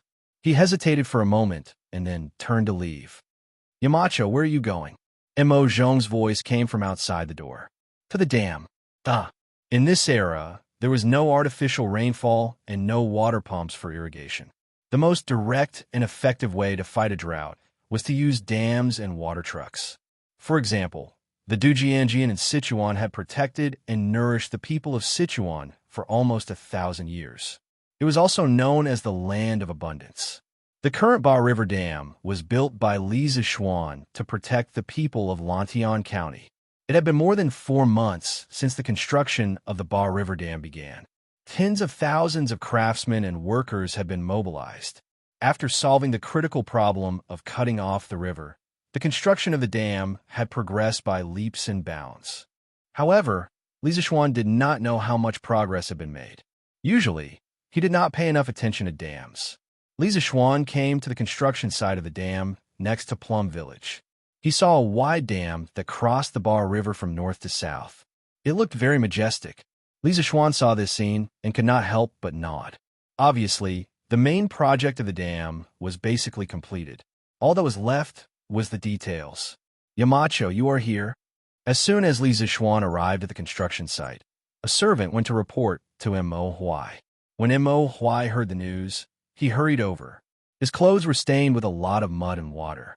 He looked completely different from the image of a cultured person like a professor of the academy. Li Zixuan nodded and asked, "Mr. Mo, how is the construction of the dam now?" Mo Zhong pointed to the dam on the river and smiled. "Yamacho, look, the main body of the dam has been completed. Now, the main work is to prepare for the installation of the generator in the dam in the future. For example, the generator, the control room, various switches, gates, and so on. Li Zixuan nodded with satisfaction and said, "Well, this speed is very good. I just don't know if the current dam can be lowered and the canal blocked to store water. As for the generator and the control room, can we store water while building them?" Mo Zhong didn't know why Li Zixuan was so eager to store water, but since Li Zixuan suggested it, he had to consider the feasibility of this approach. After thinking for a while, Mo Zhong nodded and said, "Store water first, and then build the generator-related parts. This is indeed feasible, but in this way, it will inevitably slow down the construction of the hydropower station." Li Zixuan smiled and waved his hand. "It's okay. The hydropower station doesn't need to be in a hurry. As the saying goes, slow work produces fine work." Mo Zhong nodded and said, "In that case, this MO will order people to make the necessary preparations. By tomorrow morning at the latest, this dam will officially begin to store water." Only then did Li Zixuan notice the mud spots on Mo Zhong's body and the pair of shoes that had long been soaked by the muddy water in the river. He couldn't help but feel touched, and then he cupped his hands and said, "Mr. Mo has been working hard on the construction of the dam for the past few months, but because I was busy with mundane matters, I rarely came here to help. I'm really ashamed. The reason why the Ba River Dam can be built so quickly is definitely related to Mr. Mo's hard work day and night. On behalf of the tens of thousands of people in Lantian County, I would like to thank Mr. Mo." After saying that, Li Zixuan solemnly bowed to Mo Zhong. "Hey, you can't. Yamacho, you can't." Mo Zhong was caught off guard by Li Zixuan's bow. After he reacted, he quickly stepped forward and helped Li Zixuan up. "Yamacho, the Ba River Dam gathered your wisdom and the energy of tens of thousands of workers at the construction site. I only did what I should do, and I dare not take credit for it. Moreover, the Mo family's divine ancestor pitted the suffering of the people in the world. He wanted to use his talent in siege weapons to help the people to live a better life. I'm just fulfilling the divine ancestor's last wish. Once the Ba River Dam is built, it will definitely ensure that the people of Lantian County will no longer be afraid of drought. Therefore, I have to thank Yamacho for giving the Mo family a chance to use their knowledge to benefit the people. Otherwise, with the Mo family's gradual decline, it would be even more difficult to benefit the people of a county." After saying that, Mo Huai sincerely bowed to Li Zixuan. These words came from the bottom of his heart. Although Yanwang Academy did not impart the school of Mo, but rather the school of engineering, its philosophy of helping the world was similar to that of the school of Mo. In Yanwang Academy, under Li Zixuan's command, the disciples of the school of Mo were able to use what they had learned to practice Mo's philosophy of helping the world. It could be said that they had indirectly promoted the school of Mo. Without Li Zixuan's strong financial support, it would have been impossible for Mo Huai to participate in and complete such a huge project like the Ba River Dam that would benefit the people of a county. "Mr. Mo, please get up." Li Zixuan quickly helped Mo Huai up and said respectfully, "Mr. Mo has noble character and is wholeheartedly devoted to the people. Ziyuan admires you. The people of Lantian County will definitely remember Mr. Mo's contribution and great kindness." Sigh. To tell you the truth, just now, Li Chunfeng, the official of the Imperial Historian Bureau, told me that he had observed the stars and predicted that our Tang Empire would soon suffer from severe drought. That was why this marquis was so anxious to have Mr. Mo lower the dam gates and start storing water. What? There will really be a drought? Mo Huai's expression changed. No wonder since the beginning of the year, the number of days of rain can be counted on one hand. I think that Li Shilong's prediction is very likely to be true. This won't do. I will ask the craftsmen and the people to speed up the progress. The Ba River Dam must be stored as soon as possible. Otherwise, when the weather gets hot, there won't be any water to store. After saying that, Mo Huai clasped his hands at Li Zixuan and turned to leave. Imperial Palace, Suite du Hall. Li Er paced back and forth in the hall with a gloomy expression. Recalling Li Chuanfeng's words, his frown deepened and he would sigh from time to time. Inside the hall, Zhao Songjing dared not make any noise. She was afraid that she would disturb Li Er, who was in a bad mood. Thump, thump, thump.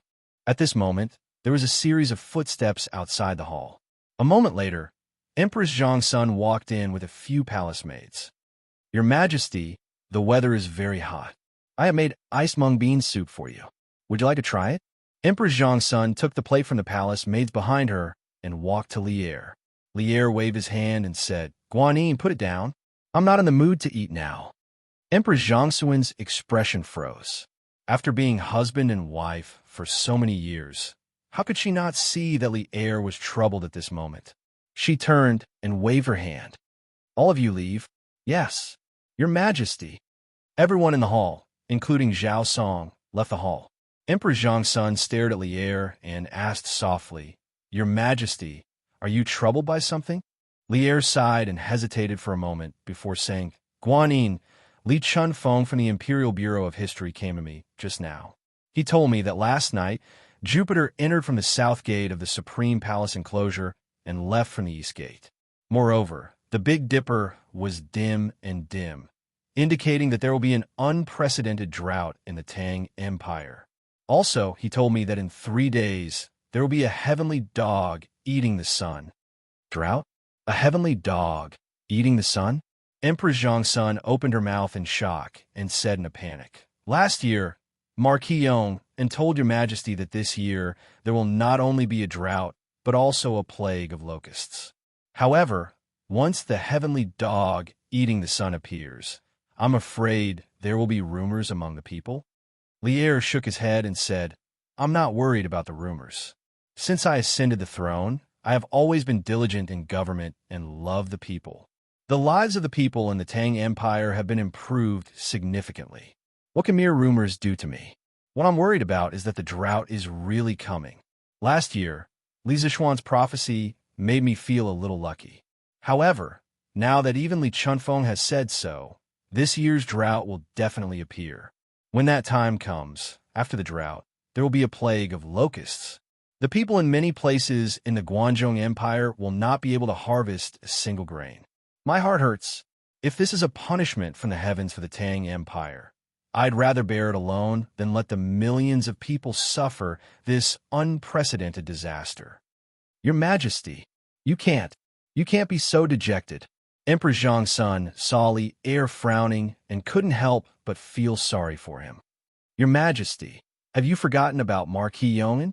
From last year's reduction of taxes for raising chickens, to later urging the imperial fleet to go south to exchange for grain, and then to this year's construction of the Ba River Dam. Although he knew that our Tang Empire would have a drought and a plague of locusts this year, he never gave up and has always been fighting against the natural disasters. He is the son of an immortal. With him, I believe that our Tang Empire will be able to survive this disaster.